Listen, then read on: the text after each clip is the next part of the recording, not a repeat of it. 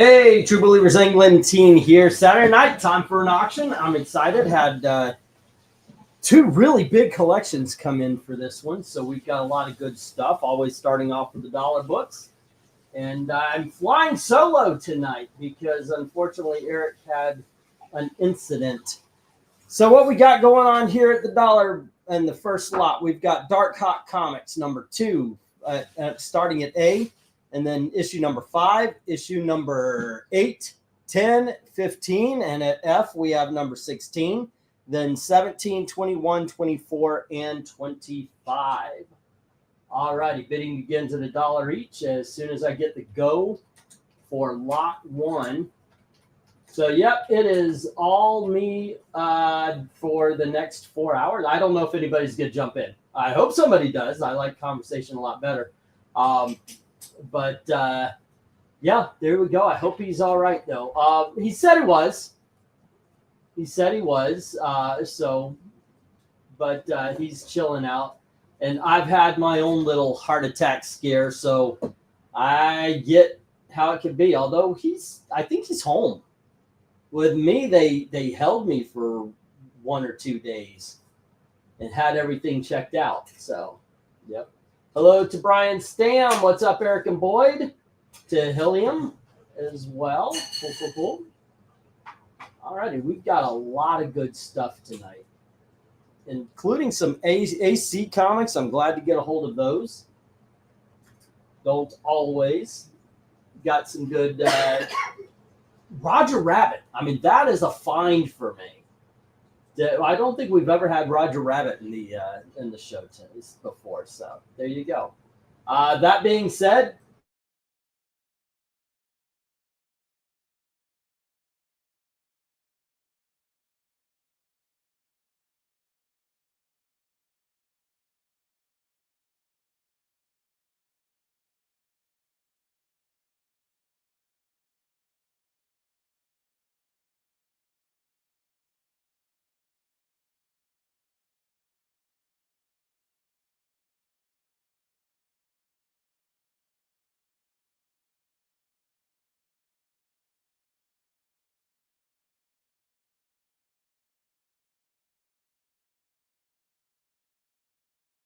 yeah, this is going to be fun.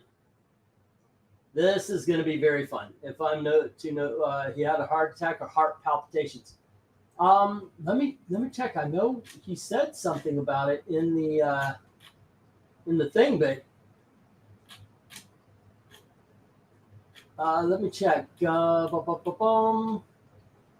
Chest pains that didn't let up. He says he's fine now. I haven't been in pain since before I got in the ambulance, and the nitro really worked. So that's all he said. That is exactly all the information I've got on it. So there you go. By the way, I haven't dropped in 2 days. So, well, no, that's not true. I did drop once this morning. So, all right. Let's see. I'm going to put the letters down because you guys know the alphabet. And we got this 01. It's 03. I'm going to put the 1 minute warning. No bids in 3 minutes. That's pretty secure. And there's nobody interested in Darkhawk. There we go. I knew that going in. All right. Let's see how this goes, though. I only have 2 $1. Usually I have 3 $1 lots at the very beginning. I only did 2 because of the amount of books that came in. So it's going to be a little bit different tonight. Looking around for stories and things to talk about. Got the top 10 sellers for comic books. And for as much as everybody's saying Marvel sucks, they are the ones that are selling the most. With Ultimates leading the charge, then Uncanny X-Men 11, Doctor Strange of Asgard, really? Wolverine number 7, Star Wars Jedi Knights, Moon Knight, Storm, Nyx, Web of Spider. That's all Marvel. There's no DC in the top 10. Holy shit. You know what they need to do? More gay characters. That'll get them back up on top. That's worked so far. That's all they need to do. So what's going on, gang? What's going on in the world of comics? Alrighty. Okay, you know what? Let's just get this down. We'll move on. And here we go. Oh, what do we got? Wolverine is on my pull list, says Brian Stam. Is it actually good? They're doing some good work with that. I don't read new books anymore. I'm just not into it. It's, you know, I mean, God bless you if you like what you like and all. I'm not into new comics anymore. I want to be, but what you gonna do? Alrighty, and I heard hello to the evil black cat. How are you doing? Meow. Meow. So what's going on? Hello? Sorry, muted because I had to cough. Ah. So what's going on in the world of comic world, or what's going on in the comic world? Apparently people are reliking Watchmen, and give me a minute. Reliking Watchmen? Like the movie? I gotta tell you, I've always liked it. I've got the I have the the one that's the double length with all of the stuff put in, so it's like one movie. It's like black and it's got the happy face on the front. That's the one I've got. Yeah, no, I was talking about the movie. Yeah, that's what I'm talking about. Yeah, I've got the big bulky full length set. All right, no love for Darkhawk. Let's get this shit down. Move on. We've got a lot of stuff to cover tonight. Hopefully we'll get some sales. Alrighty. And this isn't a precursor of things to come, a harbinger of things to come. Go figure. All right. There we go. Let's see. Next up, we have Batman number 566, part of No Man's Land storyline. Then we have Batman number 478. You can tell I really just put these together. Here's Batman 58 from the Tom King run. I know that's going to go. I should have gotten two. Here's Batman number 1 from that same run. And we have the new 52 Batman number 4. Next up, we have Batman Confidential, issue number 37. And we have issue number 54. And we have issue number 53. Let me put this here. At least I can have some of it in order. There you go. And then we have Batman number 678, part of the RIP storyline. And Justice League number 199. And this is in here. It's got some spine issues, and it's kind of crunched on the back. So there you go. Alrighty. And that's why it's on the dollar bin. Okie dokies, kid. Let me get that go for lot number 2. Go for lot 2. All right. See if some Batman sells today. I heard the news today. Oh boy. So what's the deal? I heard I saw some people like, well, I always hated it, but now I find out it's pretty good. Or some people are calling out because everybody hated it when it came out, which I don't remember that. I think someone saw it after a while. Someone who has a trendsetter. Saw it after a while. So I was hearing it was Rob Liefeld or someone who just tweeted out, and started a stir. Okay, so Rob Liefeld, he tweeted out that it was actually a good movie, and then it started the debate, and some people were, I like that one. Yeah, I'm not sure if it was Rob Liefeld. That's what VENKMAN said. Basically, what happened is someone who has a voice in our circles just went like, hey, I saw the thing after a while. It's kind of good. And everyone's like praising it now. I was always on that train. I never understood the hate for it, but what you gonna do? People like what they like. Where do you stand on the whole Watchmen thing? Saw it once. that's about it. All right. Well, sometimes that's all you need, I guess.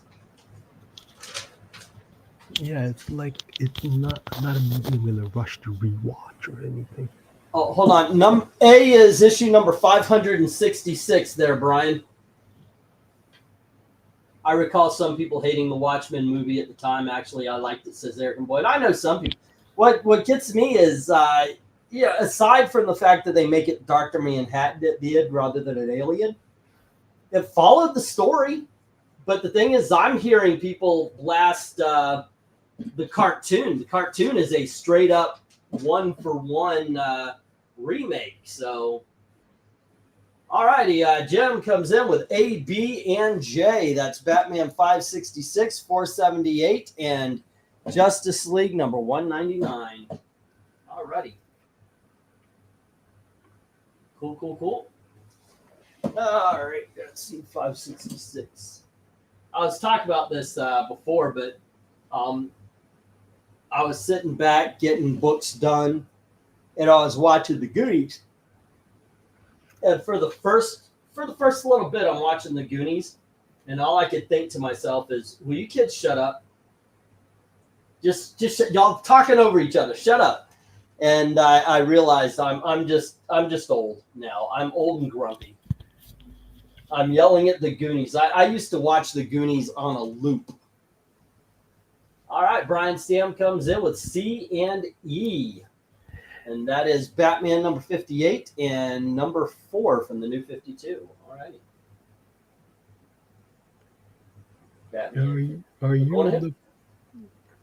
Are you yet at the point where you are watching some show like you used to watch a long time ago, and you're like, the old people in that show are older than I am or younger than I am?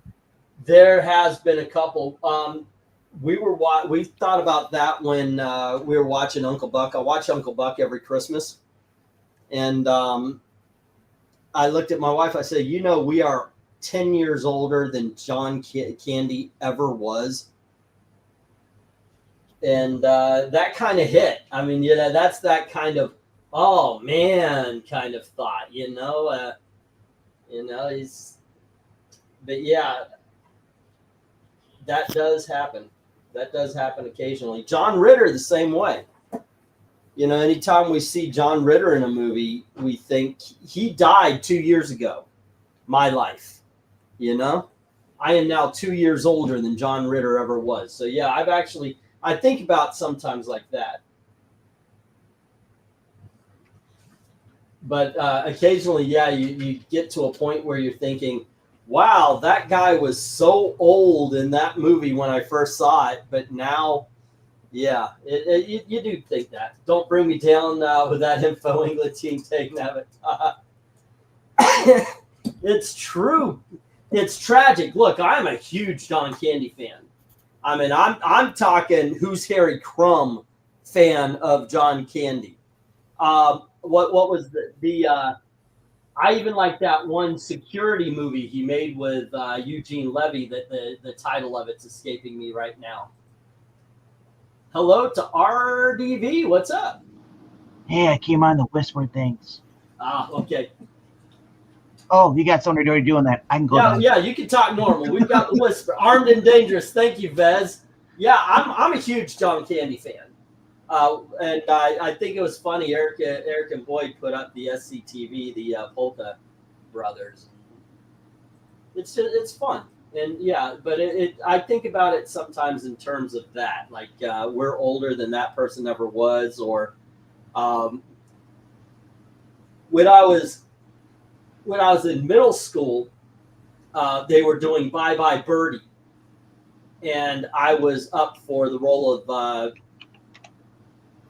Hugo, and I was also up for the role, Birdie. And now I thought about it, and I said, wow, I am so the dad's age. The one he sings, "What's the matter with kids today?"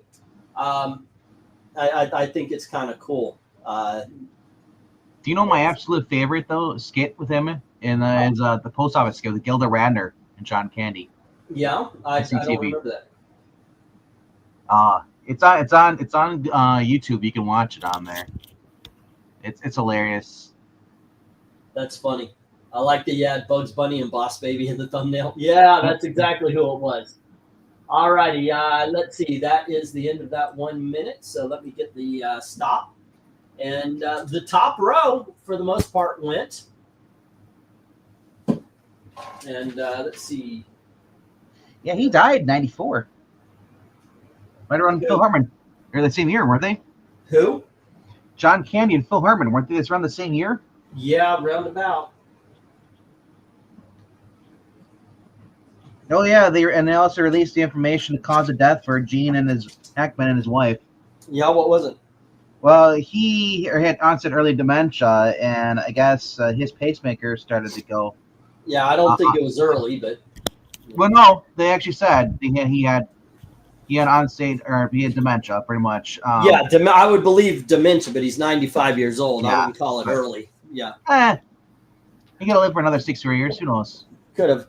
All righty. So what we had here was Jim taking Batman 566. That was A, and B, which was 479. Now Brian had number 58 at C, and he also had Batman number 4 at E, and Jim also had the Justice League 199.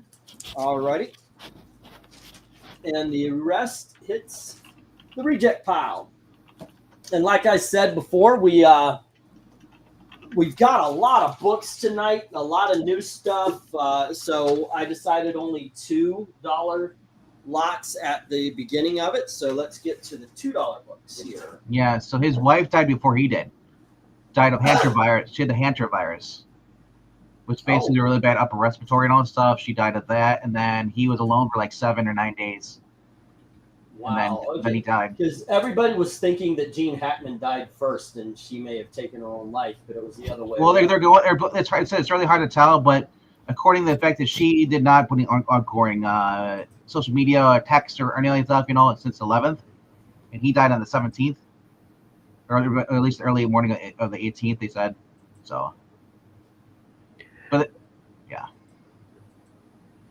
You gonna say something, Evil Black Cat? I keep hearing you breathing real loud. Yeah, basically what they're saying is that she died and he spent the entire week just walking around with no idea what's happening until he had a heart attack. Yep. Then you're still waiting on a word from the veterinarian to figure out how the dog died. Well, probably likely it was in a cage. At him. Yeah. So they still had the 2 other dogs that were roaming around. They weren't in the cage though. And goodbye. Hi. What's going on, guys? Trying to create a dashboard.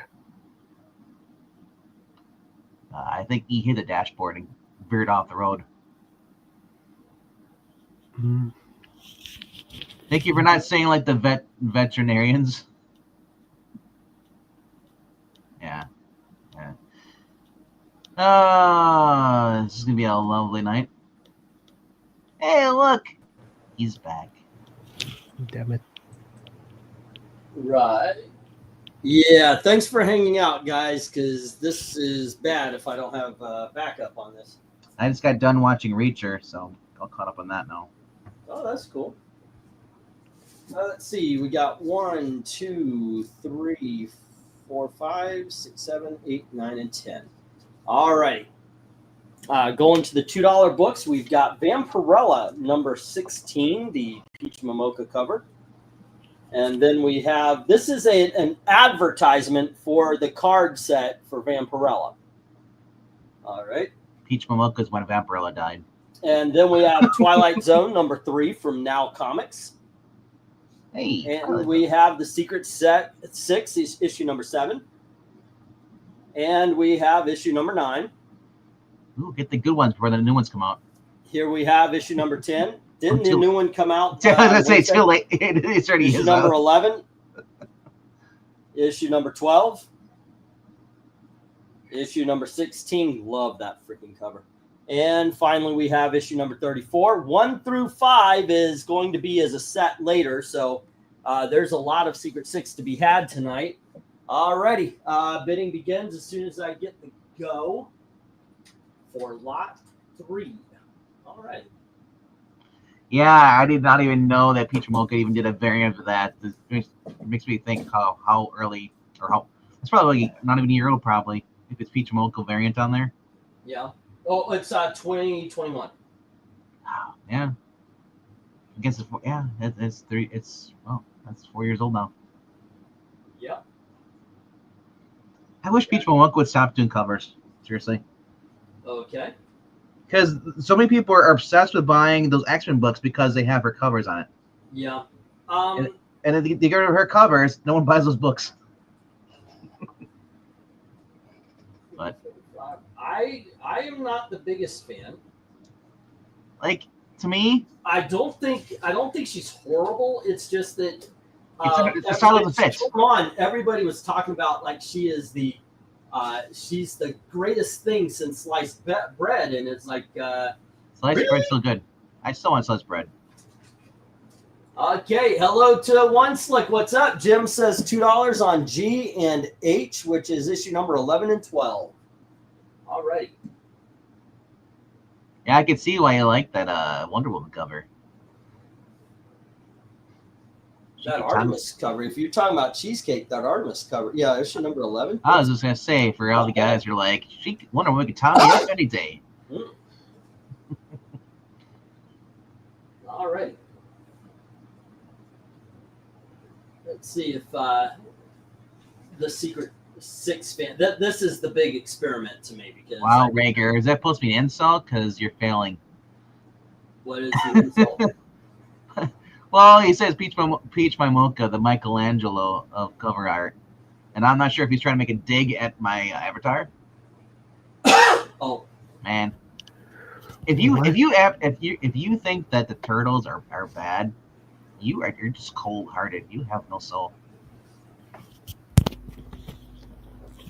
I agree.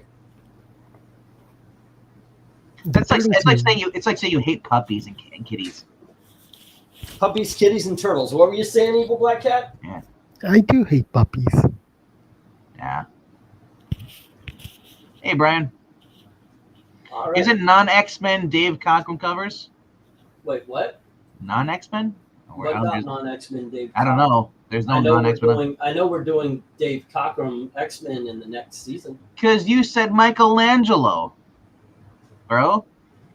You mentioned upcoming covers. We're going to do a team book season doing Cockrum X-Men covers. We'll create repeats as I have some pics of those. Okay. Okay. I can move it, or I can scrap it and put something else. It's no biggie. No problem at all. Let's see. Momoka art is good, but it comes across almost like water painting, which can be very hit or miss depending on the panel and scene, says Dylan. How did you even read into my comment? What comment? No. Oh. RDV started buying Teenage Mutant Ninja Turtles Saturday morning for the nephews. Thanks for the suggestion. It's probably like one of the best ongoing and like kid-friendly books right now. It is a lot of fun. Michelangelo painted the Sistine Chapel. He's arguably the greatest artist known to man. All right. It did seem kind of sus because after you saw that my icon up here for a while, so I wasn't know where you're going with that, Rhaegar. Okay, so only 2 of the Secret Six have bids on them. No love for the Twilight Zone either. I get the Vampirella with Peach Momoka. You guys might be a little bit hesitant, but all righty. I heard some good things about Secret Six. I'm thinking not so much. The new one is all about her being trans. What about who? The new Secret Six. Oh yeah, this isn't the new Secret Six. I know. I said this, and it is. I know. Not everybody can tell by the logo. That's what's her face. Dreamer. Yeah. Nicole. Nick Maines. I've heard. Yeah, the dude. Yeah. Nobody cares about that one. I heard his name was Wyatt, or was his brother's name Wyatt? I don't know, but it's like you can do what you want, but you're still, it's like that one photo. It's like, hey, I got a face, was a feminine facial surgery. It's on Twitter and all, and like, do I look different? No, you look exactly the same. know, just because you put makeup on a duck doesn't mean it's not a duck anymore. You know, it's dumb. But as far as I said, Momoko's art style should never be on a cheesecake book. Yeah, but It's like that's like saying we're gonna make Little Dottie Vampirella. I get all kinds of disturbed, you know. yeah, but going back to your thing, what if makeup on a duck? What if you put a fedora on a platypus? Well, it's no longer a platypus anymore. It's different. I don't know the platypus rules. Well, he fights Evil Incorporated. You know, the Doomage Parts, Evil Incorporated. He's a semi-aquatic, something mammal of action. I've never watched any of the episodes at all. That's his theme song. Dude, I've never watched the show. Not a single once. I only know about it because Breen and Pixel will not shut up about it. What's the movie? It's a verb. Phineas It's and Ferb. it's on a movie. It's a cartoon. Yeah, I heard of it. I mean, I know what they are and all that kind of stuff, but yeah. Yeah. All right. That's what he meant when he brought up platypus with a hat. Ah, okay. It's better when I explain the joke. Yes, it is funnier when the joke is explained. That is true. Hey, what's up, June? Yeah. Yeah, this is the Secret Six. This is who is the creative team on this? Looks like we might be changing. This is Gail Simone and somebody named Nguyen and Nicola Scott. Dustin Nguyen. Nicola Scott is actually a really good artist. She was working with Greg Rucka on the Rebirth. Oh yeah, these are pretty books. Issue number 7, 9, 10, 11, and 12 are Nicole Scott, and then you have Nguyen on 16 and Calafiore on number 34. Yeah, these are good books, and since you can see this has not the new 52 logo on it, this means this was when Gail Simone was good. Right. Excuse me for a second. And this is the older one, not the newer one. Now introducing the great princess of I Love Comics, Miss Ashley. What's wrong with? There we go. Hey, honey, how you doing? She was talking to her mom on the phone a little earlier. Now they're both listening to you. Now they're both saying, listening. Yeah. Well, at least this one is. The other one, the mom, not so much, and definitely not Elizabeth. Elizabeth would not. I'm confirmed that here that Ashley is a spy for Gail. Could be. I would not put that past. Yeah. All right, let me get these down. Only Secret Six number 11 and 12 has gotten bids already. Well, that leaves 5. That leaves 5 left. They're at $2 each, so you take the rest, and I'll drop one. It'll be $8. $8 for the 5. There you go. Did I put up the stop? Yes, it did. Okay. Those go in. So do these. Oh, a little disappointed at that Twilight Zone, though. Sometimes you just get a feeling, okay, that's going to sell them. When it doesn't, it's like, oh, man. All righty. Yeah, let's see. Do I have them in an order that I like? Yes, I do. Okay, next up, kids, still at the $2. We have Betty and Me. That's issue number 191. There you go. And we've got Archie Parables. There you go.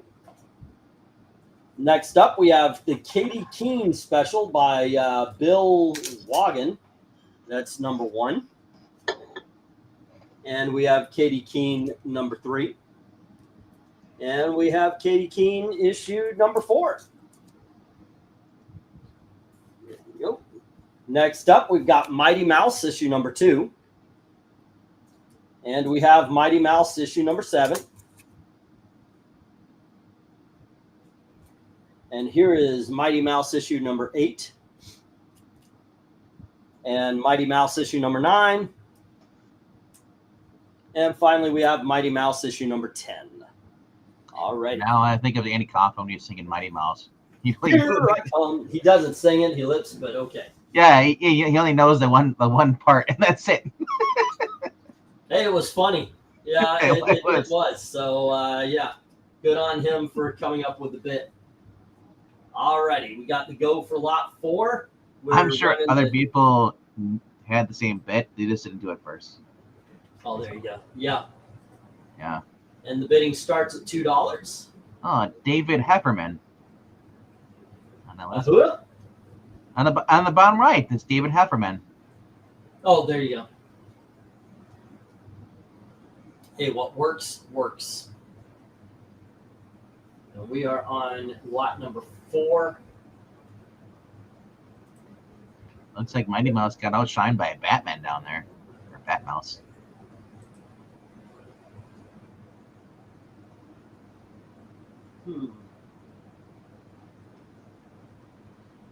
Oh, yeah. And hello to everybody watching. Feel free if you want to put in a bid, go right on ahead. I definitely can use it. All right, we got 1, 2, 3, 4, 5 B, 1, 2, 3, 4, 5 C, 1, 2, 3, 4, 5 D, E. Okay, and what do we got? Hey, C, D, and E, the Katie Keens for Droon. That is 1, Katie Keen 3, and Katie Keen special number 4 for Droon. All right. There we go.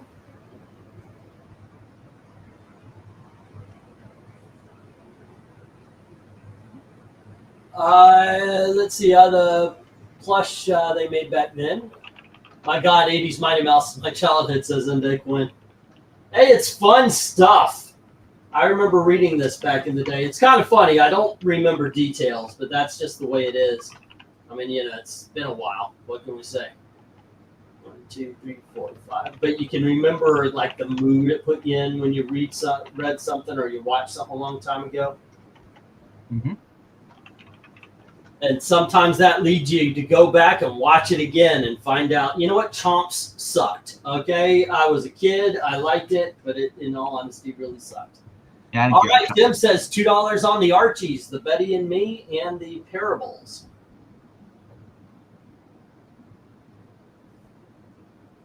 All righty.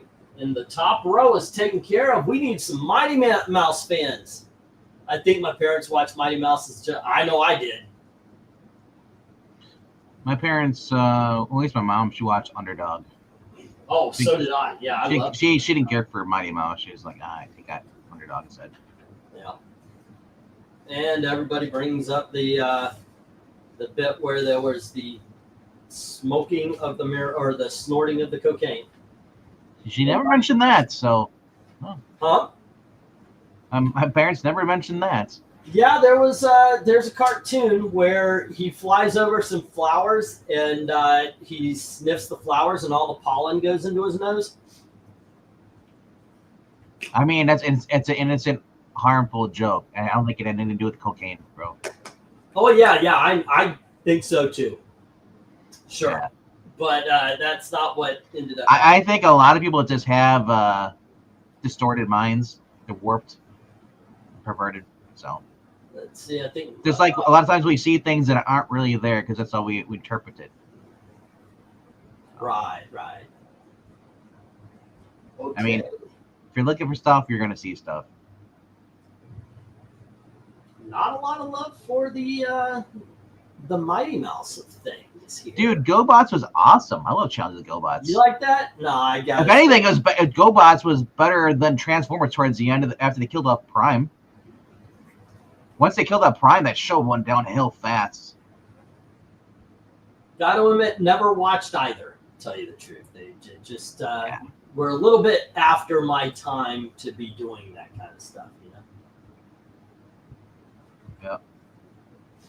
All right. The one show I didn't care for was G.I. Joe. My brother was into that. I was like, dude, the toys are better than the show. You know, my brother he's about 6 years younger than me. and he was into He-Man, and he had a couple of the figures. I remember. Well, that's another show. I was like, dude, the reboot was better. It made more sense of a younger kid. It was like the 2006 one version of it, or 2011, where it's a young Prince Adam, and then when he gets a power, he becomes like the beefy guy, instead of just like changing shirts and taking a shirt off. Yeah. There was no thought process in that first season. They did the first version. The worst of it was we had a Thing cartoon where the guy was like, "Thing ring, do your thing," and he would put a ring together and it would turn him into the Thing. Oh. Yeah. Dude, when I watched John of the GoBots, I watched it at least twice.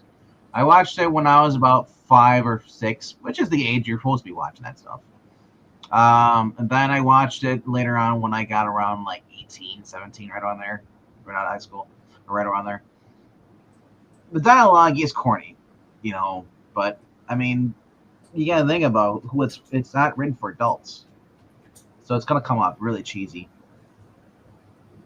All righty, I'm going to offer the same deal here. If y'all want to pick up those Mighty Mouse, you get all of them, $8 instead of $10. And the 1 minute warning is on. See if anybody takes that deal. A lot of new stuff. I'm hoping you guys will respond positively to. Rager, there's a lot of stuff that you might think is written terribly that I think is awesome. It's just the way it is, man. Yeah, that's just the way of things right there. You know.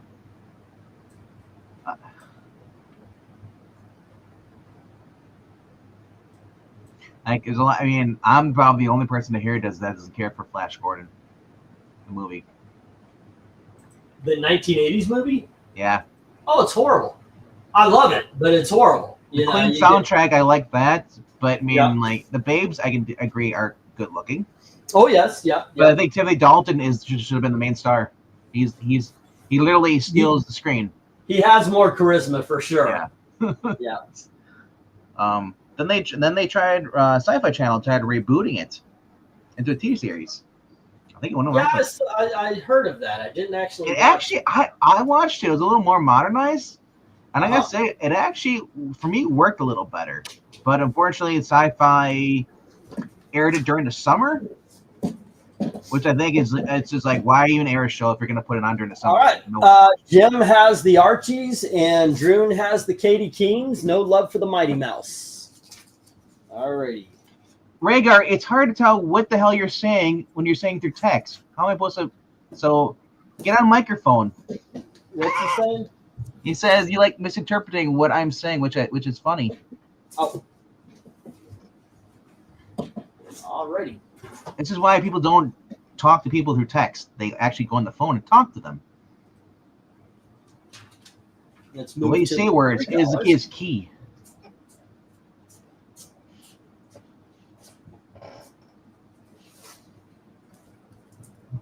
Alrighty, kids. We're at the $3 books, and we have Dark Horse Maverick, 2001, starring Usagi Yojimbo. Next up, we have from Atlas Comics, Tiger Man, issue number 2.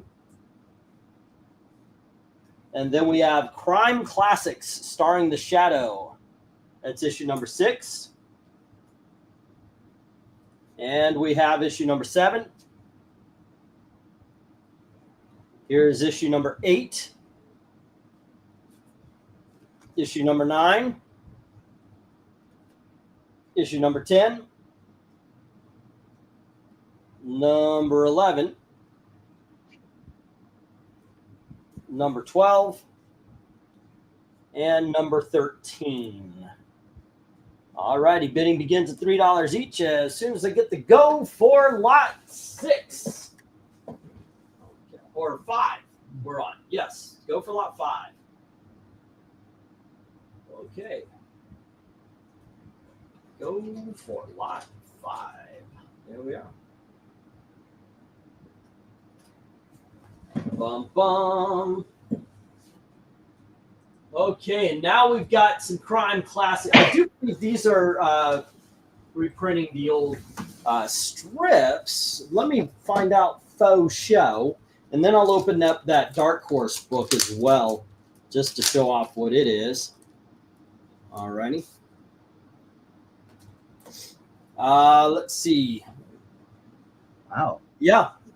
There we go. No, I was just Twitter is becoming crazy. Danger on Shark Island. Oh, it's actually some pretty damn good art too. Look at that. That's really cool. I like this. There you go, gang. Oh, the reprints. Yeah, the art's pretty good on them. Did you see what's happening in France today? No. Liberal French women dress up as Nazis in protest against the so-called fascist epidemic during Women's Day, but they're all topless. Okay. I mean, half of them actually aren't bad looking. Then you get the occasional land whale that ruins it for you. All right, let's see what this Dark Horse Maverick is right here. Yeah, they're labeling the United States as a fascist. They put the swastika on it, which is really dumb. That's pretty stupid. Oh, okay. So with this one, it looks like you get a bunch of different characters. It does start off with Usagi Yojimbo, and it looks like it's got Skin Boy as well, and then let's see, what are the other characters? So it's an anthology book. Moment of Glory by Will Eisner. And let's see, Drawn in Quarterly by, it's a storyline. The Upstairs Neighbor. And then we've got a Grendel story by Matt Wagner. And there you go. A lot of, and I guess this is something by the Gru, I guess. All righty. There you go. Guys, don't feel intimidated. You can fade whenever you want to. Yeah, not a lot of bids today. Shadow knows. Well, we got 3 on. Oh yeah, Chanel Jim Thorne's going after the Yojimbo. Yep. All righty. What are we on here again? We're on lot number 5. And Veterans raising it up to $4. All righty. A little bit of battle. Glenn's are coming in with I want C, D, E, F, G, H. He basically wants everything except for B and A. All right. He's going for the shadows. Yep. 1, 2, 3, 4, 5. Oh. B. 1, 2, 3, 4, 5. C. 1, 2, 3, 4, 5. 2, 3, 4, 5. And E. All right. Let's see, Tiger Man. Then we had a Jim bid on the Dark Horse for 3, and then a raise from Brian, right? No, Vez for 4. All righty. Vezrin is at like 44, 40 something. Well, that's crazy. Apparently, this guy is claiming that Dynamite used the cover of his design without permission. Say again? This guy did fan art of Chitara, and using a metal art design costume. And the new one that just came out, he said they didn't ask me permission to use it, and didn't pay or credit me for the design. Huh? I would sue. Yeah. Honestly. Yeah. All righty, kids. Any love for a Tiger Man? Somebody want to start their Atlas collection? We've got Tiger Man right here, right now. That is the only thing without a little bit of love. Yeah. Okay. Crime Classics. Not sure if Reboot came out or after that one. What are we talking about? I think Jim's ears and mine perked up for the same reason. Wait, what? Okay, and we got 5 on A.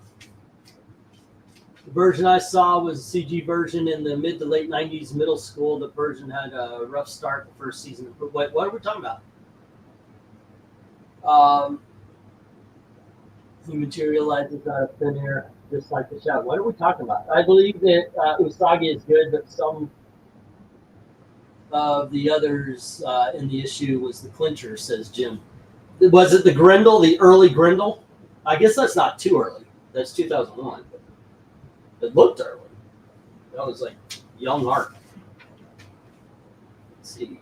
So now I'm wondering if people are just using AI art to grab stuff and then they're coloring over it for some of these colors on. If they're because the guy who apparently did the art for them has done covers for them before. I'm just trying to think. It's Perillo. Perillo basically took his guy's costume design. Wow. Unless, I mean, it's one thing if you're doing a homage, you like somebody's thing, but at least give the credit to who we got the idea from. Yeah. Do that, you know, and ask permission. But they figure, he probably figures, well, I've been doing Dynamite covers for like, what, since 2011 or maybe earlier than that. He probably figures he can get away with it. But yeah. All right. Here's the 1 minute warning, and as it stands, we have Jim with the Dark Horse Maverick at 5. Alrighty, and no love for Tiger Man. But we have Glenzer with all of the crime classics. All right. And I will hit that 1 minute warning button. Okay, yeah, I'm telling you, I dug looking into the books, and I did an unboxing earlier. I was actually surprised to get everything today, and I was contemplating leaving some for next week because I don't think I'm going to get new books for next week now, because some of these were supposed to be for next week, but I don't know, got greedy, wanted to put in a lot of new stuff. Let's see. Theft is a major problem. Definitely some nice scores on this lot, says Eric and Boyd. What exactly are you talking about? What cover? Asks the current issue of Thundercats that came out this week. Issue 10. That has Chara on it. Basically, this guy came forward and says that Lucia, basically claiming that Lucia Perillo copied his suit design that he custom created himself for it when he was doing fan art online and stuff. And they use it on the cover without even contacting and without permission from him. Huh. So, yeah. That is interesting. The guy was asking, like, what should I do? Because, they didn't ask me permission to use it and didn't pay or credit me for the design. So people are saying, oh, bro, don't even bother fighting. You're not going to win. They're a mega corporation. People are saying, no, layer up. Honestly, I would layer up. Regardless, but let them know that at least even if Dynamite wins the case, they won't do it again because they're losing money by having to do that crap.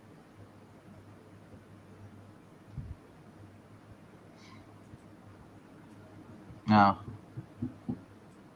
that's a shitty thing to do too. You know, to steal someone's art.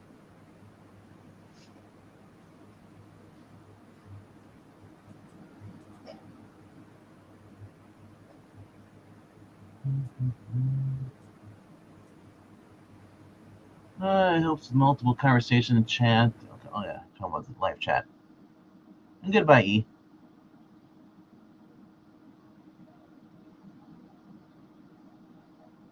Oh, hello again. Here, let me just change my icon to this every time he leaves.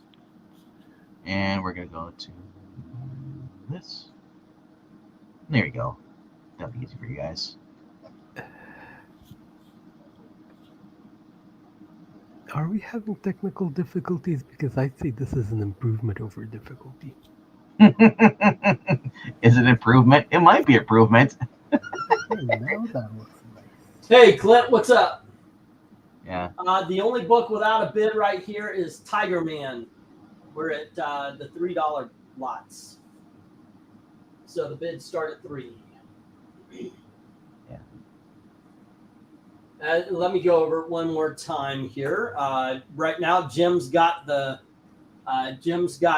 at 5. No Love for Tiger Man, and the Crime Classics are 3 each. With a Glenzer, he should just use that for his channel avatar. What am I using?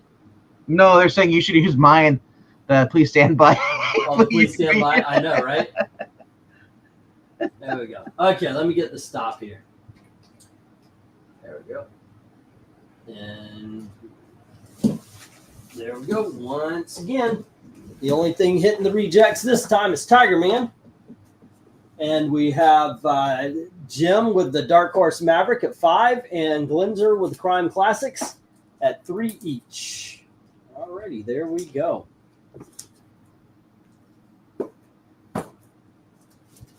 Zoink and zoink. Okay, and last week we didn't do the poll, so we still have the Andy Kubert. We're going to be drawn for that, and every $10 gets you on the wheel. And right now, Glenzer's got 2 spots. Okie dokies. 1, 2, 3, 4, 5, 6, 7, 8, 9, and 10. Okay, kids, next up, we have Batman issue number 399. I love that cover. Always have. Detective Comics number 597. Oh, man, I should have. Okay. No, it's not part of the blind test. Here we have The Brave and the Bold number 151. And we have DC Comics Presents number 16, Superman and Black Lightning teaming up. And then we have issue number 35, Superman and Man-Bat. Here we have issue number 36, and that is Superman and Starman. And then we have issue number 67, Superman and Santa Claus teams up against the Toyman. And then we have Superman and Hawkman teaming up in issue number 74. And then we have issue number 75, where Superman teams up with Arion, the Lord of Atlantis. And finally, we've got issue number 80, Superman teaming up with Legion of Superheroes. Bidding begins at 3 each as soon as I get that go for lot number 6. All right, go for lot 6. All righty, cool. I see Tiger Man, think Iger Man, and that dude is Disney Doofy. Yeah, in all honesty, I think he's doing it all on purpose. I said that a long time ago. I mean, you can't be this stupid. Yeah, Henry, I agree. Like, yeah, that's one thing. You don't own the character that you're doing a homage to, fan art of, but you created that costume, that alternate costume design for that character, so you actually own that, but you don't own the character. Right. So it does have grounds for basically like cease and desist, but yeah, I mean the biggest thing you can do for is basically just keep sharing it out. Let more people, the more people who are upset about it, the bigger outcome it'll be for you. But yeah. Yeah, the main problem is he can't prove that it's basically they didn't come up with the idea on their own. Well, if he has if he has that state as far as like pictures and stamps and what or dates when he created this, Yeah, but that'll be on record. Yeah, but how can he prove that the artist that he's claiming stole? That's up to him to prove. That's up to him to prove in court if they go.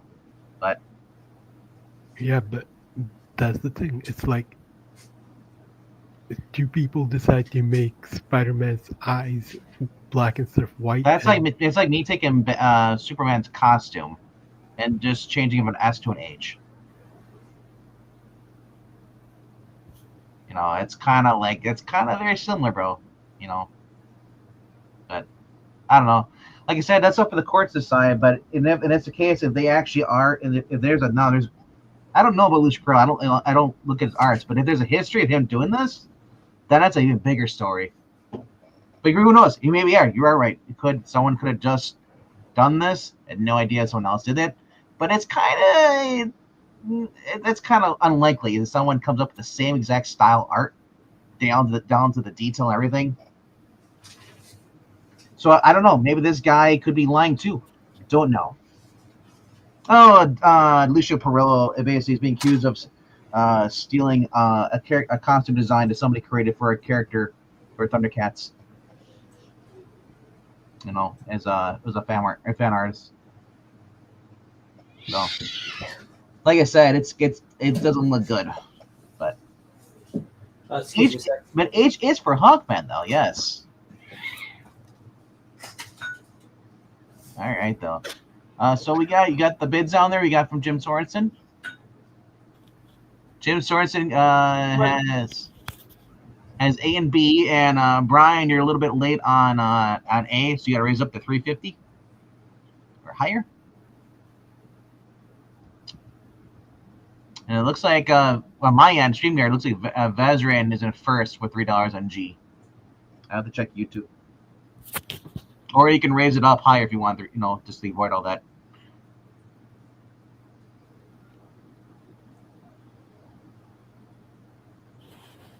But yeah, it's like whenever you submit art for a contest, like you no longer have they can just use your art whenever they want to. They don't have to pay you because you give up that art.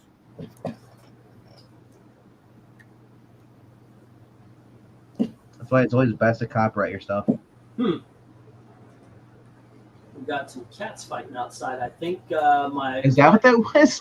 Yeah, I think my wife's adopted cat got into. I think he was hanging out waiting for us to open the door, and a bigger cat came and scared him off. All right, Vezran says 3 on G and J. Yeah. Alrighty. What do we got here? Wait, is that adopted cat like orange with a little tinge of brown? Yeah, what? All right, so I looked it up. Vezran is first in StreamYard and on YouTube for G. Say again? The bidding. Vezran's in first on StreamYard and on YouTube right now for G, because once the dude bid after him. Oh, I see. You want to make sure. Once the dude has to raise his bid if he wants to get it. Okay. Righty, and G is let's see, DC Presents,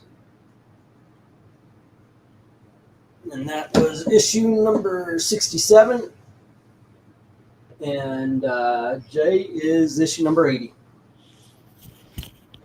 All right, that is $3, and then we got 3 on G, then 3 on A and B from Jim, the Batman and the Detective. Alrighty, Batman and Detective.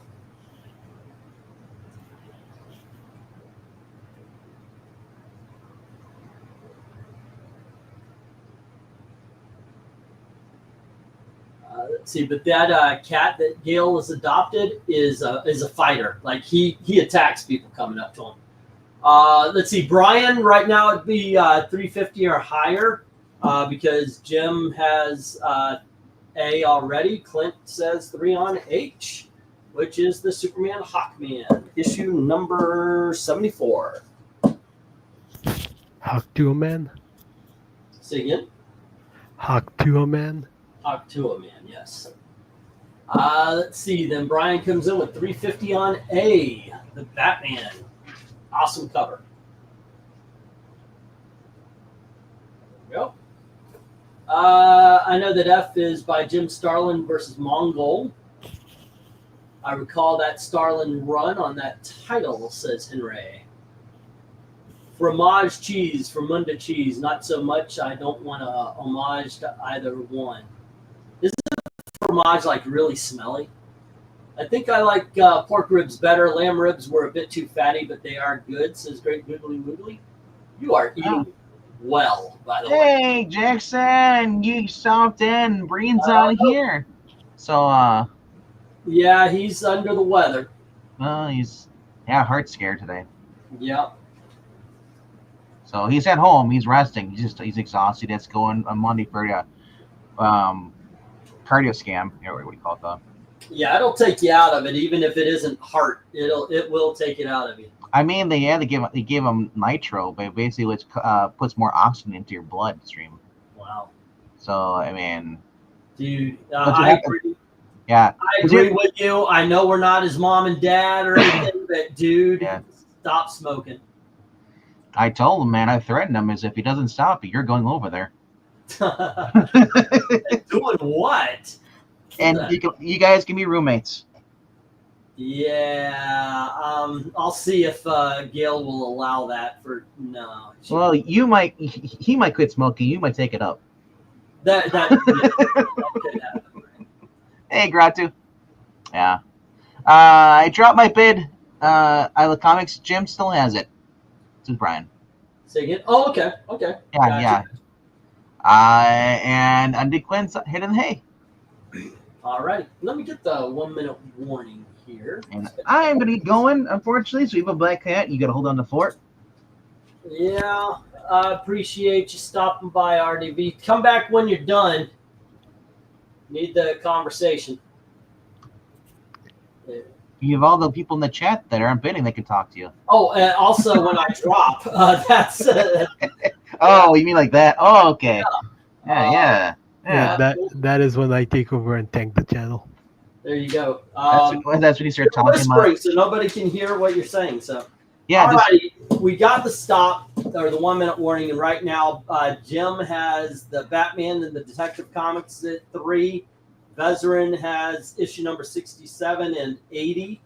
That's G and J, and Clint has issue number 8. Everything else is Without Love. Don't let these little orphan comics go without love. They need your help and support. Alrighty. And let's see. Hold on just a second. I'm worried about my wife's cat. She loves that thing. Also, I'll let him know that you're thinking of him. That'll really make him want to go towards the light. Jackson. Tell him that he's thinking of him and he's wearing really thin sweatpants while doing it. Yes. All right. Tonight's PSA. Don't forget the time changing tonight. Oh, yeah. And Rick Scott just said he announced something. He's going to get rid of daylight savings times. Is he now? Yeah. Honestly, Arizona doesn't follow it. Why should anybody else follow it? Like, dude, it doesn't make sense because the animals don't abide by that. You know, farmers don't abide by it. They get up at the same time every single time. I think it's dumb. You know. Yeah. Oh my gosh, it's dark outside. We have flashlight electricity, guys. We're not in the Stone Age. It's always been the same. So yeah, it's just the way it is, you know. Yeah. For my entire life, so I don't really have an opinion on it. All right, let me hit the end of the stream button. Later. All right, have fun, man. All right, let me get the stop and we'll get these down. Get the next round up here. All right, and what lot was this? This I think was 6. Yeah, 6. I think it was. All right. And let's see what we got going on here. Once again, Jim has the Batman and the Detective Comics, issue number 597 and 399 respectively. And we have Bad Outfit. Vezerin with G, which was issue number 67, Superman and Santa Claus. Clint has issue number 74, which is Superman and Hawkman. And then Vezerin has issue number 80. Alrighty, and that was Legion of Superheroes. There we go. And let me get these into the reject pile. There we go.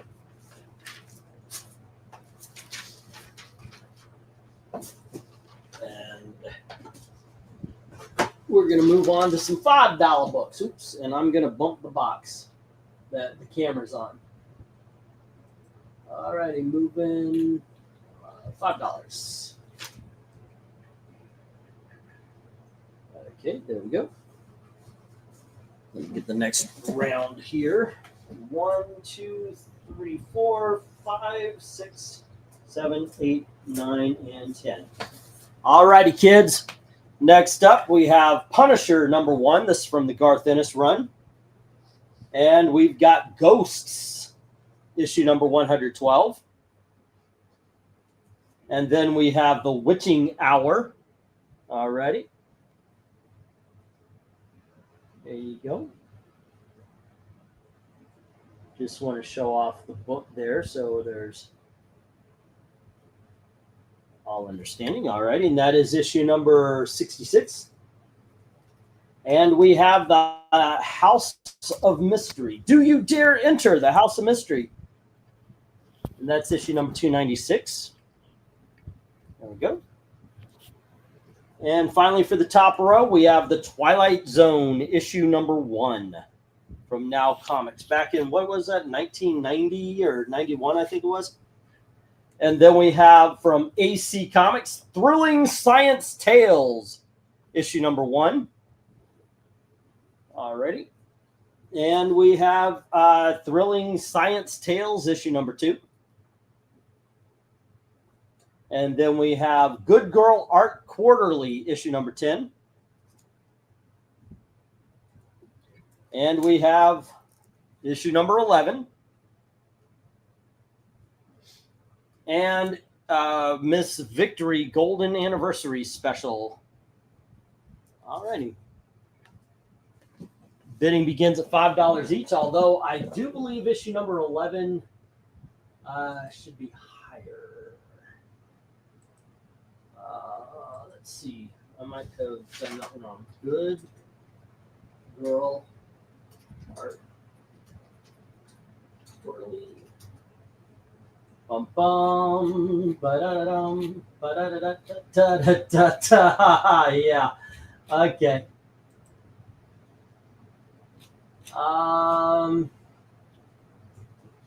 Let's see. Hold on just a sec. I'm going to get to go in just a touch here, ladies and gentlemen. You know what? Screw it. I put it up there. Let's go. And I will create go for lot number 7, right? Go for lot 7. Or is this? Yeah, I think this is 7. All right. If I bid on the girl who covers, my wife would fire me. She already has me on notice for my Lady Death comics. That can happen. That can happen. There are some dangers to our hobby. Alrighty, and we have Vez. And he had DC Comics Presents number 67 and number 80.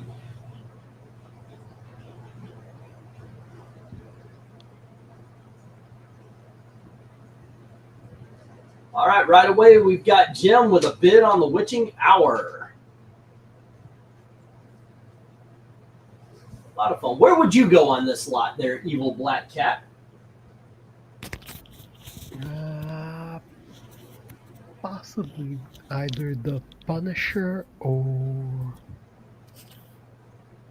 Nope, the Punisher. Just the Punisher, huh? I would wipe out that top row of the horror comics: Ghost, Witching Hour, House of Mystery, and Twilight Zone. I remember reading that Twilight Zone. I liked it back in the day. But I got to admit, I was a fan of a lot of the comics Now was producing at the time. Yeah, but you forget that I'm more of a, how would you say, keeps guy? A what? Like, I have a more of a thing for, like, Keep Story instead of the other. Right, genres. right. You're a superhero only. Dark Admiral, did you see my comment on the... No, I did not. I really did not, Dark Admiral. You want to share, or was it a private thing? Well, no, you put it on a thing. So let me check on the one I did earlier.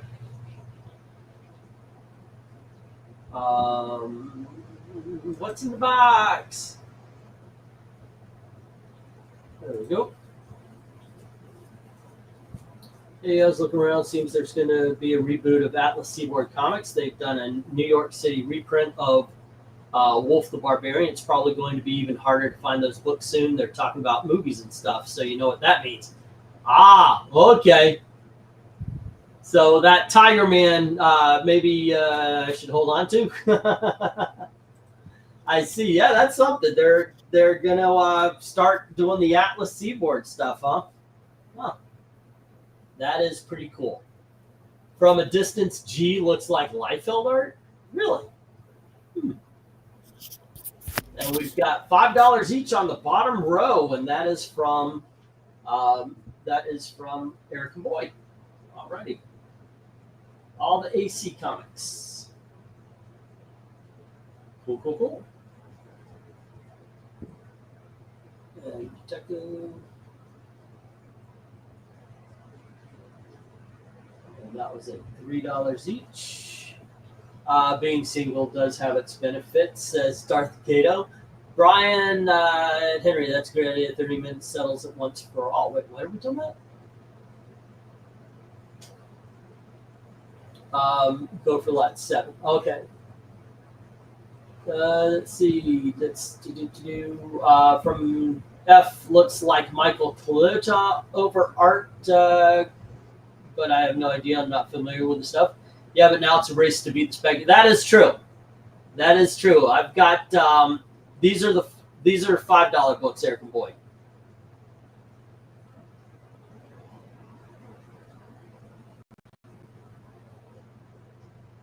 All right. Cover art, not. Oh, okay. I see what you're saying. All right. No worries. No worries. Let's go. And yeah, I'm kind of surprised. The Ghosts, that's a great cover. I really like that one. I mean, obviously we've got the cheese. Well, I don't know if they're fake or real. The cheesecake cover on issue number 11. And the Miss Victory, but I kind of dig on that Ghost with the Joey and the bullet hole and everything. That's pretty wild. All right, it's been a couple of minutes, so let me get the 1 minute warning. All right. I'm still looking for Planet of the Vampires, Demon Hunter, and the Grim. I am always trying to bid on those. Grim Ghosts. That goes. I was actually surprised to find out how much Wolf goes for now. But Grim Ghost is the hard one to catch on.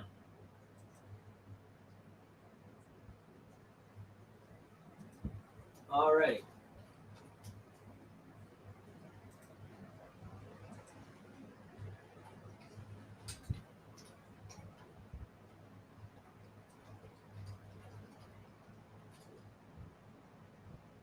Let's see. We got the 1 minute warning, and on this one is Eric with the bottom row. And where did I put that sheet?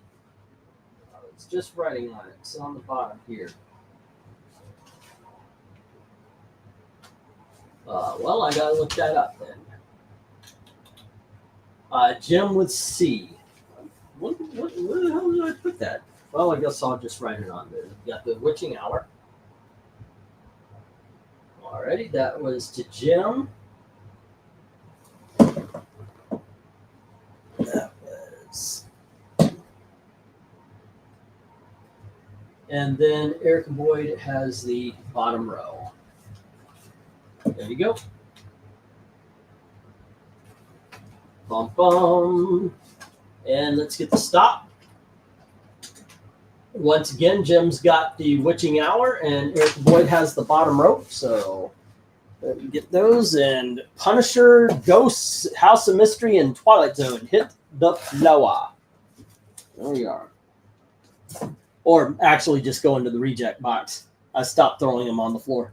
I got new box. There we go. Alrighty. Still on the $5, so let's get the next lot. 1, 2, 3, 4, 5, 6, 7, 8, 9, and 10. Alrighty, kids. Next up, we have Devil Kid starring Hot Stuff, and this is issue number 93. There we go. And we have Archie Annual number 26. Alrighty. And that, I believe, is from like I want to say it's the late 60s, not early 70s on that one. Could be wrong, though. It's been a bit. Let's see. Next up, we've got Everything Archie, number 35.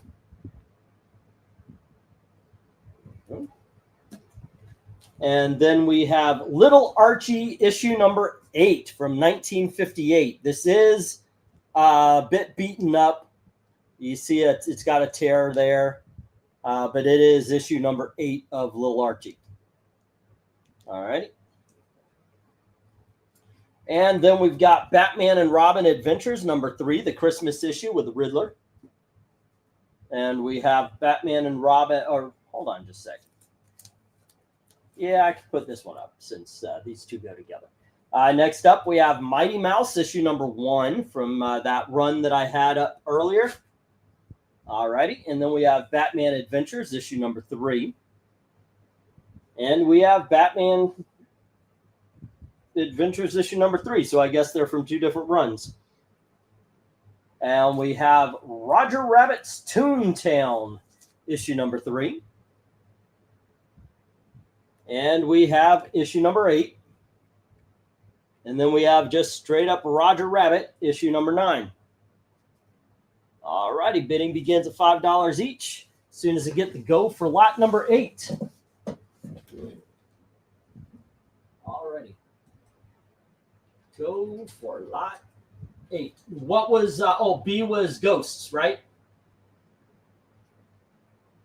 Jay hasn't been showing up, according to Eric. He's watching sports ball.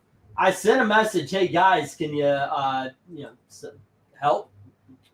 But nope. It's me and Evil Black Cat.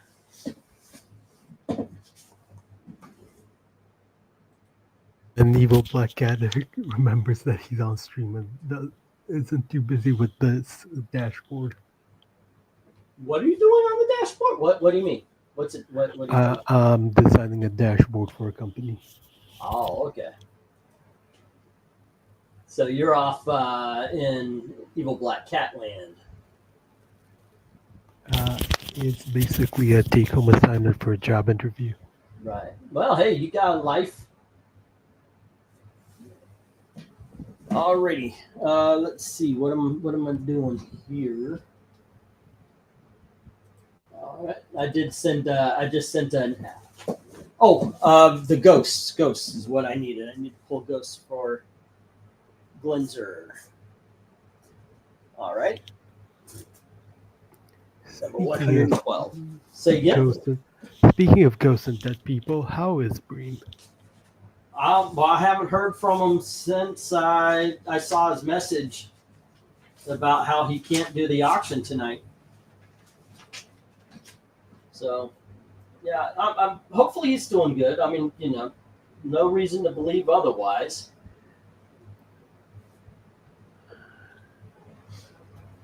He didn't say, he said everything was all right. All righty, Glenzer says 5 on A, the Double Kids. I'm surprised you didn't also go for that Archie annual there, Glenzer. 1, 2, 3, 4, 5, which is the Archie annual, is at B. And then, let's see, 1, 2, 3, 4, 5, and C is the Everything Archie.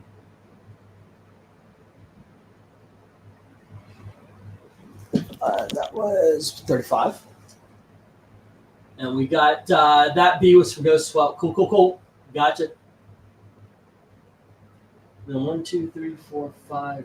D is the Little Archie, number 8. Wow. I didn't even realize that's what I was getting.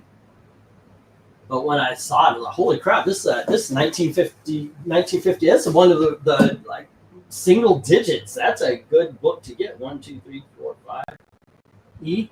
Let's see, we got 5 on A, and then B and C from Jim getting the Archies. There we go. There we are. Zinks.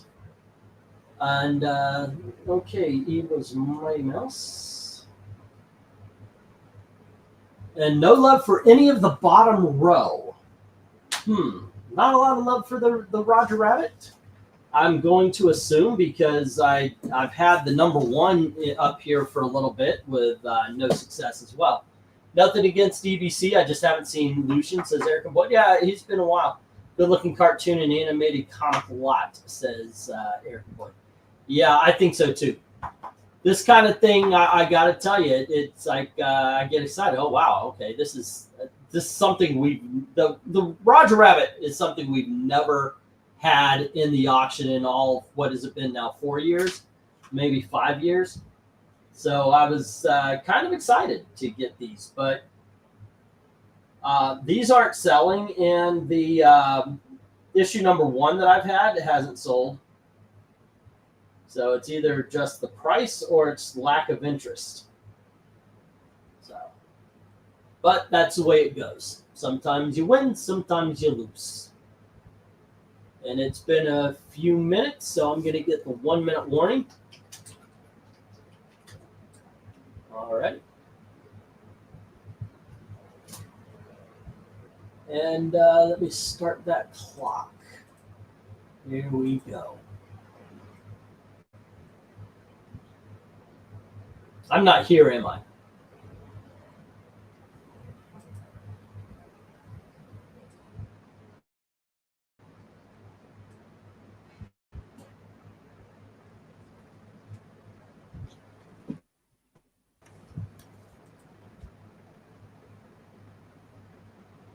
Hello? Hello. Hey, what's up? Not much.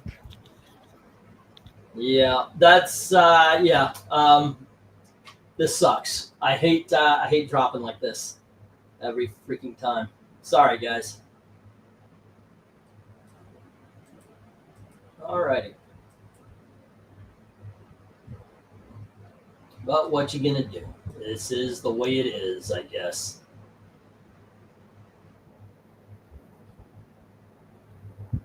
Oh. Yeah, I was wondering, like, I didn't drop all the way out that time. It, like, I could see everything. I was wondering, can you guys hear me when that happens? Riddler is evil, burning Christmas tree. What a guy. As evil would do. Yeah. But I was thinking, yeah, I think a message has been received. No Roger Rabbit. But the question, I don't know if you guys heard, is it the price on the Roger Rabbit, or is it just you're not interested? Maybe it's the crowd that's not into Roger Rabbit. It could be. It could be. You know, but I said earlier, I said sometimes I do buy things thinking, oh, that's cool. And because I think it's cool, I think it's going to sell. Not always the case. It isn't always the case that happens. But, yeah. Sometimes I like to sell or try to sell books that I'm excited about. That's just not the way business works.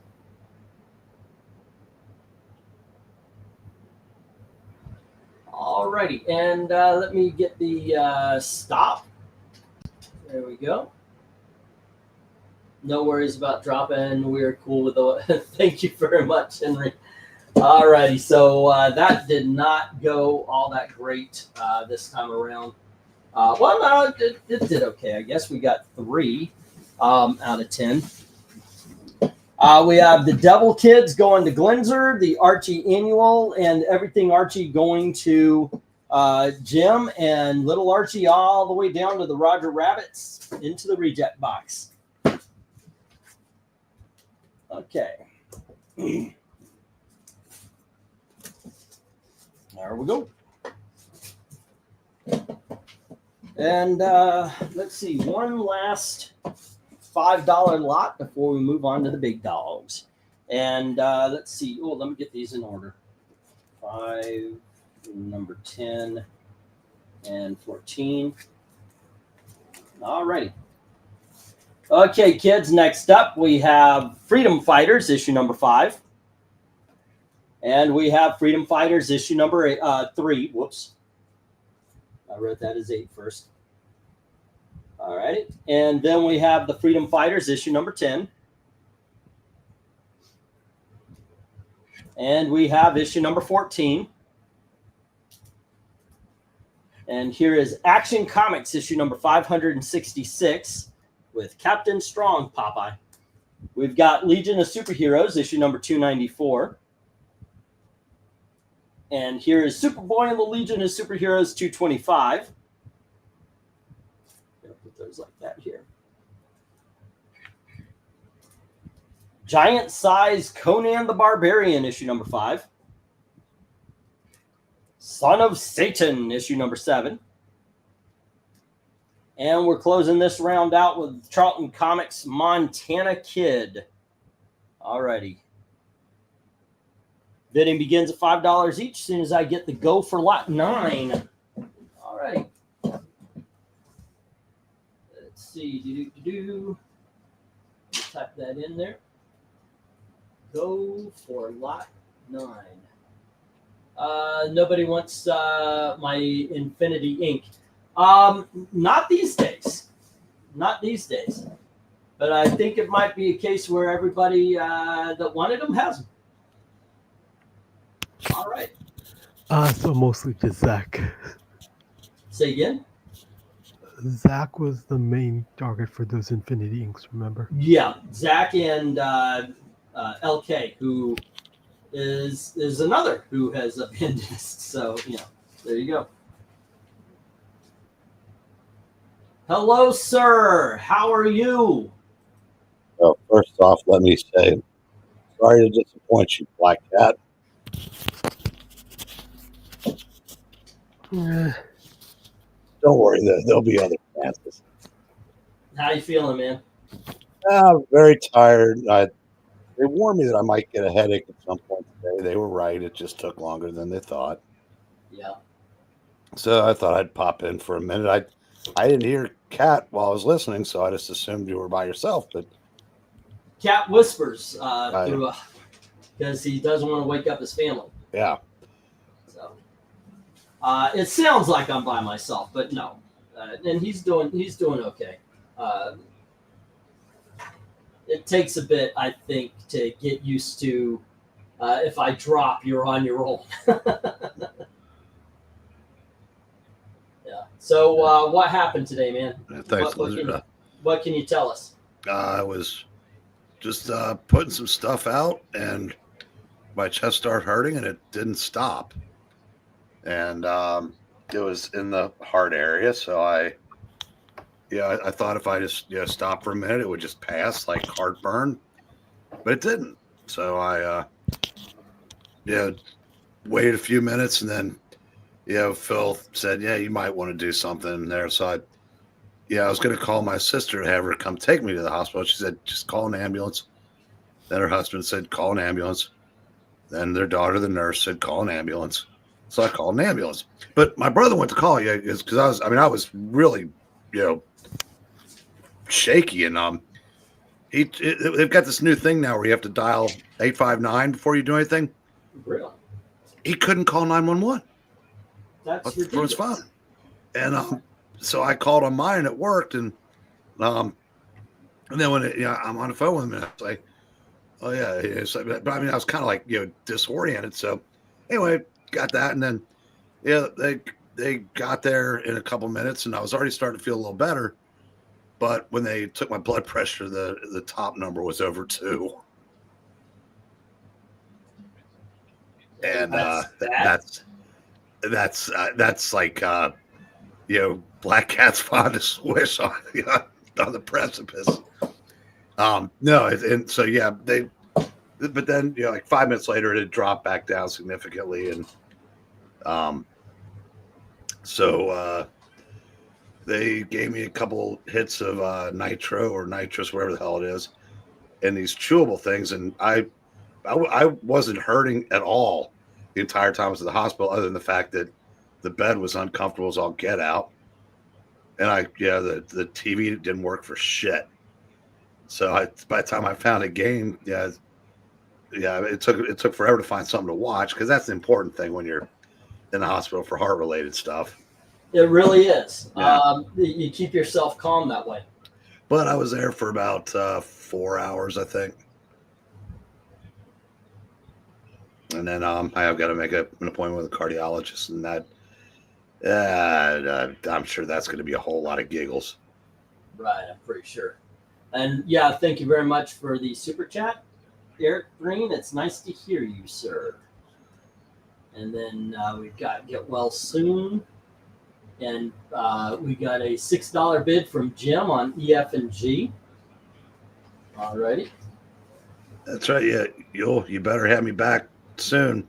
You never know, in the next one I might be coming to join Elizabeth.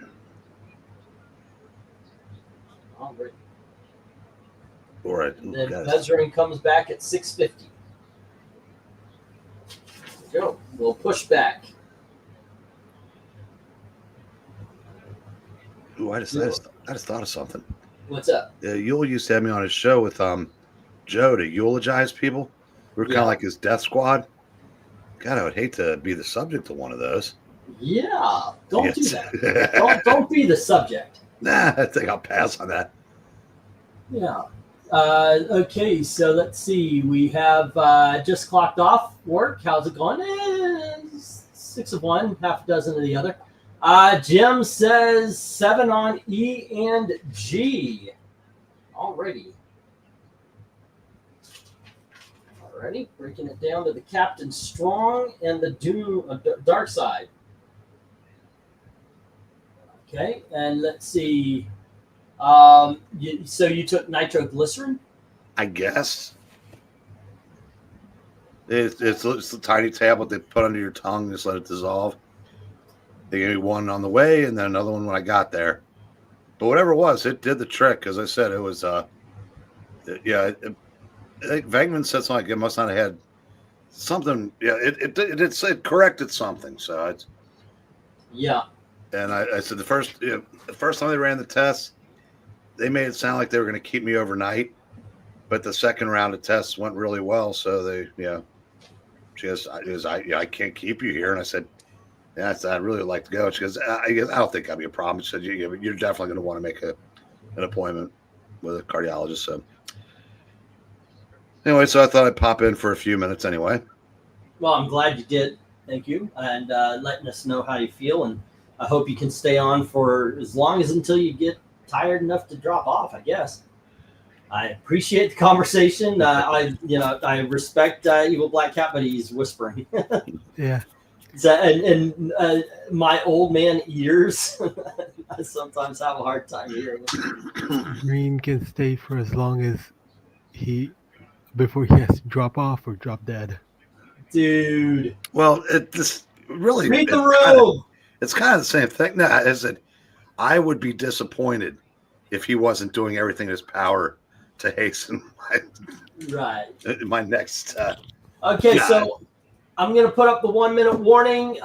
We have Action Comics with Jim at 7 right now. Superboy and the Legion with Vezerin at 6:50, and Legion of Superheroes with Jim at 7. Austin has the Conan. There's no love for any of the Freedom Fighters, the Son of Satan, or Montana Kid. Eric, where do you go on this board? Oh man, that's a tough call. There's no. Yes, I'll go with that answer. Yeah. The Freedom Fighters are a fun book. You can get actually you almost have a third of the whole series right here with these 4. There's only 15 issues, is what I'm saying. Yeah. I know I sold somebody the first appearances in issue number 1.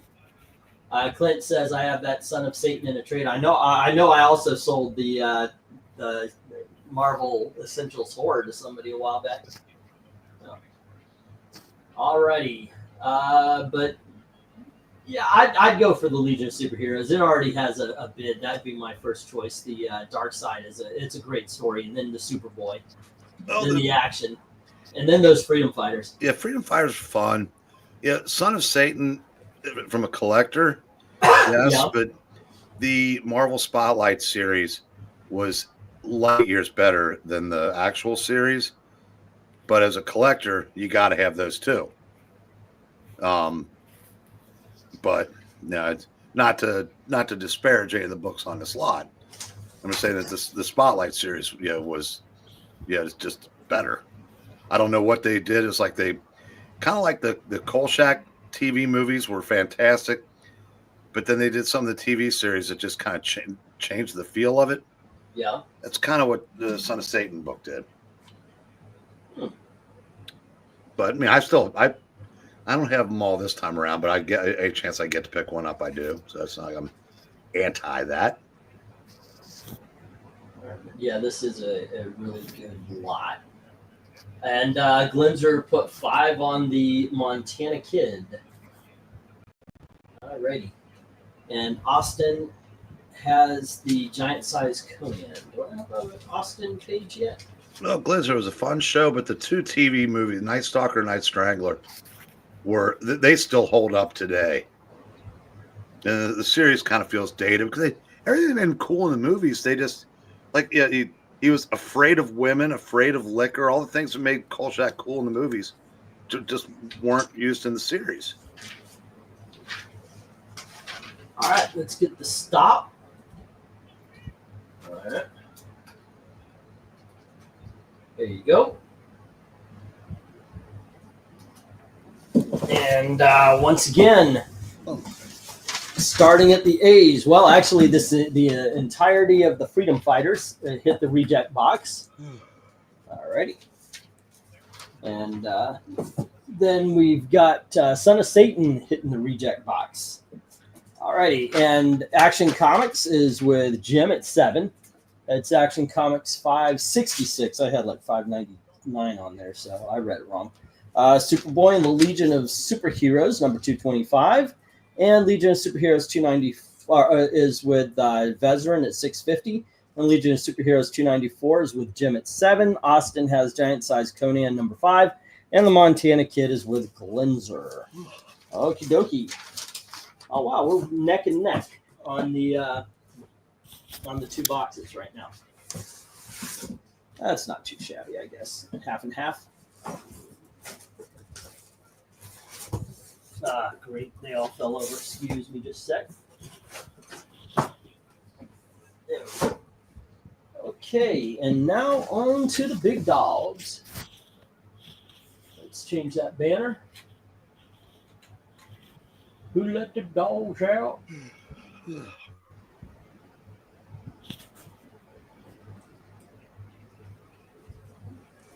Okay. Up. Let's see. 1, 2, 3, 4, 5, 6, 7, 8, 9, and 10.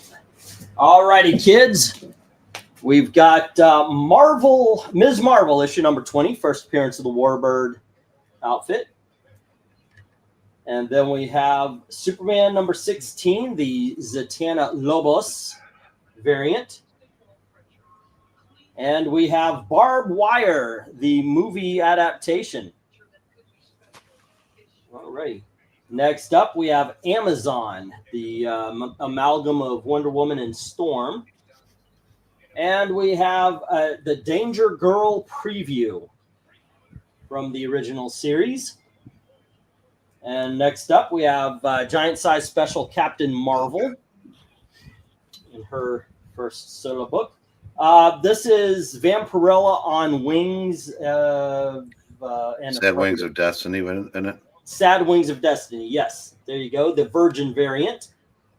And then we have Good Girl Art Quarterly. And there's a number to this one. I think it's number 2 or something. I don't see it here, so I've got it covered up with a price tag. I'll find that out.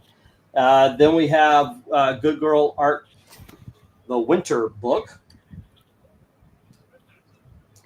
And we have Good Girl Art Quarterly number 7. There you go. All righty, bidding begins as soon as I get the go for lot number 10.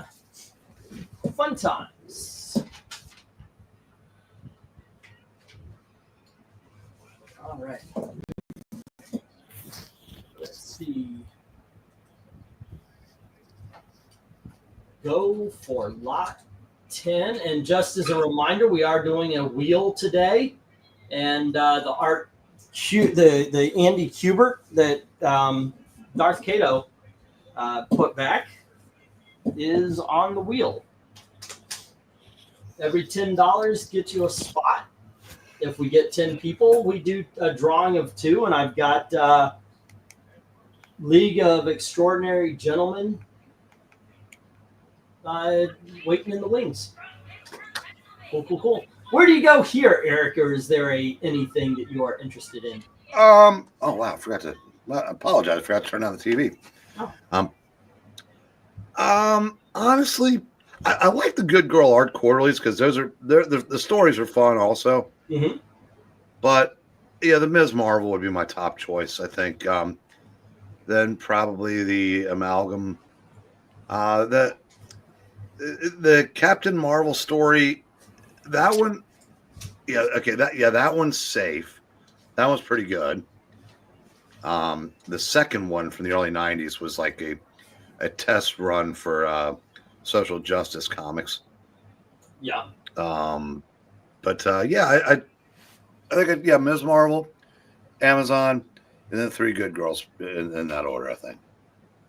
The Amazon's really good. Ms. Marvel is a lot of fun. I do, from what I've read of those FemForce books, they are pretty awesome. They are a lot of fun as well. And hello to Zach. Zach, come on in if you can, man. Well, I would probably go Burn Austin Amazon and Dave Cockrum Ms. Marvel. I think it's Cockrum, he says. And then Zach puts 10 on A, Ms. Marvel number 20. All right, the first appearance of the Warbird costume. There we go. And that's 1, 2, 3, 4, 5. 1, 2, 3, 4, 5. Let's see. 1, 2, 3, 4, 5. D. Let's see. And then Jim comes in with D and F. D being Amazon. All right.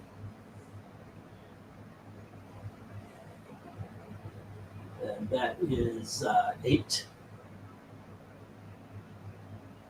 And F is the Captain Marvel. All right.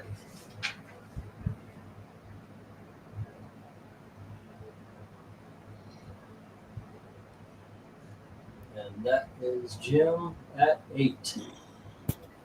All righty. Let's see. We've got 11 on A from Austin Proctor, and then Zach comes back with 1150. All right. And let's see. Well, I like that Ms. Marvel costume, probably my favorite design. I think that's a lot of people. Hey, our first fisticuffs of the night is Austin goes 12. Cool. No love for the Zatanna or the Barbed Wire, the Danger Girl, the Vampire, or any of the Good Girl art books. Right now, it's a bidding skirmish.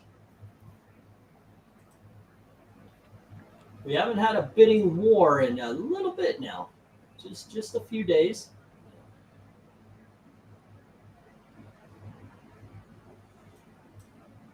Bum bum.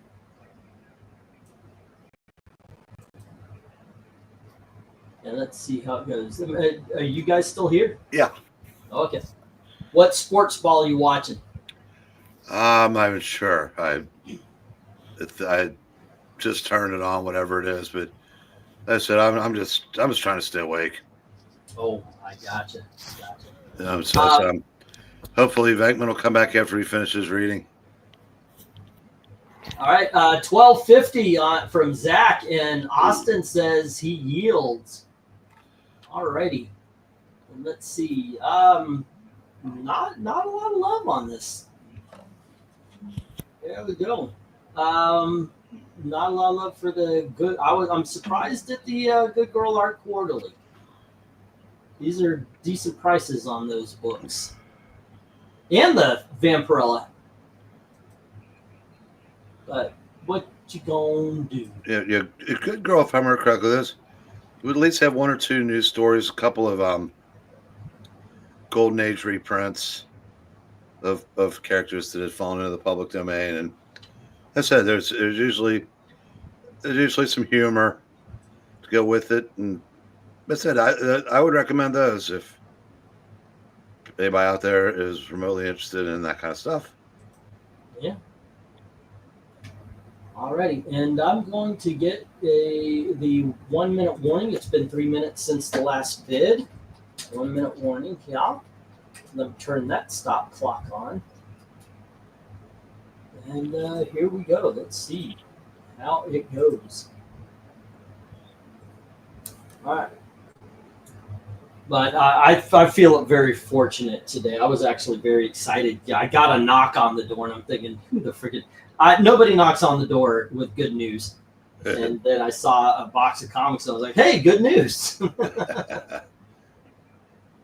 The only thing is I won't have any books coming in for next week. So it'll be rehash stuff. So we'll see how it goes. We'll see. I'm going to figure out something. I'll probably go out to a couple of flea markets and do some shopping that way. We wanted to go to the Indianapolis Comic-Con, but that is not looking like it's going to happen unless we can get our car fixed up. So, but I'm surprised at how much Gail wants to go to the Comic-Con.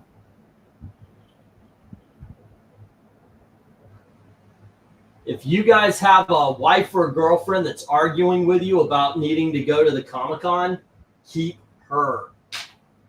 I got a few GGAQs from previous lot. I have to watch the funds. Those are the good comics. All righty. Well, let's get this round down and the next round up. All right, we got the stop. She might want to leave you there. Yeah, that may be so. All righty, so Zach has the Ms. Marvel at $12.50. And Jim has Amazon at $8, and he also has the Captain Marvel at $8, and the rest are unfortunately hitting the reject pile. Okay. There we go.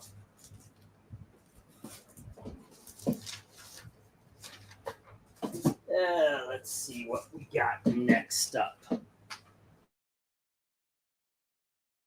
Big dogs, 1, 2, 3, 4, 5, 6, 7, 8, 9, and 10.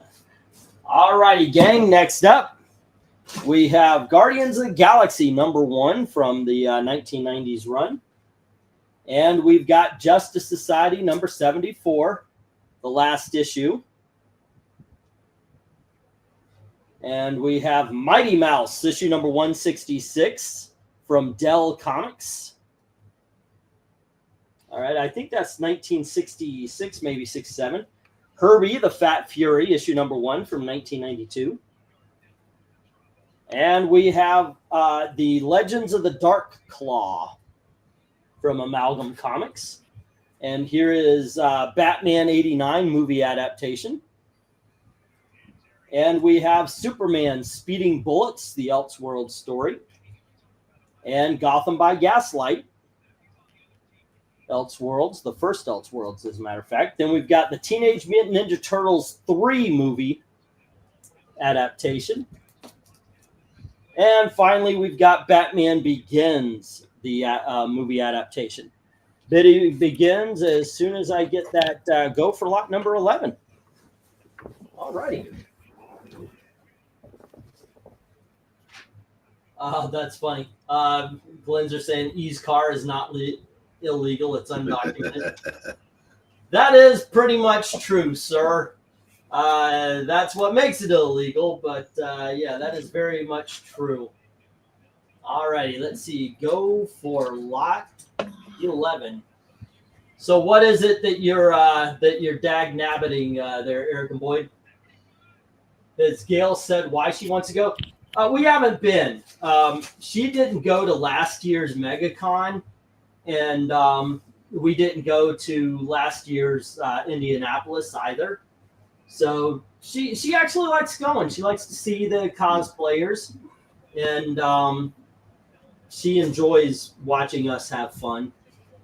You know. But yes, I don't know what it is, but yeah, she just enjoys the whole thing. She's not a comic book collector. One thing she does enjoy is going around Artist Alley and seeing all the different original art and such like that as well. Can I get a closer look at the Mighty Mouse? Yes, you can. Alrighty.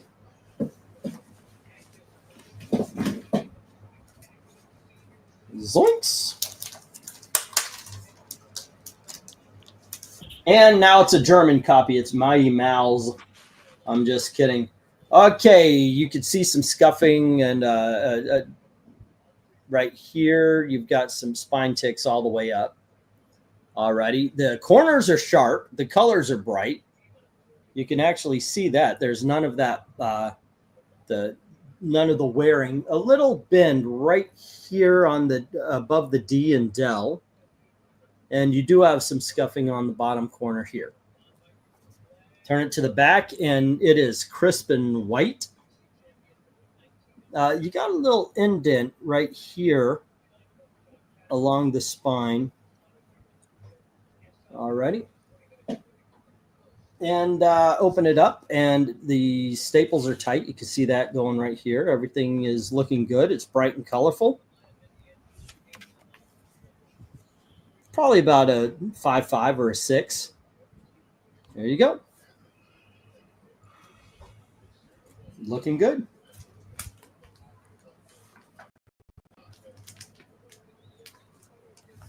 Pretty cool stuff. I was actually excited to get all this Mighty Mouse. The 80s stuff did not sell at all. All right, so One Slick says 8 on C, going for the Mighty Mouse. All righty. 1, 2, 3, 4, 5, 6, and that is Mighty Mouse. 166. OSD 8. All righty. Where do you go on this board there, Eric? There's got to be something here. Yeah, from the collector, All-Star Comics, reader, Speeding Bullets, and Gotham by Gaslight. I know, right? Those are so good.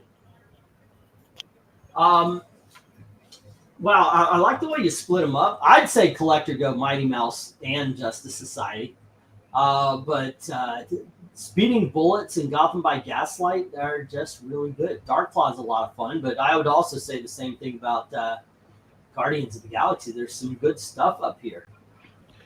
Yeah, seriously. I was never a particularly big fan of the Valentino series. Yeah. I don't know. I guess there's nothing against it. It's just I don't know. I bought them and read them, but it was never like at the top of my list. Yeah. Let's see. So many great books, but unfortunately, nobody's. I can't say that. That's a bad thing. Not a lot of bidding going on. Actually, tonight, there's just not a lot of bidding going on. Or last week. Oh. Buzzkill. What happened? Oh, one of the games. Yeah, RDB, you have that, Herbie. Yeah, while I was in the hospital trying to find one of the games I was trying to find and couldn't. It's a good thing because it didn't go the way I wanted. So, oh well. Yeah, it's better to, especially if you're having, or you think you might be having heart issues. It's better to stay away from the games that are going to piss you off. Oh, that nice. Yeah, Carolina Duke. That used to be the biggest, game of the year for me. Was on tonight. Carolina took a 7-point lead and then got run out of their own gym. But I expected that. So, and I've learned I don't let sports get to me the way they used to. That's good. It's not your failure and accomplishment. But what is? Ha! Alrighty, we got a 10 on E from Dark Admiral. And that is the Legends of the Darkhawk. You just couldn't stay away, could you, Brain? Well, I didn't know Cat was on, so I thought he was by himself, so I thought I'd come on until you came back. But that's And now he regrets his decision. I like you and Black Cat's photo. He's got lilies there for your funeral, apparently, in this photo. Right. Speaking of, in case, I also have his new place.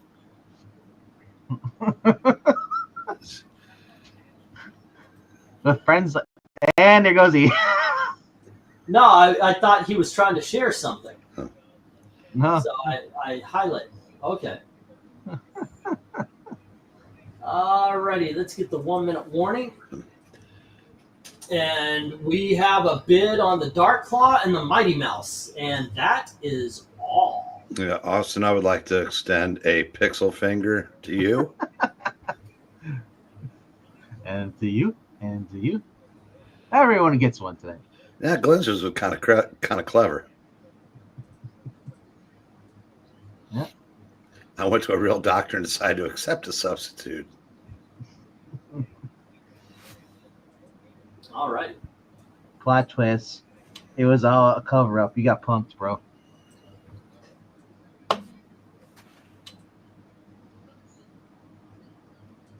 I told Amy you're resting, and I'm very fine you want to hear. Well, I am. I'm not exactly putting out much effort here, but I mean, that's every Saturday night. Hey, I appreciate it. You're just a butt in the chair, man. That's how we all are. Go fuck yourself too. I mean, no one expects you to sell the books, man. You're here for the conversation. Yeah, someone to talk to the troops while I blank out every 5 seconds here. So You see a doctor about that. yeah, I know, right? Okay, don't forget I've got Guardian and Zach as JSA, says Jim. Wait, Batman 89 adaptation. That's really cool if you don't have it. I missed that. I did miss that. Thank you very much. Yeah, early bids I saw, yeah. Alrighty, so Jim says on A and B. Alrighty. And so that would be Jim with an 8. And B is. And then what is Zach got B then, 850.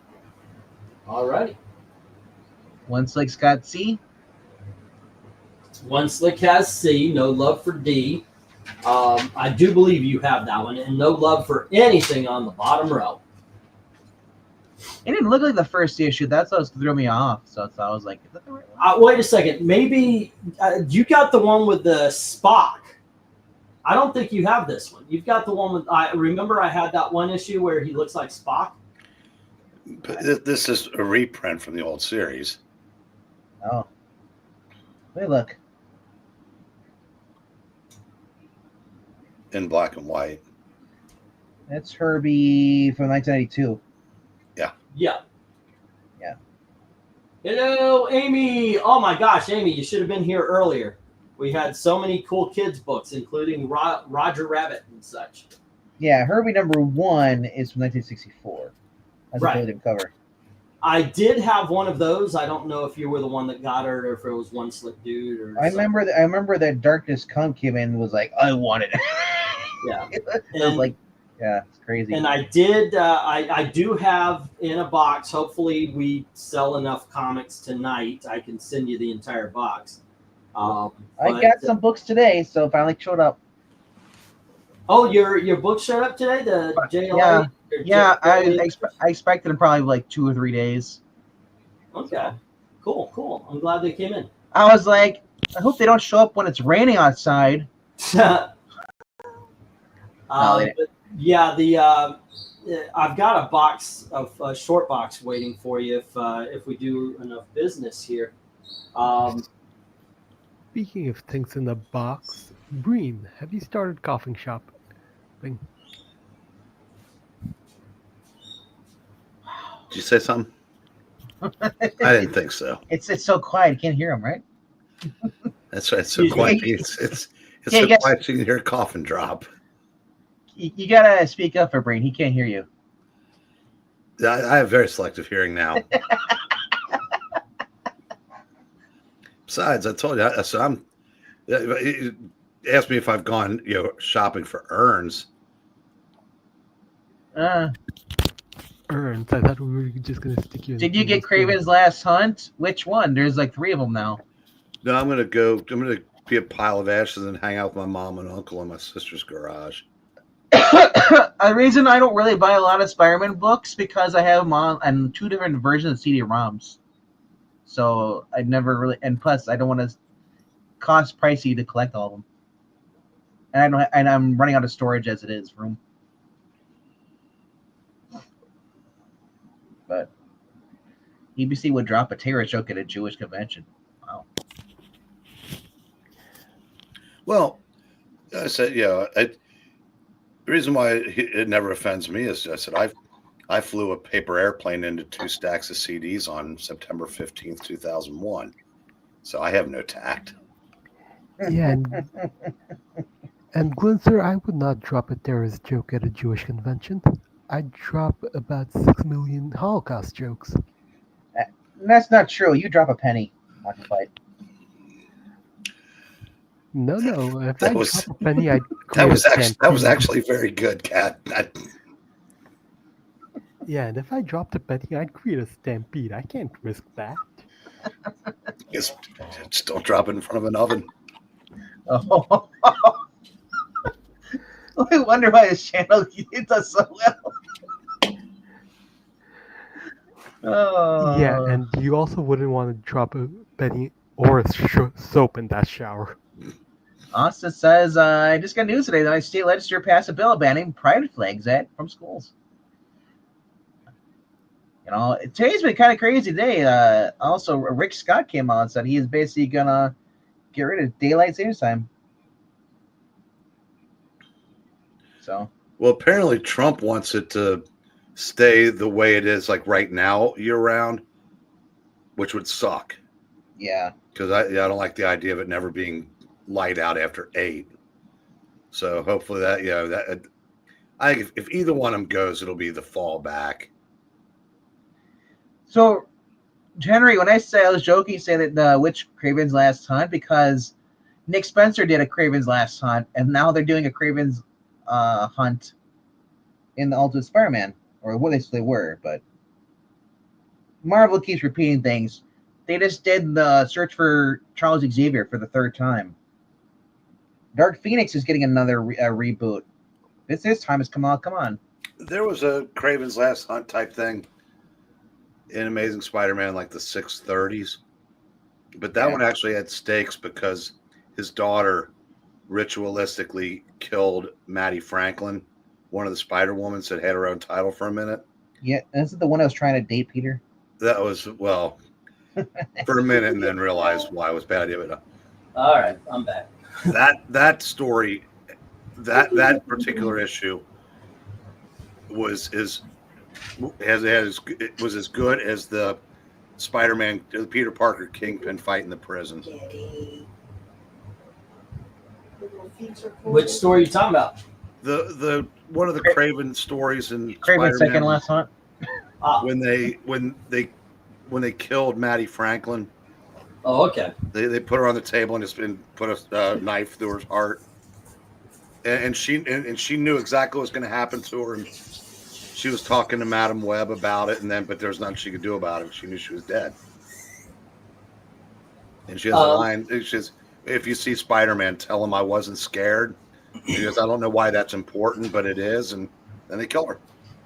Mariah is asking, Mr. Anglantine, is that Mary Poppins doll for sale? Yeah, I've got Mary Poppins and Bert. That's $150. Yeah, That's $150 set right there. I Sad. do. So again, Collectors, yeah. Choose as a comment of said, you can get a lot of good money from either Barbie collectors or Mary Poppins Disney collectors. yeah. So did you bring in both cats in? No, just one. The one that Gail's adopted. The neighbor's cat, basically. He came up to the front door after he got in a fight at the back door trying to get in. He's all covered in blood. No, he's fine. He's usually the one that instigates the fights. He's a bit of a bully. Yeah. Oh, so let's bring him into the family. Let's see, guys. How about we go? If you buy the 2 Elseworlds, we'll do 16. If you I'll do the same thing for the movie adaptations. If you buy both of them, I'll do 16. If you buy all 4 of them, we'll go 30. Needs to make money. Dad needs a new pair of shoes. Actually, I need a new pair of pants. That is true. But you have pants, though? No, I've only got 1 pair. You have pants? Yeah, 1 pair of actual floor length pants. Yes.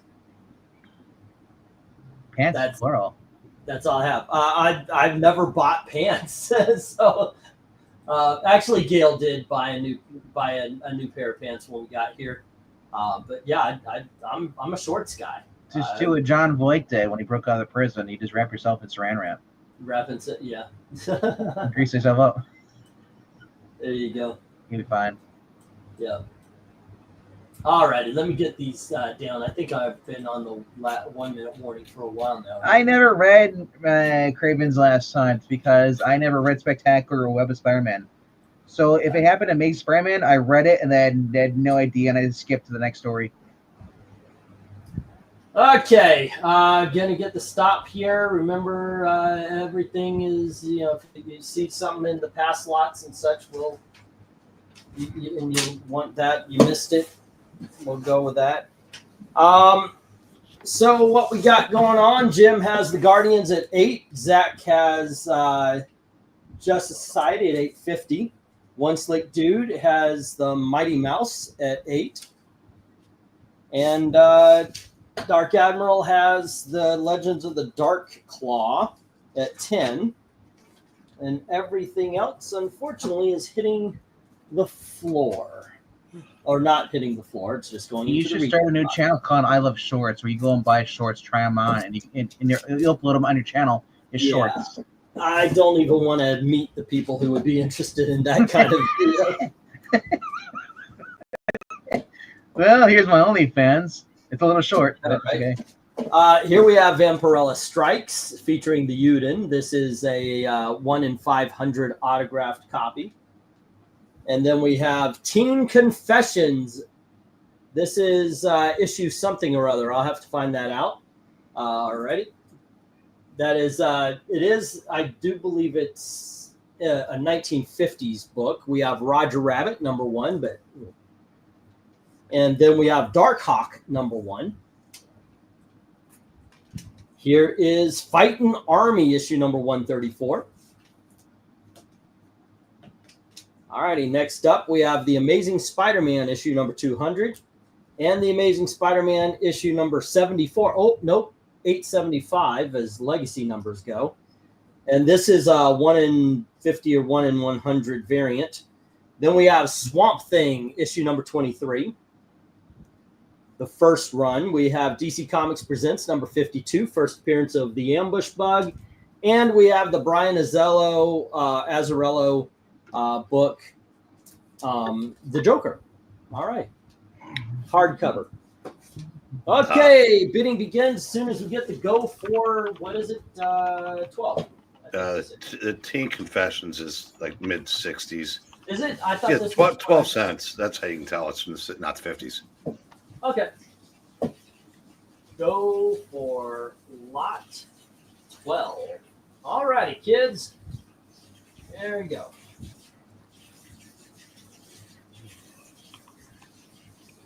And shit. It's not going to let me do that. Am I still here? Hold on. Go for route 12 or lot 12? Yeah, go for lot 12. Yeah. Right. It's a weird thing. I drop out, but I don't actually drop out. There you go. But do you All right. tune in, turn on first? You know, maybe that's it. I'm forgetting those. I'm forgetting those steps. Okay. And let's see. Oh, Austin says 10 on F. All right. Big Dog 3. That's F, and F is Amazing Spider-Man 2. So that is the 2018 run up there, issue number 74, legacy number. Or legacy number is 875. This issue 74. And that is issue 30 of Teen Confessions, published in 1964, says MARANYA. Covered by Patrick Gleason. All right, 1, 2, 3, 4, 5. G, 1, 2, 3, 4, 5. It's a conclusion, though, that Nick Spencer's landmark run on the best comic book in the world. That's what it says. And with Peter, MJ Mysterio, J. Jonah Jameson, Norman Osborn, Aunt May, and Kindred. 98 pages, full color. Normally goes for, what do you got going for? You got it going for cheaper than what it goes for. Yep, I usually do. Yep, that's the landmark issue. And then Zeb Wells said, you know what? No more.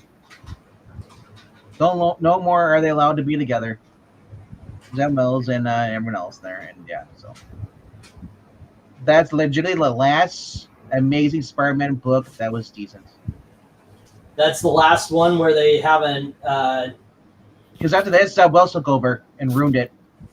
I don't blame the Wolf. I blame Nick Lowlife. No, I don't even blame Nick Lowe. I blame the people that hired Nick Lowe and the people in charge of Nick Lowe. No, Nick Lowe actually takes pleasure in pointing out how. But you got to realize he answers to people above, and if those people are fine with it, you know, I don't like Nick Lowe, but honestly I don't like the people in charge of Marvel. Just like I don't care for Kevin Feige. Is Kevin Feige in control of the MCU, or did he lose it? Because the first half is different than the second half. If he lost control of it, you know, and Kevin Feige's under control, I'm surprised that Kevin Feige didn't speak up and say, you know what, this is crap. But like Daredevil might be the last good show for Marvel. I don't know. It has. Yeah, it has promise. Yeah, I like it enough. I think it's funny that you hear it's good, but not as good as the original. You know, every time it's like nobody could just say it's good. Because even I did. I'm not bashing on anybody. No. The original set a bar. Season 3, man. Very high bar. I was watching that fight again at the end there. And then they make the deal and everything at the end, which I totally forgot about the deal. But okay. That's awesome. Yes, it is true. For those who are traumatized enough to remember that PTSD and watched all the way through the beginning, the end, Feige was revealed to be a robot by She-Hulk. Oh, there you go. Yep. That is No. Nick Lowe, you got to be cool to be kind. No, not that one.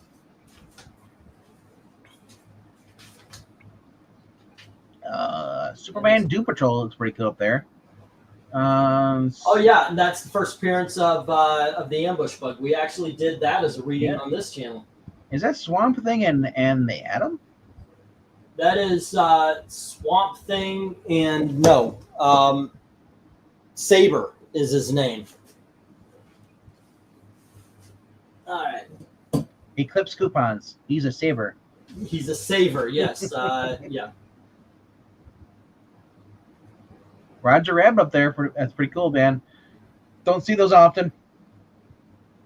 Yeah, but unfortunately, not any interest in the Roger Rabbits. And Vampirella Strikes up there. That's original Harris. You know you're getting a good deal. There we go. So it looks like the only bids I see is Austin with 10 on F. Yeah, it's a bust. These are a bust. Let's see. I need monthly dues page. I guess I gotta offer the deal again. If you guys want to buy in advance, $100 gets $125 with free shipping. Oh look, hey Breen, What? how's your heart doing? Because I just saw Jackson in there. Yeah. Also, make a deal with the books that are on the on here. We are yeah. There you go. Alrighty. So you haven't seen the mouse anymore since you boarded it up. No. That's good. Man, if you saw him again and you go outside, that board's moved. No, the board's in here. Oh, it's inside. Okay. Yeah, sealed it off, and they can't get in now. They can get through the first level, but that's as far as they can go. Is your brother-in-law coming out yet? Not yet. No. But yeah, I said it's not as big an emergency as it was a week ago. Okay, then we need DA. All right. Linzer says, give me B. Legends of D. So he's got Vixen Confessions. I guess that's what it's called. Teen. Or Teen. It's Well, I can't. It's blocked off. Censored Confessions. Or $8 Confessions. Alrighty. Hey, Eric. Hey, my aunt and friend says Jackson Willikirk. Yes, I saw that. I Look Comics. Did you see my message? Sorry if I missed it. Was talking to the wife. What message? Dark Admiral. Let's scroll up here. Let's see where's the last message. Payment sent. Please read the note with it. Okie dokie. Thank you. Payment sent. Oh, for tonight. The $10.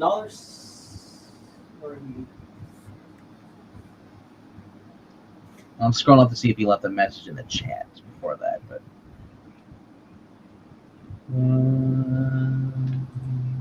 So he must have just sent. Yeah, I guess he's referring to the message that you just read off, whatever that was. Because. Okie dokie. Will do. Epstein Confessions. Ooh, Eric and boy, that's no. I like to put on the blue dress. Hillary bought it for me.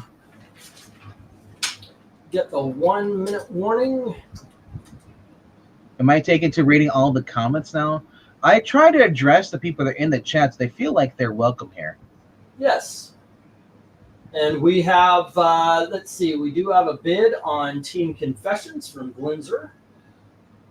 Teen Confessions on our answering machine. It's nice to have MARANYA helping each. Gotta keep track of the bids. I appreciate it. And F is with Austin at 10. No love for Vampirella, Roger Rabbit, Darkhawk, Fighting Army, The Amazing Spider-Man 875, Swamp Thing, DC Presents, or The Joker. Amazing 200 is anniversary story about the burglar. Roger Stern, I think, right? Yeah, it's they go over the origin again. Which is cool. I mean, if you don't have the issue. All right, let's get the stop here. There we are. And let's see, it was Glinzer and Austin that I need. I need Austin's page and the Glinzer page. Here we are. Okay.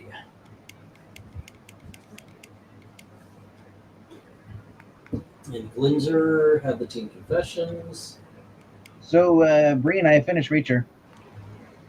Yeah. 8. What was that thing you were talking about on Thursday? The chauffeur, there just happened to be a can of lighter fluid where he could get his mouth on it. That was dumb. It wasn't lighter fluid. It was no, it's that bottle that was there. It's been there. When he the episode 4, when he banged his head against the thing, he had a cut. So he went to rubbing alcohol. Either way, they got to be smarter than that. Yeah, the kid's stupid. And I'm surprised he meant that long. Duffy and Villanueva didn't catch it either. Well, I don't know if were they even there. It seemed like they were gone. No, but they'd been in the cabin. That was lazy writing. Yeah. For a show that works really hard. I mean, is comically over the top as stuff is on that show. They at least, that's just like they should have come up with a more clever way to do that. See, my thing was like it was the badge. As soon as I'm like, oh, where's we go with that? And I love how they lead you up with that at the end. We have Spawn Batman, both versions. This is Undertaker 1 through 4. Number 1 is a little rough, so I don't count it in the price. All right. Next up, we have The Mask movie adaptation, 1 and 2. All right. Then we've got 1, 2, 3. This is Many Deaths of the Batman, all 3 issues. And we have the storyline of Blind Justice. This is issue number 598, 599, first appearance of Henry Jacquard, and issue number 600. All right.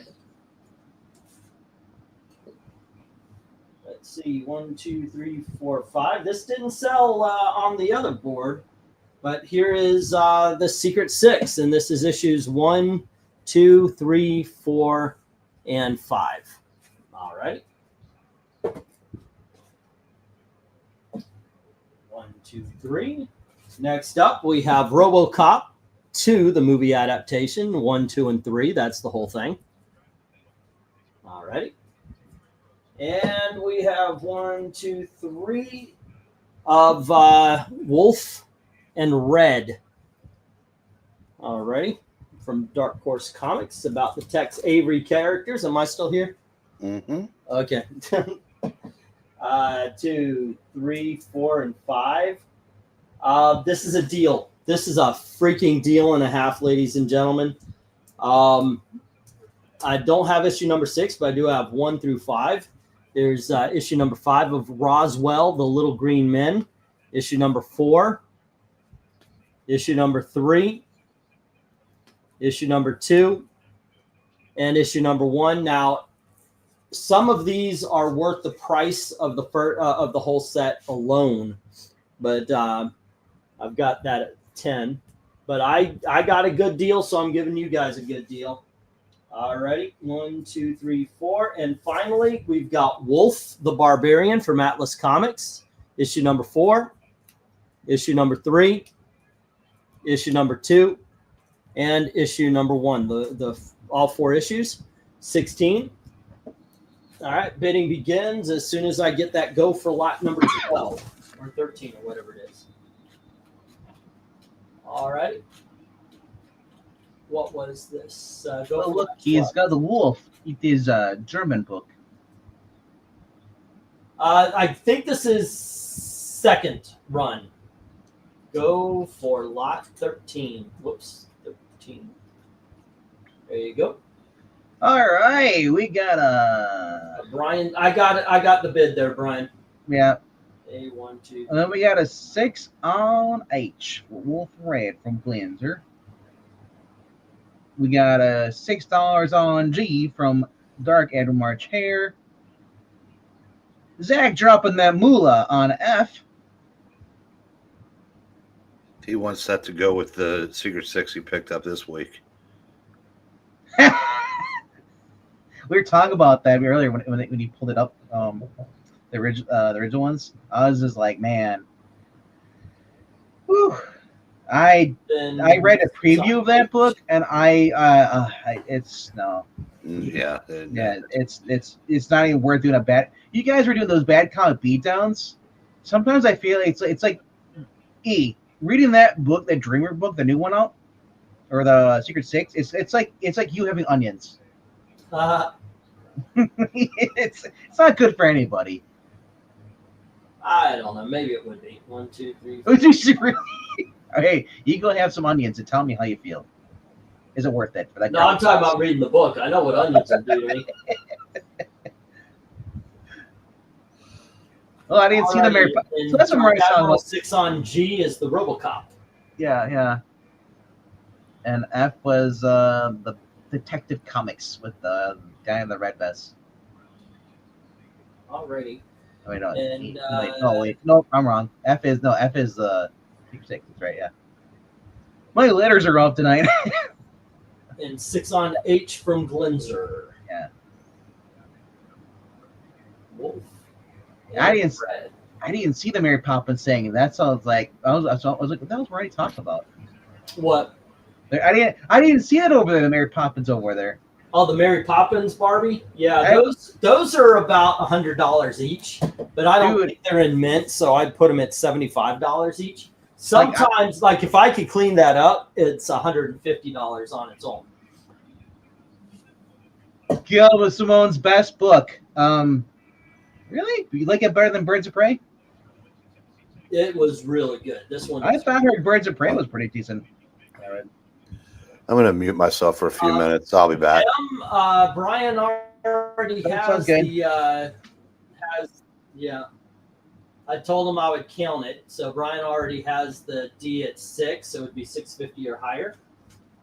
Right now, no love for The Undertaker, no love for the Batman Spawn, the Mask, or the Blind Justice. All right. Or Roswell and Wolf. Actually, that's a lie. I never read the full entire story.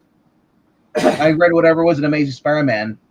So I probably just missed like an issue. If it's a 3-issue story, I missed one of the issues. Not 6. It's 6 issues. It goes, how many are not in spectacular? Are they like 3 in spectacular and then 3 in amazing? It's Web of Spider-Man, Peter Parker Spectacular Spider-Man, and Amazing Spider-Man.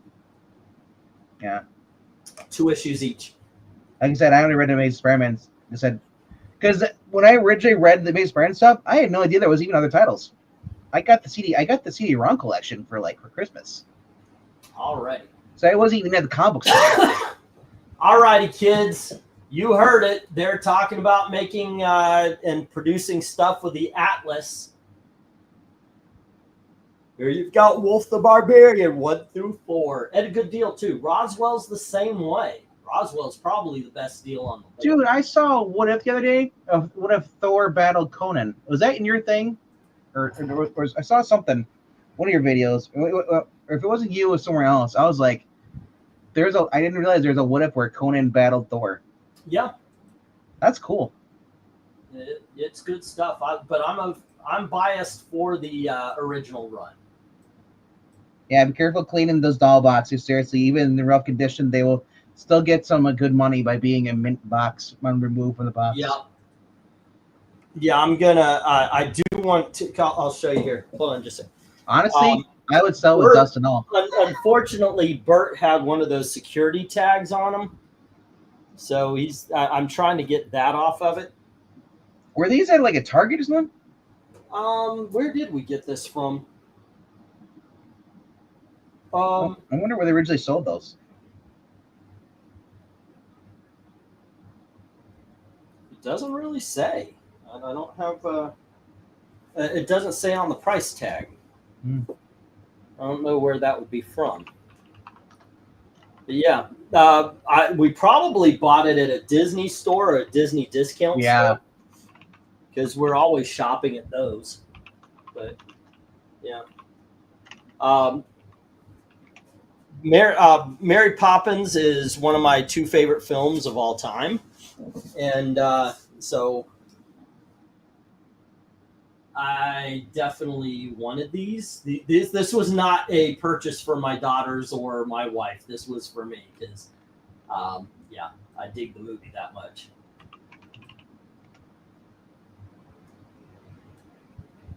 It was the 60th anniversary. That's what it is. That's what it looks like by Mattel. Those were sold either at Walmart or back in the day at Toys R Us. Let me check the date of manufacturing, says Brian. All righty. Let me get the 1-minute warning here. It looks like, hold on. That looks like you had the Disney Store version. Yeah, maybe. All righty, kids. What can we do here, guys? This is another day. We need around $300 to $400, and that's just not happening. So help me make some deals here, kids. What can we do? What can we do? This is, it's getting dangerous here, guys.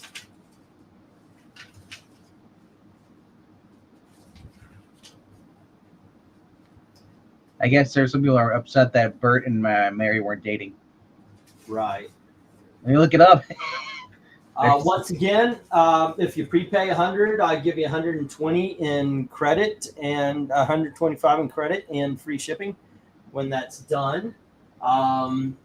If you see something, if something didn't sell, try to make a deal or something along those lines. It's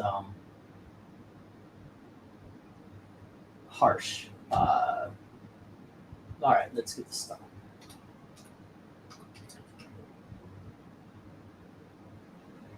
There we go. Huh. You know, I think I might get nachos with Taco Bell. Say what? I might get nachos with Taco Bell since you're doing so well. You haven't dropped well. Yeah.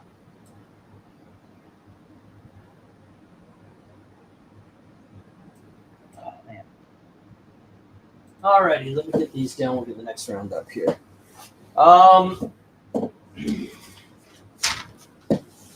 Let's see. Brian has the mini deaths of Batman. And on the bottom row, Secret Six to Zack. Dark Admiral has the RoboCop 2, and Glinzer has the Wolf and Red. Everything else is in the reject box. Yeah. Jim had 6 stars on D. On what? D. D.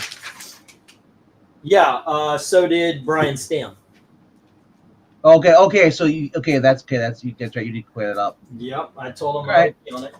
All right. So I had to count it. I mentioned it.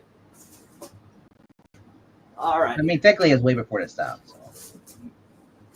Yeah, but I said I would accept it, so I have to accept it. Yeah. All right. Let's see. Next up, we have this is Night Force 1 through 8. There we go, guys.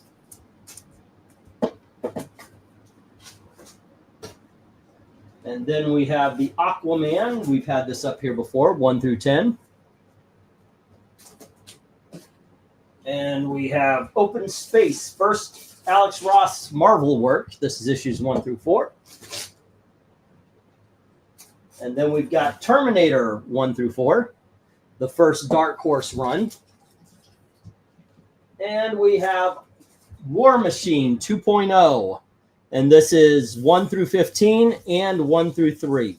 So you got 2 different stories. You got 18 books, $20. All righty. And then we've got the Vampire State Building, issues 1, 2, and 3 for $5. And next up, we've got Marvel Comics Presents, which is 17, 18, and 19. And this is the first appearance of Damage Control. Here we have issues 1, 2, and 3 of Baron von Schock by Rob Zombie.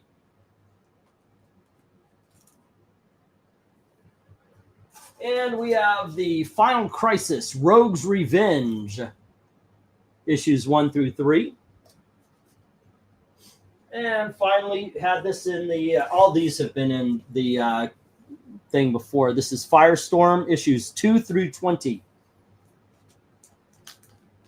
There we go. I'm just going to put these up there as a representative of it. There we go. All righty. Let me get the Go 4. And this is lot 14, I think. Yeah, let's say it's lot 14. Go for lot 14.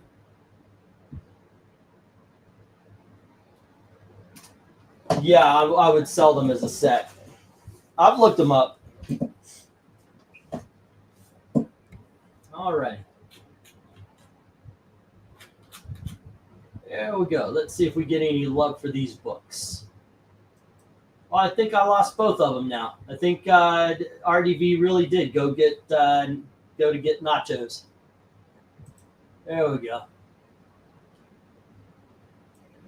What you gonna do? You're gonna ride on, ride on. Got myself a one-way ticket, going the wrong way. Okay, right away we got a 10 on C from Aucton, the open space.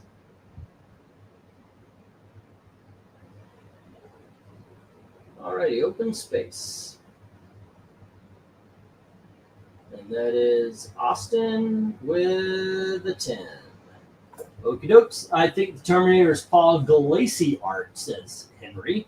Bird is worth more than Mary. That's because they tend to make less of the male dog. Well, of course, Mary's the main character. Jim said 10 on D.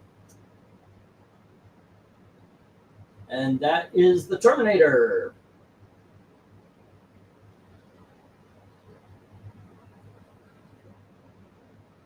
Okay.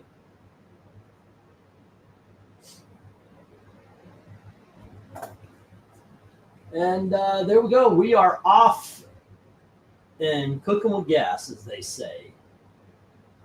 Let's see how it goes. And what is going on? If you had the kid dolls as well, that is, I know, right? Yeah, I looked at them a while ago. Checking on the price and all that kind of stuff. What can we get for them? And yeah, this is it's a good set to have. And if you did have the whole set, you definitely have something good as far as collectability is concerned. It is kind of kooky the way those Barbie dolls go like that. Because I would have never thought of it, but I guess, you know, everything's got its collectors. Everything has its fans, right?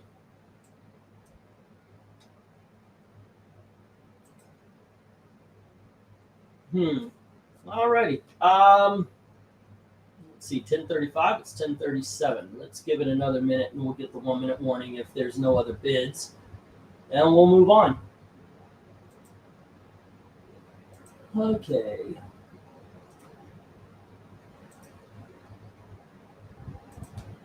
If you, it's the same comments. Anything else? No.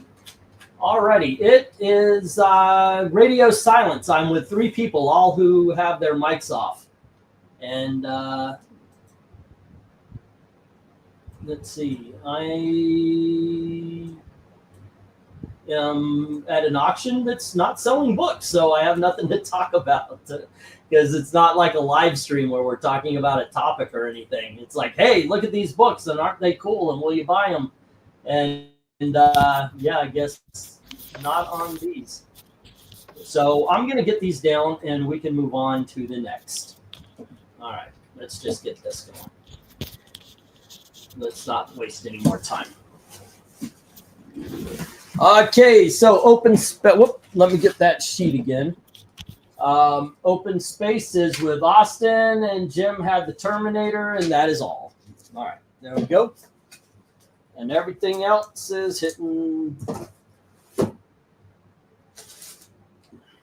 filling up the rejects.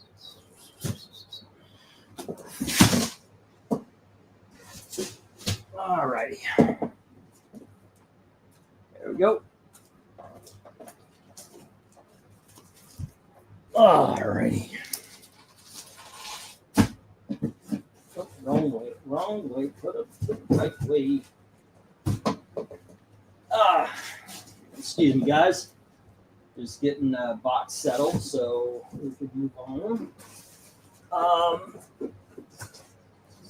All right, get back to the $5 books, I guess.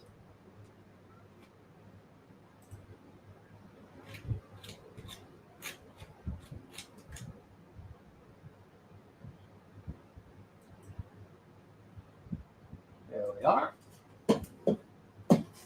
And let's see, what do we got? 1, 2, 4, 5, 6, 7, 8, 9, 10. All righty, kids. Next up, we have Star Trek III, The Search for Spock movie adaptation And then we've got the Thundercats. This is issues 0 and 1. There we go. Next up, we've got the Immortal Iron Fist #1. And we've got Assassins #1. Then we've got Green Lantern Annual from 1998. I think it's reprinting the first annual. Phoenix, The Untold Story. We've got Excalibur Special, the first appearance of Excalibur. And we've got Spider, Reign of the Vampire King. And finally, we've got JLX from Amalgam. Alrighty. Let me get the go for lot 15. Bidding begins at $5 each. Okay.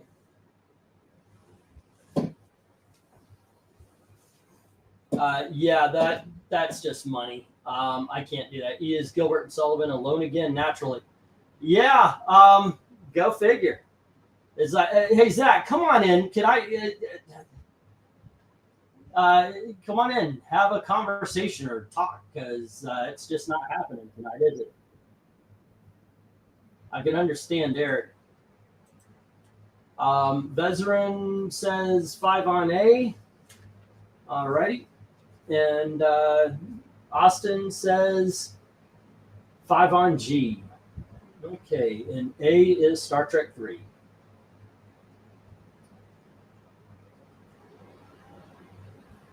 Bez has $5 on A. B 1, 2, 3, 4, 5. Here's C. 1, 2, 3, 4, 5. D. 1, 2, 3, 4, 5. E. Oh, hello to Dom. How are you doing? Everyone. Say again. Let's say evening, everyone. And right now I'm just house and pet sitting for one of my aunts and uncles. Oh, that's nice. Or is it a pain in the butt? No, nice, it's nice. It's nice, and I'm doing well. I mean, it's all perspective. Oh, what plus is making sure that none of the dogs like continuously eat my kin's food, even though like their food and water bowls are still full. Okay. Huh, so how many books have found a home so far?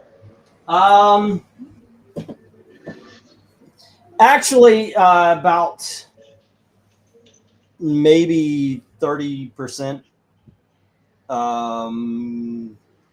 I would have to count. I mean, for the exact number, but there's a lot in the reject pile. Yeah, I got 2 boxes of rejects and only one of, and almost the 2/3 of the cells. So that's where we're standing. All right, now that Dom's here and my dashboards are done, I am going to drop out. You have a good night. Thanks, Evil Black Cat. I appreciate it. Later. See you, Black Cat. All righty. Right now, what were they? G and A. Austin had G, which is the Phoenix the Untold Story. All righty. How about you, Dom? What up here looks interesting to you? Oof. It's a toss-up between Star Trek and Excalibur. Yeah. I've been getting into the movie stuff. And yeah, so I've bought a few, but they have not proven to be All right. Have you checked out any of the comics for the TV series and the novels? What, for Star Trek? Yeah. A long time ago, when they first came out, I was buying the Peter David Star Treks religiously. Nice. Those were some good books. I agree, dude. I specifically liked the he did a sequel to A Piece of the Action, which I don't know how much of a Trekker you are, but that's the issue where they go to the planet, which is basically run by gangsters from the 1940s. Yeah, oh no, it was a trial of Captain Kirk, and they called a witness, and it ended up being the mob bosses that were on the planet.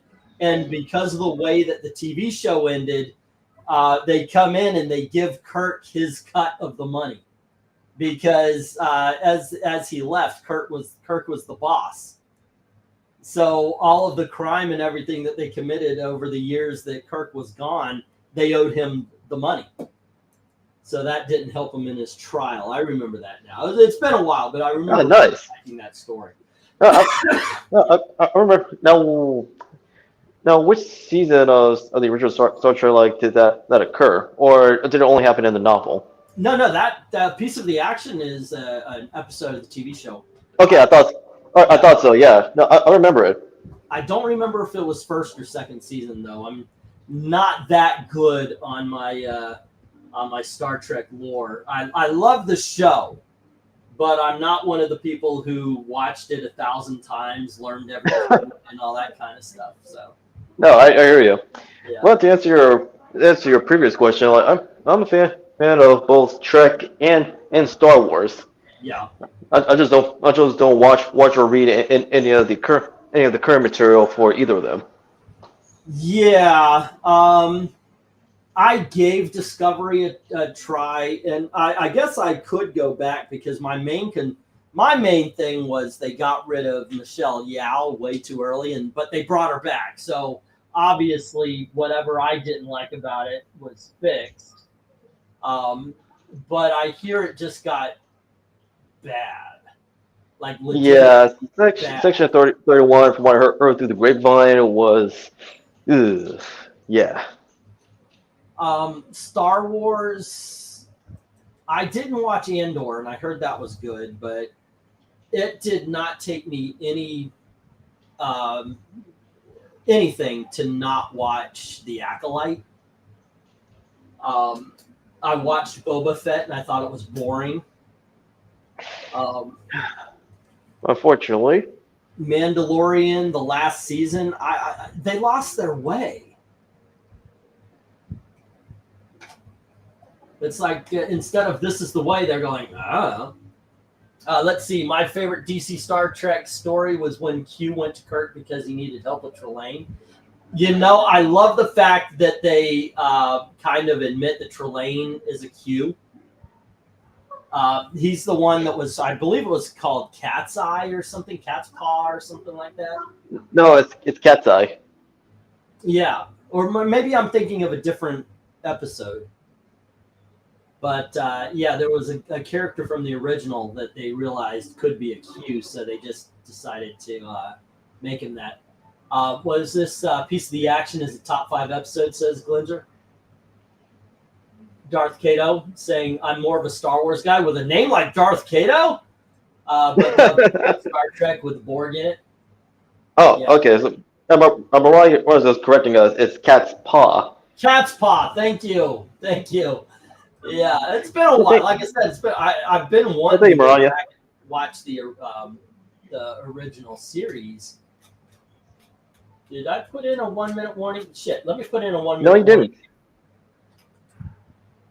I'm enjoying the conversation here. So I kind of translate the Squire of Gothos. Yeah, there you go. Wasn't the Cat's Paw like a magic one as well? Maybe that's why I'm getting them too confused or something. I don't know. All right. So we got the 1-minute warning, and let's see. Green Lantern's going to Jim, and Phoenix is going to Austin, and Star Trek is going to Vezerin. Right. Good choice. Yeah, good stuff. Good stuff. We had a lot of good stuff tonight, but unfortunately, not a lot of it went. Which is because, like I said, Daddy needs a new pair of shoes, and by that he means a legal car. Okay, so unfortunately, that is the case. All right. Now, have you read The Spider next to JLX? I think I did a long time ago, but I don't know if it's this one or I think there was one with a black cover, because I remember I read one of them and really liked it, but I don't remember if it was this one or not. So yeah, I know that's very vague and it was a non-answer, but that is what I got to go with. But I did like the character, and I remember enjoying. But once again, I can't answer positively if it was this one or another one that I read. Well, I do recall years ago, Dynamite Entertainment actually did a new ongoing and a mini series for the Spider. Yeah. Yeah. If you ask, wait, actually, I would need to double check on whether or not the Spider is part of the Project Superpowers universe of I don't Dynamite. think so. I don't remember seeing him in there. That was a series that I read. I got him in a comic book bento box when we were buying mystery boxes. You remember that era? And I just soaked up Project Superpowers, man. That was just too cool for me. Oh yeah, and Dynamite knew how to utilize those public domain heroes. Yep. Alrighty, kids. Once again, offering a deal. If anybody wants to prepay, it'll start for next auction, obviously. But if anybody wants to prepay 100, you get 125 in credit as well as the free shipping. So there you go. Let's see, I got that one. I need Vezerin. I'm writing down books as we have a chat here. Let's see, I grew up reading Star Wars novels, says Rhaegar, and into all the games and stuff. I watched a lot of Star Trek up until Voyager, until the horrible J.J. Abrams films. I always liked both in their own ways. I actually like the J.J. Abrams films. Voyager, it had potential, but well, there were areas like in the writing that in hindsight, like should have been. It didn't work out. But I did enjoy Enterprise. Yeah, I liked what I saw of Enterprise. I didn't watch either of them religiously. I have a wife who is not into Star Trek, and if I put it on, it's like I hit her. So, yeah, it didn't go well, that one. Mm. Yeah, but Janeway, it could have been like written better as a character. Yeah, I thought everybody liked her, and then found out not so much. Alrighty, which one is this? This is okay. And that is at 5. I know I'm stretching this out as I'm writing stuff down. Sorry, guys. Let's see. Oh, I think we just got another bid. Brian Skib. The $5 for D. Iron Fist. Great choice, Brian. That is a classic Iron Fist run. Alrighty. And let me get these down. I'll get the stop. Here we go.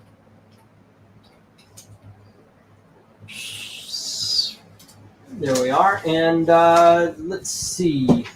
We have Star Trek 3 going with Vezerin. Brian has the Iron Fist. Whoops, don't fall. And Jim has the Green Lantern Annual. And Austin has the Phoenix the Untold story. Alrighty. And everything else into the rejects. Okay. Okay, come on. I don't like these new versions of the comic boxes because always like one flap keeps falling forward. Alrighty, no love for Thundercats, the Assassins, the Excalibur, the Spider, and the JLX. Okay. Right, we still are on $5 books. So let me get the, we got Dark Crystal, #1. So yeah, I told you I bought some movie adaptations. We have Batman, issue number 613 from the Hush storyline. And we have issue number 616. There we go. And 615. There we go. And next up, we have Batman Full Circle. It's a prestige format book. And Detective Comics, issue number 608, the first appearance of Anarchy. And we have the one and only Black Cat. That's issue, hold on, 9, 8, 7. Here we go. I had them backwards. All righty, and we have, let's see, issue number, what number is this? 6. And then we have issue number, am I still here? Here's issue number 7, issue number 8, and issue number 9. All righty. There we go. And let me get the go for lot. I think we're on 15. Go for lot 15. There we go. That's like you earlier. Anyone talk about the original Black Cat before or Felicia Hardy? Oh yeah. By the way, this was something I saw and I was like, holy yeah. I think this might actually go with for some of our crowd here. The original Black Cat books. Those are to me. That's really cool stuff. I agree. And if you ask me, like the original Black Cat, like needs more love and recognition. I actually drove 1 through 5. I was in a bidding war, knowing I've got to sell these things, but I still went up to about $5 or $6 on the first 6 of them, but could not. After a while was like, no, I don't think anybody's going to pay $12 to $15 for each one of these issues, so I had to drop it, unfortunately. But it's okay. You win some, you lose some. All right. And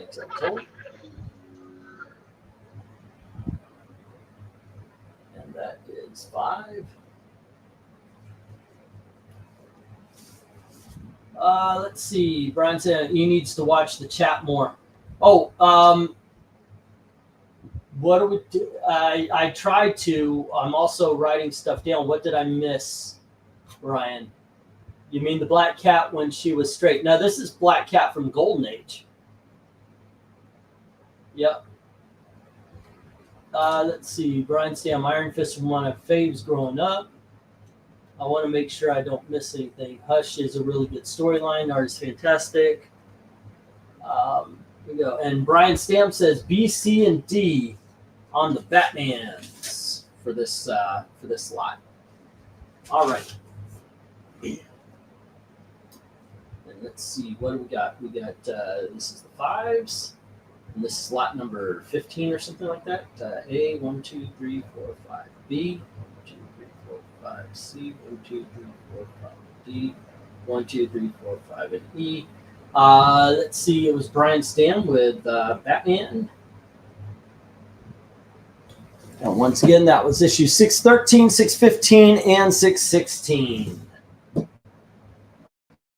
Alrighty, 613. 615 and Batman 616. Alrighty. So I've got Brian Stam down for the Batmans.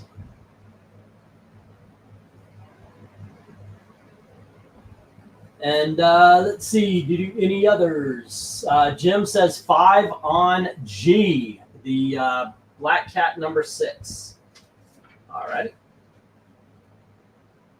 1, 2, 3, 4, 5, and G is Black Cat.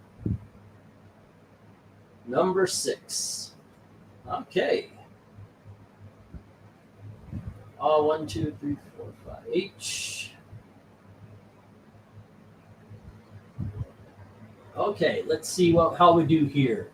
One Slick Dude comes in with 6 on G, 5 on H, I, and J. Okay, challenging for the Black Cats.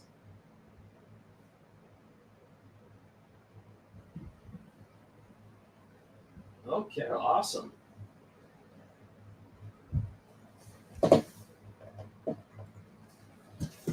And that's One Slick.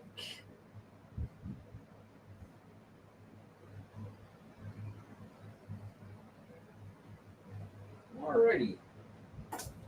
I mean, her hair is white, not red. Yeah, that's true. Yeah. Yeah. Well, briefly go back to Project Superpowers. Where I was like the last series that was done like with those characters was Fractured States. These, and it was either 2021 or 2022. When that was released. Yeah, it was pretty good. Yeah, I don't know if I read that one. It has. Well, you can find like Fractured States in trade paperback format. Oh, I'd love to. Yeah.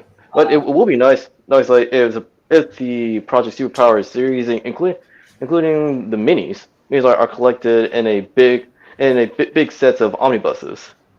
That's my jam right there. I dig on the omnibuses, and excuse me.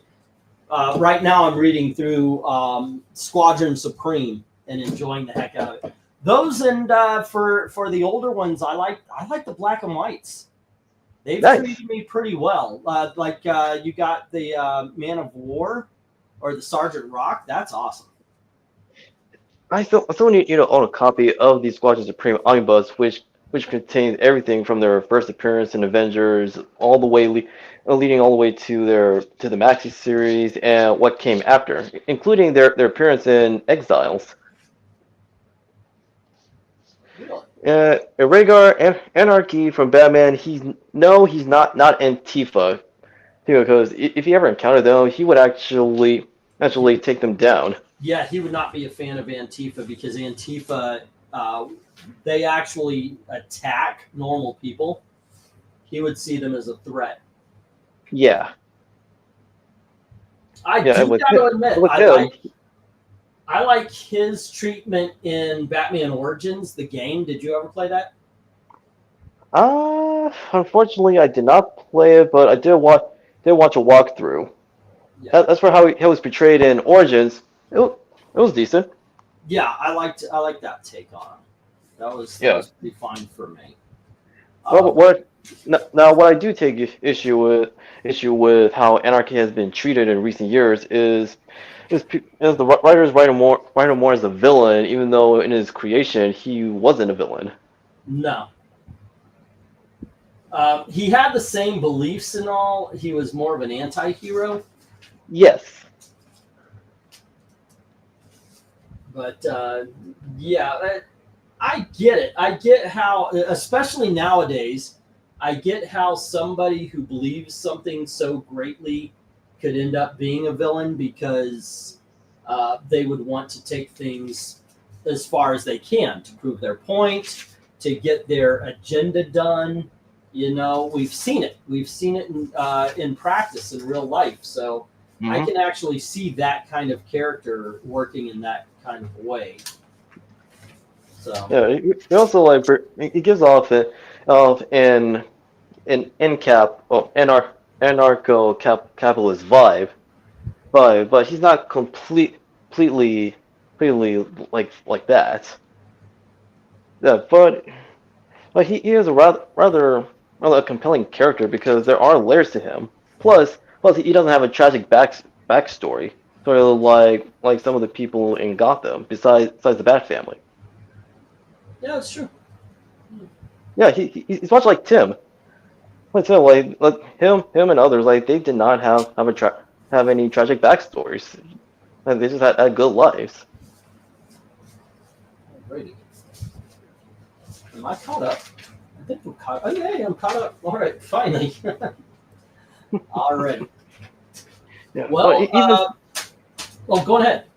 Well, I was gonna say, even when he was brought back in DC Rebirth, or through the Detective Comics, it was a good run. However, it continued the trend of writing Lonnie as a villain instead of an anti-hero.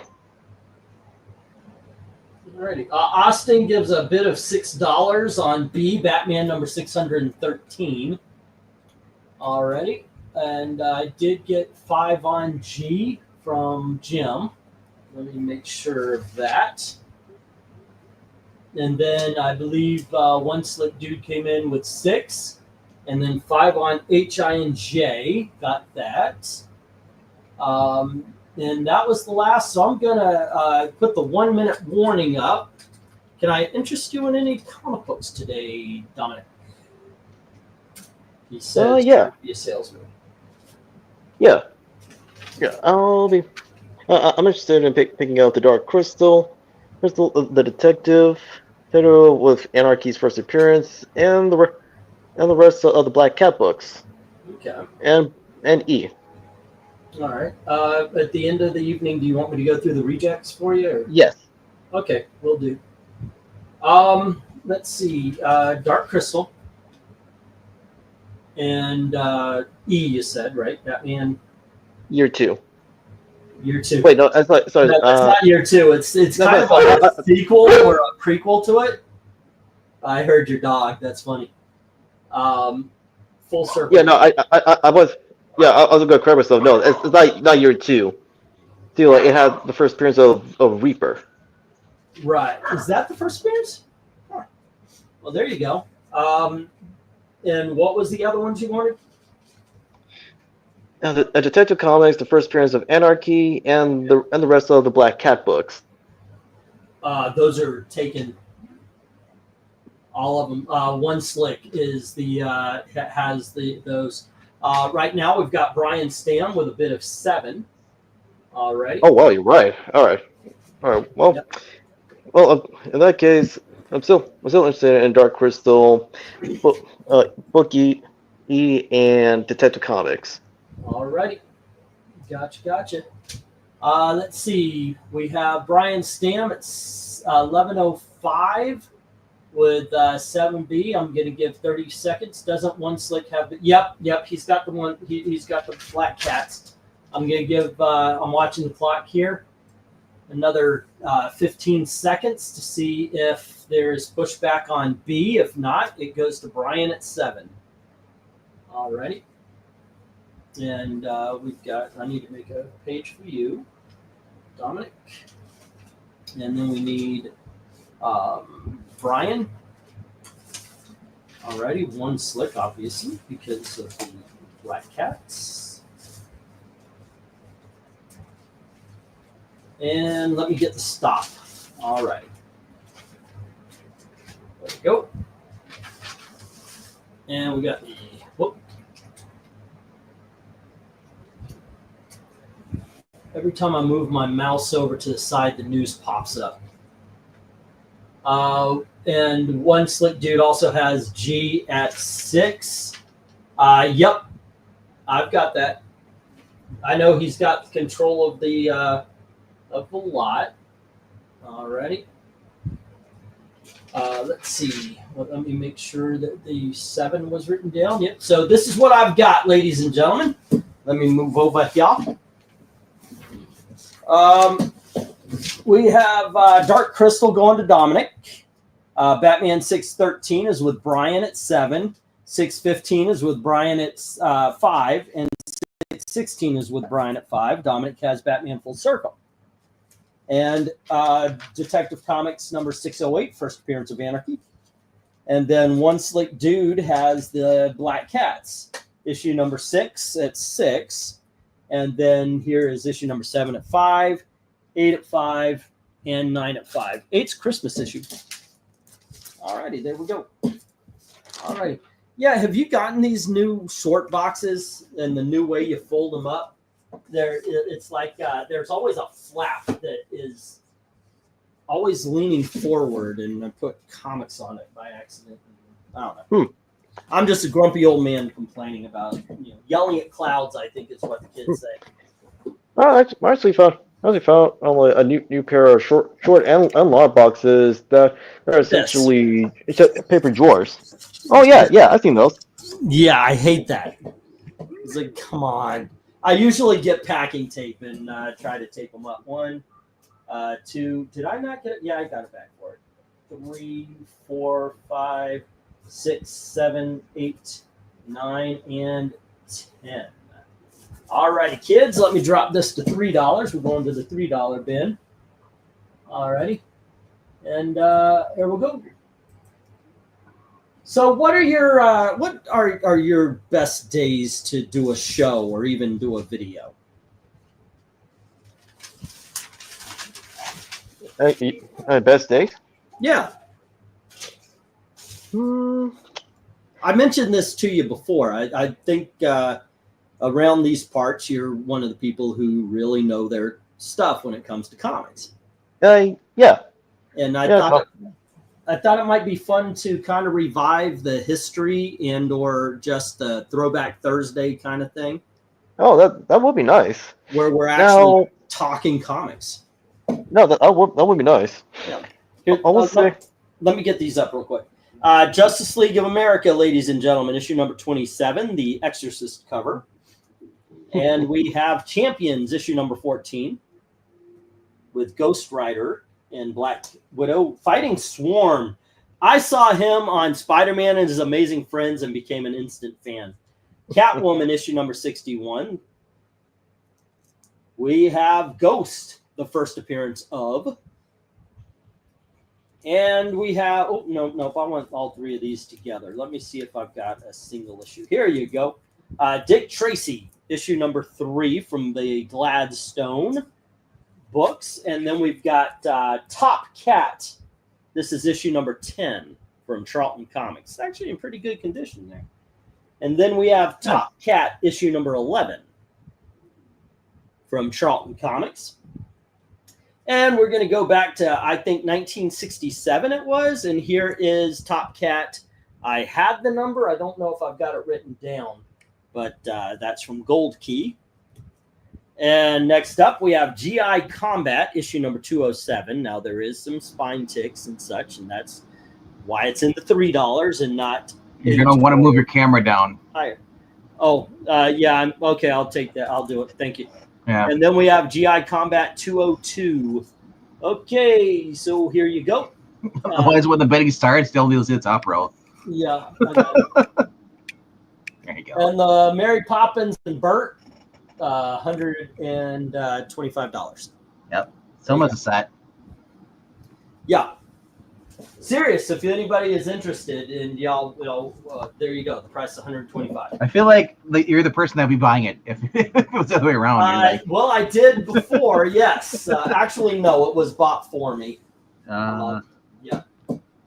All right. Well, to answer your question on availability, yeah.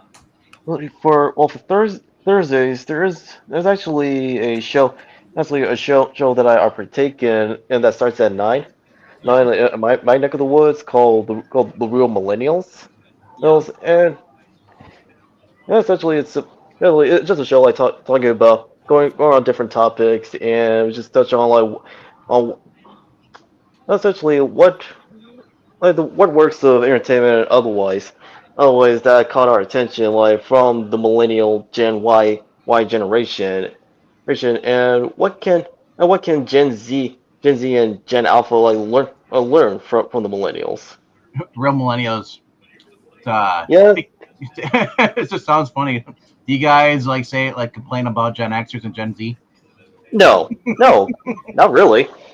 No, we actually respect Gen X.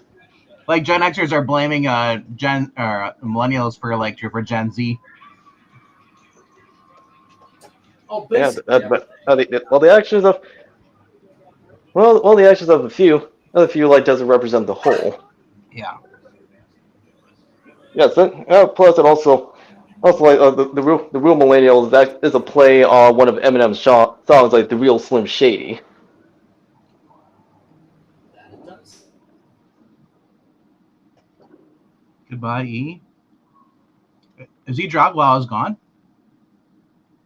Oh boy.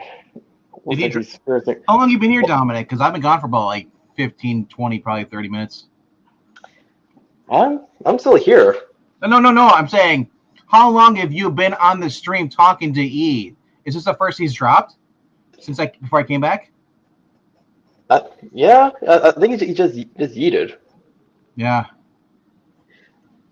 But yeah, so the Real Millennials happens every Thursday at 9, and it's a play on Eminem's The Real Slim Shady. Oh. Have a good night. night, Breen. I see Night.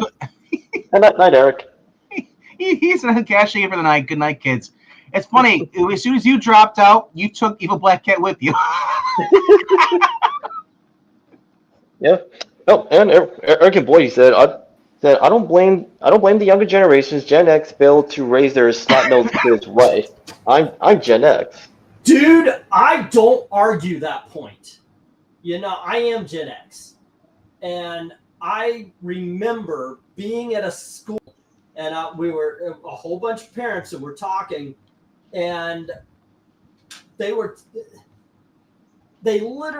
I talked to one parent who said they were going to buy their children drugs so they knew they didn't get anything laced, and then at least they would do it at home where they know they're safe. Like, no, you don't freaking encourage your kids to do drugs. And then they were talking about the fact that, well, you know, I try to keep my kid away from porn, but, you know, you can't keep them away from the internet. Yes, you can. My children didn't have cell phones until they were about 6 All right, since there wasn't a start yet, I just put it in there. Oh, okay. But Glenn's there bid before it, though. He said, like, I'll give you $3 for the F, G, H, and I, and J. Okay, 1, 2, let me get that. Sorry about that. I was on a rant. No, it's okay. Well, you would also drop, too. Yeah. And I was telling like VENKMAN, like on the show that I'm one of the hosts of, for every Thursday at 9 called The Real Millennials. Right. I did hear. Which, by all means, yes. So put the link. Yes, pretty much. I'm available. I am available until 9, which is when the show starts. Okay. Also, if there's like an off day or something because it might be good, because I thought it might be fun to do some history or. No, I agree. Or to just go through a story like, you know, a mini series or something, or you know. No, like a show like dedicated to the history and retrospective of any of the ages of comic books, or even like a series or a mini, you know, like that. I would love to see that come back. We used to talk about, like, we had Throwback Thursdays where we talked about Prey, and we talked. I kind of want to start talking about comics again. You know, it's I got to admit, for a long time, I just had it's almost like a writer's block. I even filmed videos I never released because I don't know. It's just I don't know if I got scared or not. I guess I did, but I want to start talking about comics again. And such. So. No, I completely understand. Yeah. So, well, as mentioned before, but like I'm pretty much like available. I'm available like on Thursdays. I'm available up until 9 p.m. But any other day I'm available as well because I'm still in my gap year. In your gap year? I'm taking a break before I pursue a master's. Gotcha. All right. Yeah, you have been perpetually in school since I've met you. Well, after the master's, like I'm out of school for good. Okay. And yeah, I was talking to Gail about you. As a matter of fact, we had a conversation the last time you were on, and I said I was talking to him, and I acted as if you were like 20 years old. And I said it's kind of funny because I think that's around how old you were when this channel started. And I've never aged you up in my head. So I said I think that's kind of funny because here he is. You're my daughter's age, by the way. I think you said you're what, 27, 28? 27. So Dom, is the plan for you to go to school and then when you graduate you just stay in school and you teach there now? No, heck no.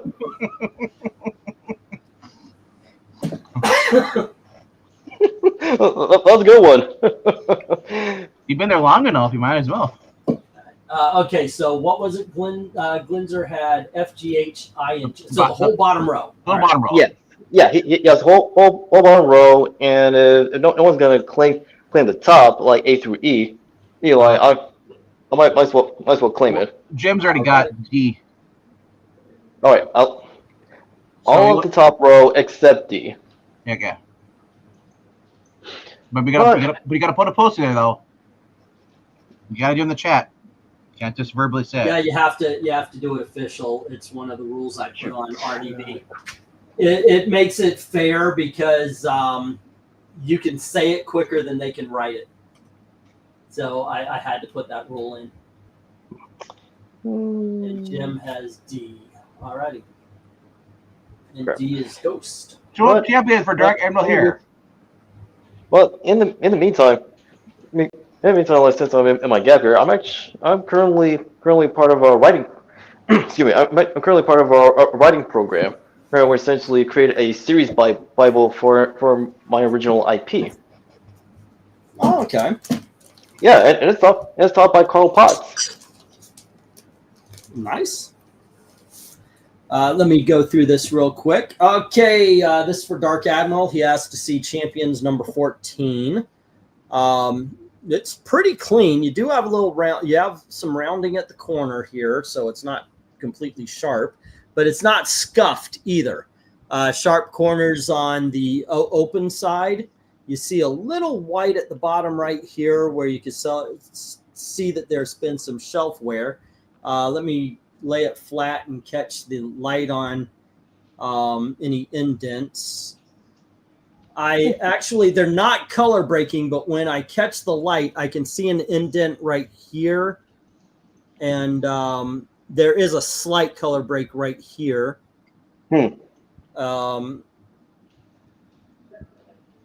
Yeah, but otherwise you got, like I said, you got two indents right here by the staple, and but they are not color breaking. All right, let's see on the back. It's clean and white. Oh wow! Just like brand new. All righty, and let's see. We've got. Is there a Marvel stamp in this one? I don't know if there is, but I am not seeing one. Not that it's been torn out. It just doesn't seem to be here. So I'm going to assume there isn't. If you ask me, like the original Champions series is criminally underrated.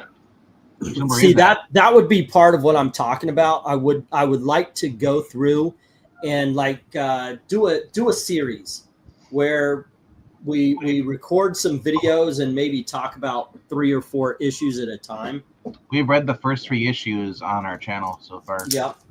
We're slowly getting into them, but we've also been going back into the JLI as well. Oh, nice. Now, the original miniseries or the ongoing? The ongoing. Well, yeah. Basically, we read the first 3, and then you know, number 7 is the Gray Man, and it gets into like it comes after it changes from Justice League into JLI. Yeah, because originally it was still called Justice League before issue 7. So but I call it JLI because it speeds to this point. It's like it's kind of dumb. But I understand what you're saying. It gets confusing. But that's why I just say it's all JLI. It's the same people. Okay, so let's see what we have. It's like Moon Knight. You change the subtitle. Fist of Khonshu. Who cares? $3 on D, and then we had let's see, some at Austin. I don't know about that. We have yet to see Gen Z, Rhaegar. I love comics. How's condition of B? Just asking because I already. Well, there you go. I went through it.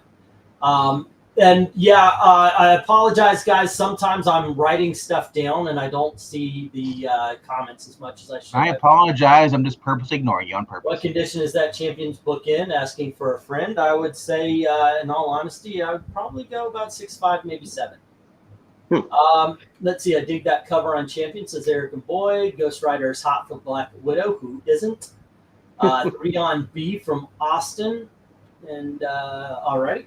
True story. They're once going to get Buster Poindexter to play Ghost Rider. Ah, really? Yeah, he started, but they couldn't do it because he kept saying, "I'm feeling hot, hot, hot," and they didn't want Ghost Rider singing. That's a long walk. Did you sell Star Trek 3 book? That I didn't know. Yes, I did. Excuse me, a long walk would be sitting through 3 hours of a movie that no one cares about. It went to Vezerin. Alrighty, I don't remember saying what he said. Says Rhaegar. Okay. Alrighty, there we go. I'll say this today though: the best thing to come out of the actual Lord of the Rings was Enya. Now let's get the one. Very talented singer. Anya actually, Anya came out with a movie called L.A. Story, which is a Steve Martin movie. Yes. That was when she really hit, because that's when you got an Orinoco flow and all that kind of stuff. What you're talking about is what's her name? Sweet Dreams Were Made of the... It's by the Rhythmics. Yeah, no, Annie Lennox. Annie Lennox. Yeah, I didn't say anything about Annie Lennox or Rhythm Takes. I said about Lord of the Rings. Yeah, Annie Lennox is the one that did the song. No, it wasn't. Yeah, it was. No, it wasn't. Yeah, you go tweet that and tag me. Let me know. It goes. Okay. We don't have to. Everybody in the chat knows. They can tell me if I'm wrong or not. Yeah. Okay, let's see. Oscar-winning song. Glenzer, you are older than me. I'll concede to your wisdom. Singer Annie Lennox holds her Oscar for the song "Into the West" from Lord of the Rings. It was Annie Lennox. To answer your question, Mariah, I'll pick. I'll talk with the England team and see if I'm picking it up in the reject pile. Okay, so do you want the AC and E? Those are the only ones available. Justice League, Catwoman, Dick Tracy. Yes. Okay. That is the Brubaker Cat one, I believe. 27. Brubaker? Oh, you're right. That is. Yeah, that is it. That is Brubaker, not Cook or Balland. Yep. Yeah, and, man. Hold on. Which Batman were you talking about, Vince? Okay, and that is, there you go. Boom. All right. And that is that. You know what? I'm going to put the stop, and we'll get these down. We'll get the next round up. I really wanted to like Bram Stoker's Dracula the movie, but that headdress he wore, Simpsons were right to make fun of it, looking like a pair of balls. I really liked it. I really liked it. But yeah, it's a good joke, but that movie's still good. Oh my gosh. All right, Dom says has the JLA. Austin has Champions. Dom has Catwoman. Let me actually write that down. I don't. Let me go back and check the title again. At I Love Comics, says Vincent. All right. 61. All right. No, well, since you brought up like Throwback Thursdays earlier, like remind me on the time, on the start and end time. Okay. Let's see. What was it? Ghost was with Jim, and Dom has the Dick Tracy. All right. Next up on the bottom row, Glenzer has the bottom row. Top Cats and GI Combats. Yeah, good choices. Right. Yo, yes, absolutely. Okie dokies, kids. They like Top Cats, not Carrot Tops. Let's see where we're going here. 1, 2, 3, 4, 5, 6, 7, 8, 9, and 10. I apologize. Some of these still have their tags on them. I tried to get these up. I was running out of time. Let's see. 1, 2, 3. Eric and Boyd, if you have questions, just in the chat, I'll address it. When E lets me talk. Let's see. 1, 2. Tomorrow is actually the start of daylight savings. Yep. All right, kids. Yeah. Let me get these up here real quick. We have the original Shield Archie Adventure series. This is issue number 1. Shield. And then we have Ms. Marvel, issue number 19. And we have World's Finest, issue number 277. And next up, we have World's Finest, issue number 251. Alrighty, and if you're wondering why these aren't in 5s or some, there is a line right here going through. This isn't a roll, but there's also a line right here. It's not a tear; it's just a cut. It looks like a cut or something. This one should have been in the 5s. All righty. Let's see. Plastic Man, and that is issue number 15. Next up, we have Supergirl, the America Honda Presents giveaway. All righty. Next up, we have Supergirl issue number 12.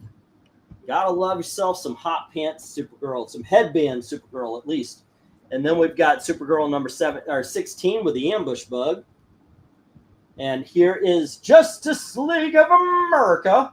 I need to look this one up because this one doesn't have a number, but it's got the roll call of the Justice League and the Justice Society with what looks like the World of Time Forgot, Jonah Hex, the American Patriot, Commandy, and what's his name? I forget this one right here. Sorry. And Enemy Ace. There we go. And it's a Whitman book. So that looks like a crazy. Oh, it's issue number 160, the Whitman variant. And then we have issue number 219. All righty. Bidding begins at $3 each. You know, I like that song. All righty. That's a good song with Commandy. Commandy, when you came and you ran from those man apes. Oh, I think they would kill you. Run into that abandoned building. All right. Anyway, that sucked. Holy crap! Right. We jumped in viewers. No, just kidding. I know, right? People coming over for the near Barry Manilow concert. Go for lot. What are we on? 17 or something like that? I've lost. 17. I don't know. Throwing out random numbers at this point. Well, the last lot was 16, and the one before that was 15. So one slick wants E and I is like the D. All right. I mean, right. do you like Ron Friend's art for his Spidey stuff? I'm just saying I like it. You don't have to. I honestly, offhand, I don't even know what Ron Friend's art look. Is he the artist on Sojourn, or is that Ron Lim? Is Ron Lim the writer or the artist? What? Ron Lim's the artist. Okay, Ron Lim did Sojourn, right? For Crossroads? You mean Cross-Gen? So whatever. For Sojourn, no, that was Greg Land. You sure? I sold one of the covers. For that recently. Yeah, Greg Land was the artist for Sojourn. Has that famous cover of the woman sitting down with a veil and Ghost. And I is the Whitman Justice League 160. Because that was Ron Mars and Greg Land. They're the authors. Yep. I thought Ron Lim did some work on it too, but Ron Frenza, I don't like. I haven't even heard this guy before. From Austin, and that is the Supergirl. What was that? Number 212. Number 12. I mean, yeah, number 12. Let me look.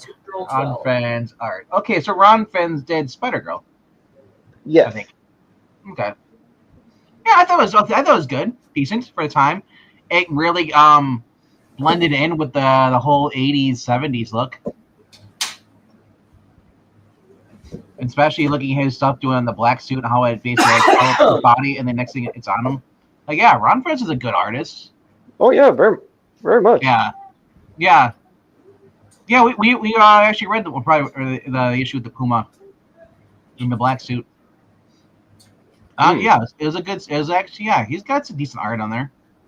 Oh yeah, and also like in the MC2 too, like with Spider Girl, like Venom was actually referred to like as a female, because that was from an editor's note from Tom DeFalco. Yep. And she previously had Normie as the host of the symbiote before it jumped to. Wait, did it jump to Mayday on the last issue? I didn't read all of Spider Girl. I only saw the highlights, bro. It's one of the things I've been meaning to get into and collect. Jim says 3 on C and D. I I remember there was a clone of Felicia Hardy or something like that, wasn't there? Or Yes. Felicia's Hardy's Oh, daughter. Oh no. Felicity. No. Well, Felicity is the daughter. The Yeah, daughter like of Felicia. So she's not really a clone. No, Mayhem is the clone of Mayday. Okay, so Mayhem is a clone of May. I thought she was a clone of Felicity. No. Yeah, as I said, it's so confusing. When I was looking, I was like, "What is this?" And then, yeah, the thing that kind of bummed me out the whole entire series is Peter having a cybernetic leg. And I was like, "You're still not Spider-Man anymore? You quit?" From Vincent. Yeah, that series is giving me a question. Is like, Peter Parker quit being Spider-Man because 5 he on lost his D leg? from Jim. He lost his leg like due to his final battle between him and Norman. On D. All right. Yeah. There we go. Sorry to interrupt there, guys. Just reading off the business. He asked for conversation and then tells us to be quiet. I didn't tell you to be quiet. I just talked over you so everybody could hear that I got their bids. At this point, though, I'm just I'm just writing. You could just not interrupt us and type in the chat so you got the bids. How dare you? yeah.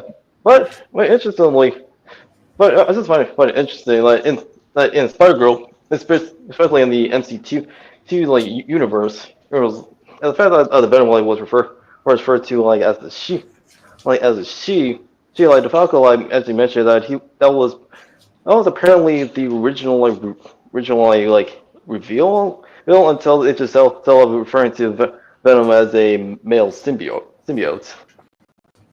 Yeah. So it's one of those like fun facts. A male symbiote on a female body, yeah, and yeah, that says all kinds of wrongs. Okay. That gives bad people like Eric Larson ideas. Ron Friends also did a run on Thor as well, says Henry. At first, more like John Buscema. Thor later, more like Kirby Thor. I prefer the Buscema style. I'm so mad because you didn't read any of that right. It's run on Thor! Thor! And John Buscema. Thor! Later. More like Kirby. Thor! Buscema. Okay. Yeah. Hey, Steven Spock. Greetings and salutations, stranger. It's been a day or two. How are you doing, sir? A day or two? What year? Oh, This year? Have we seen him this year? This is the first appearance. That's, or a third appearance. 53. The new volume.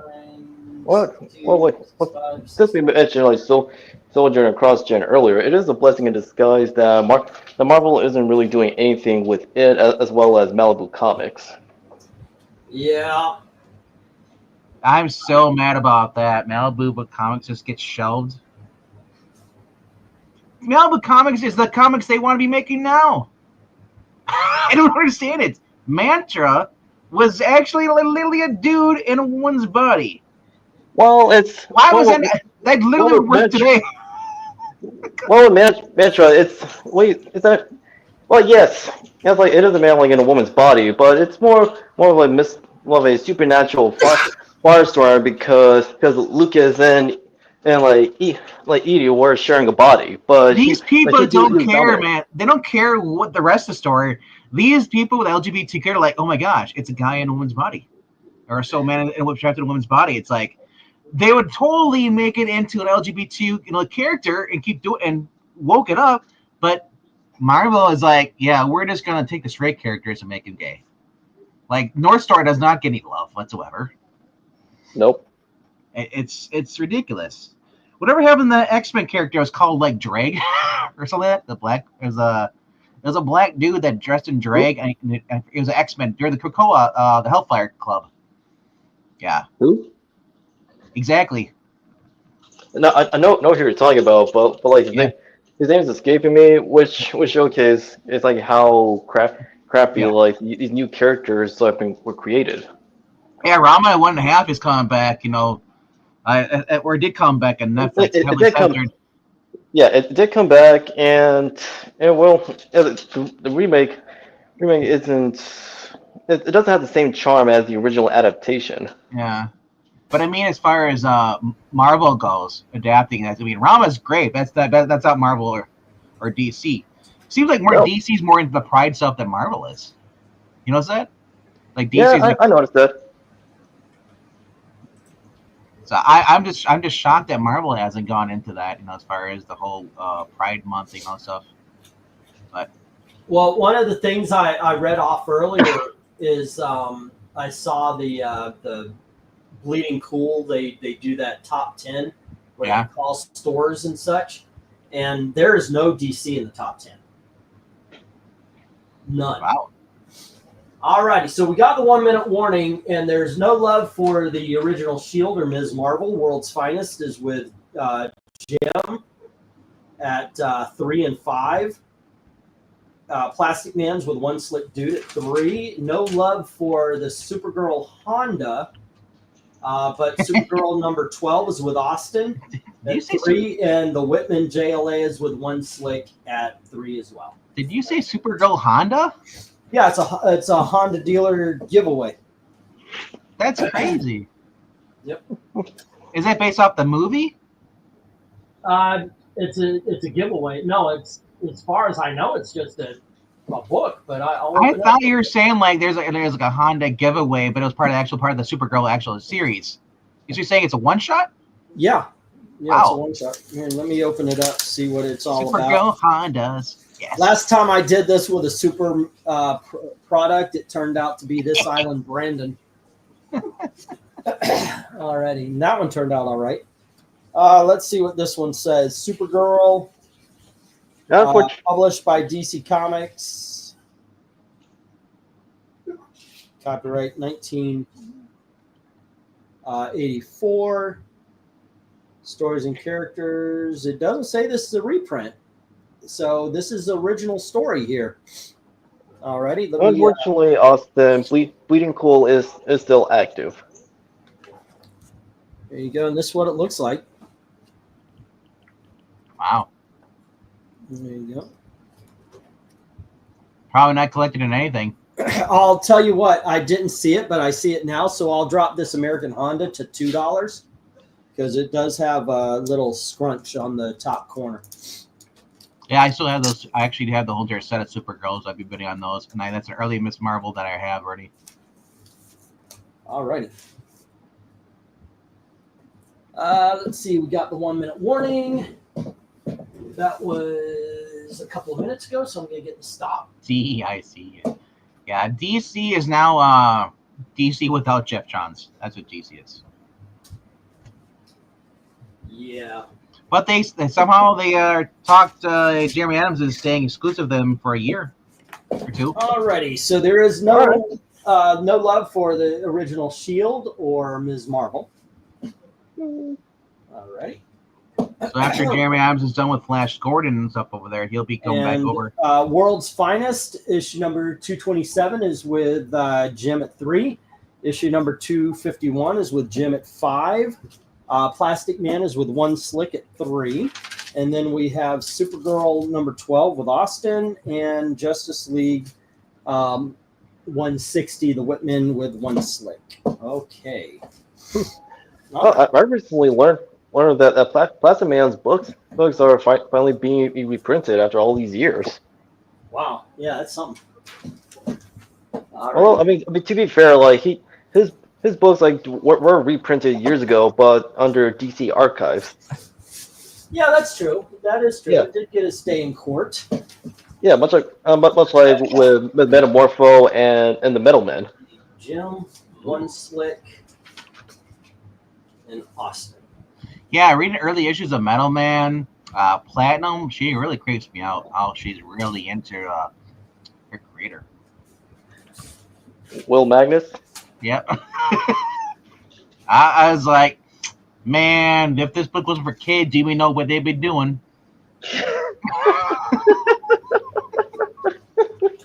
Okay, and let's get this next round up. I do believe we're still on $3. Wow. Okay. 1, 2, 3, 4, 5, 6, Yeah, we read 7, 8, 9, and 10. we read Brave and the Bold team up with Batman and Metal Man on the channel, and it was just like, Okay, let's see how these do, right? Well, that you bring up. Now that you bring up like Platinum's like romantic interest in Will. Well, that actually reminded me of the Flubber with Weibo. Here we have who's Marvel be in Classic love with- Comics number 8, Moby Dick. And then we have Richie Rich and Poor Little Rich Boy and Casper. I knew that because he's talking over you and you're going faster, and he's like, yeah. It's just the perfect icon. Every time he leaves. Well, what I was saying earlier, Platinum's expressing a romantic interest in Will remind me of Flubber, the remake to the Absent-Minded Professor, and Weibo. And Weibo, like she was shown to be in love with Robin Williams' character. Yeah, it's just yeah, I mean, some of those stories are innocent, you know, but it's just like, man. Put them in the hands of Garth Ennis or somebody else and see what goes on. No. Do not even suggest that, because come on, we know how Ennis feels about capes. I actually know Ennis has written some good stuff with capes. He hasn't written all bad stuff. And I mean, we know he has a contempt towards capes. Well, most of them, because there are a few he actually genuinely loves and respects. I mean, anybody who writes Constantine should have an attitude towards capes, because Constantine shouldn't be nowhere near the DC universe, other than Swamp Thing maybe, and Zatanna. Vertigo book.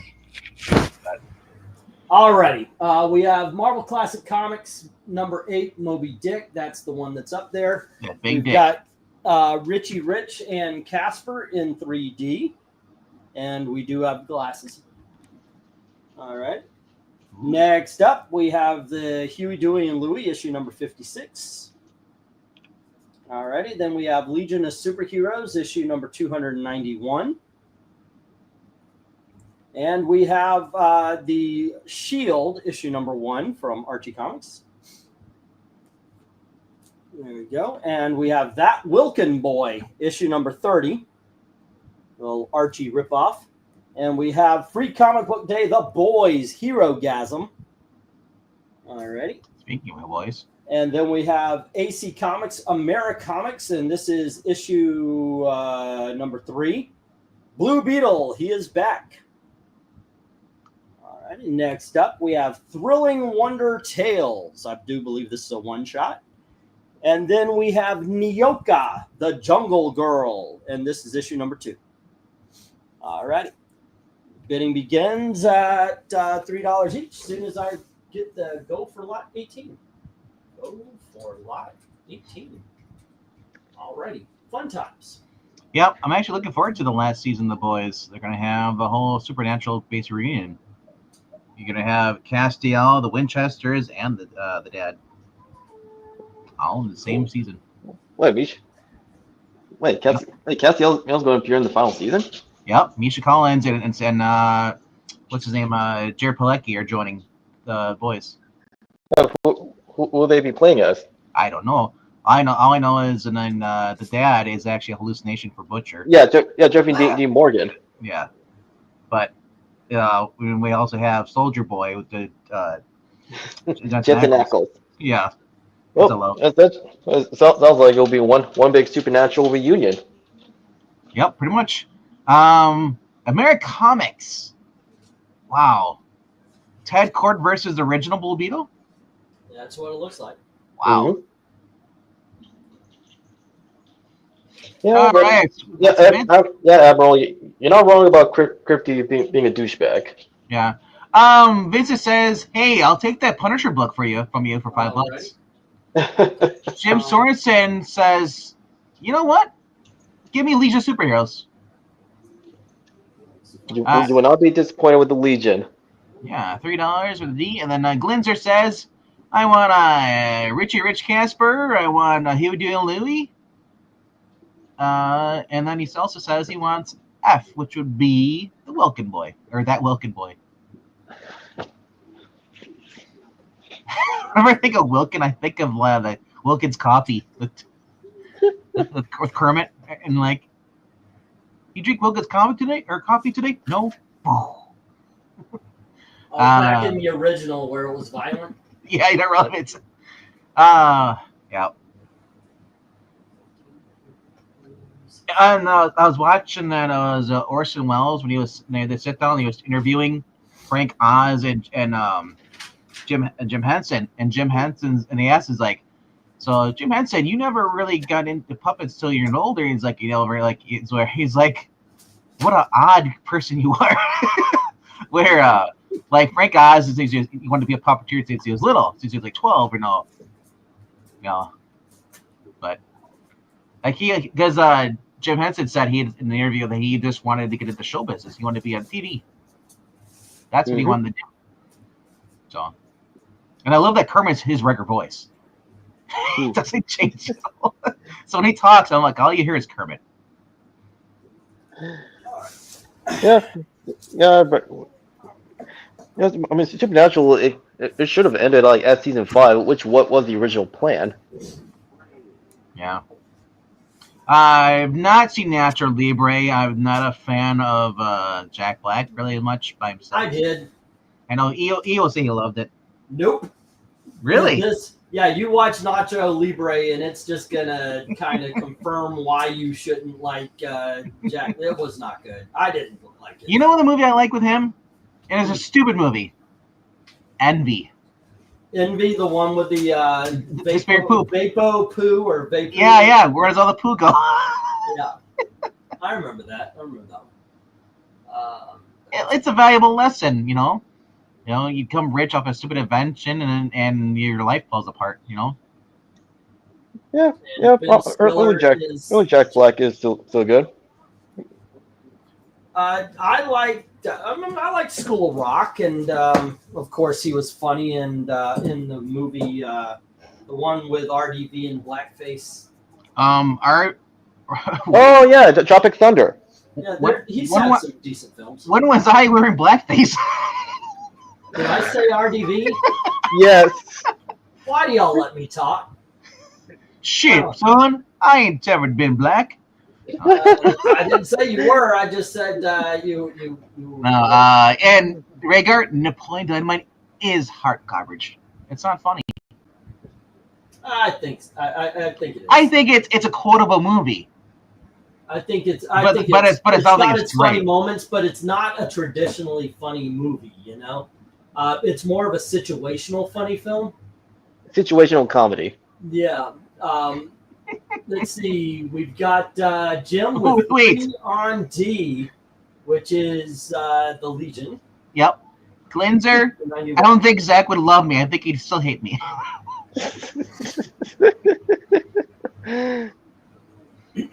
Let's see. School of Rock still. You know what? I actually liked last year. Jack Black did a Christmas movie where a kid with dyslexia sends his letter to Satan instead of Santa, and I thought I liked it. I thought it was fun. Glinda says 3 on B, C, and F. Alrighty, and B is Richie and Casper.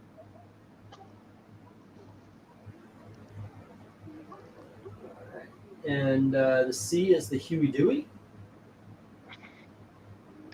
Now it's this day. Brutal Legends remains like a fun game, and he was good at playing Eddie Riggs. Is that the character in the game? Yeah. That's one of those games I've never played but always wanted to. That's the game I avoided because it looked bad.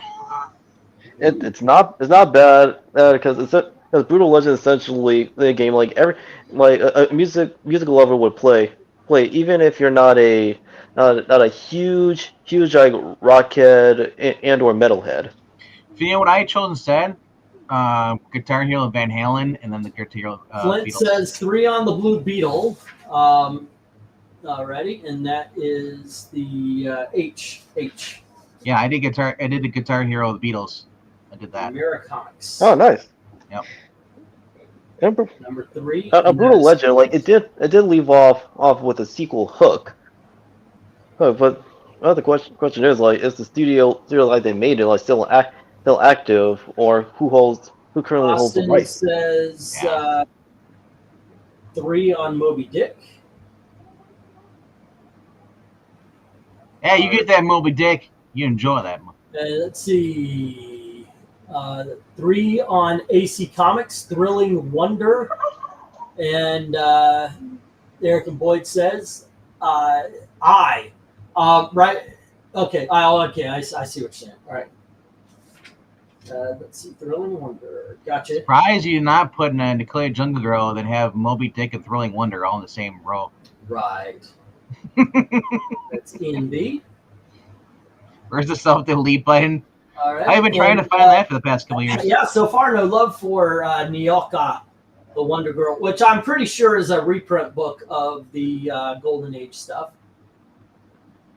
Let's see, 12 seasons later, School of Rock. Now Jack Black is just cosplaying as Karl Marx. Let's see, Brutal Legends was a fun game, fighting with guitar riffs. How about the Pick of Destiny? I would want to see it again. I did not like it the first time I saw it, but I don't know. I'm willing to give that one another shot. Let's get the 1-minute warning here. There you go. And I'll read this and see where we stand. A with Austin, that's the Moby Dick at 3. All of them are at $3 unless I think there's no pushback, but there you go. Yeah, I mean, and Casper's with Glinzer, Huey, Dewey, and Louie's with Glinzer, Legion of Superheroes with Jim, No Love for the Shield. I think it's required. Boy is with Glinzer, No Love for the Boys. Clint has Americomics. Eric and Boyd has Thrilling Wonder, No Love for Nyoka. All right. Nokia, nothing. Nokia. Yeah, honestly, if I start saying Canada first, then I'm just Justin Trudeau. Right. I know Eric and Boyd. I was thinking about that, and I almost got sprawled. Yes. Jack Black was all right in King Kong. I liked him in that. Yeah. I agree. He was pretty good. All righty. Can I put you down for anything there, Dom? Ooh, can I put him down? I'm putting on my salesman hat. Oh, I was going to put him down for free. Well, let's see. Nyoka, Thrilling Wonder Tales, as well as the remaining books that have not had a bid. Thrilling Wonder does have a bid from Eric and Boyd. All right. What about Americomics? From Clint. The ones without bids are The Shield, The Boys. That's it. Orgasm was a spinoff, but that 6-issue little miniseries it did. All right. I would like the remaining books except for Herogasm. Wow. All right. Have you ever tried to read The Boys? I did years ago, including the spinoff, and I only read them once. Honestly, I didn't think they're too offensive. Because I got the overall picture with the point they was trying to point out, that you could, it's not that they were. It's not that they were offensive. It was just like Ennis was making his contempt towards Cape's like very loud and clear. Even though I understand like what he was going for in that series. Yeah, you take away that stupid interview, and the whole point of the book is to point out that the world can go to shit, be a horrible place, but there's always hope if two people are willing to stand up against that, and that was Huey and Annie. Moby Dick. Yes. Dick is with Austin at 3. Well, all of these are at 3, by the way. Yeah. Richie Rich and Casper is with Glinzer. So is Huey, Dewey, and Louie. Jim has the Legion of Superheroes. The Shield is with Dominic. That Wilkins boy is with Glinzer. The Americomics with Clint. Thrilling Wonder with Eric and Boyd, and Dominic has Nyoka. Alrighty. And let's see. I think I might have to start a. Yeah, you know. Positive. Yeah, you are not wrong. You're not wrong about that like RTV, which is also one of the reasons why I jumped ship from the TV series, because it did miss the point of why Huey, Annie, and the other characters who are shown to be genuinely good people, Yeah. that they are out, they're willing to do the right thing and not fall into the same trappings that led the Stoops to, well, what they were. I didn't like what they did with Black Noir, changing it from the comic books. I think they kind of changed the story point. You know. Now I have a sneaking suspicion like they're going to use that plot line, but with a different character instead of a straight clone of Homelander. Yeah, as far as, like I said, I don't know who they'd do that, because it made sense with Noir because he was a mute, never spoke. He always wear a mask. So I don't know, man. Like I said, seems like I dropped. I think Butcher's probably gonna bite in the end, regardless. But it would be a different way. But the way he's going with that, the Vienna system. So honestly, it's been a creative way on it, though. I guess a lot of people like it more than the comic book because it's less gross. They really cut out a lot of the grossness, but I mean, I've seen horror movies, man. It's like, so I can't really say it's like, oh my gosh, it's the worst I've seen. Yes, yeah.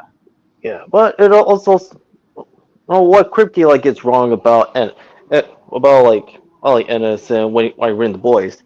Yes, yes. If you're a fan of capes and you're not a fan of like Ennis' contempt, that's understandable. However, like besides talking about how the cape fiction, there's oversaturation of cape fiction, he uses that to, like you said, showcase that even though the world is not a complete crap sack, there are still good people in the world fighting the good fight. All right. Let me get this going here. We've got Legion of Superheroes, issue 223. And we have Legion of Superheroes, issue number, oh goodness, I can't read it. There is 241. Next up, we have issue number 266. And we have issue number 267. Here is issue number 268. We have Legion of Superheroes issue number 271, the first appearance of Block. That's this guy right here. We have issue number 284. And here is issue number 292. And issue number 298, first appearance of Amethyst. Wait a second. There should be a last book there. Breaker. 1, 2, 3, 4. Okay, so we also have Superman 10 Cent Adventures, first appearance of Supergirl, Seer L, or something like that. So there you go.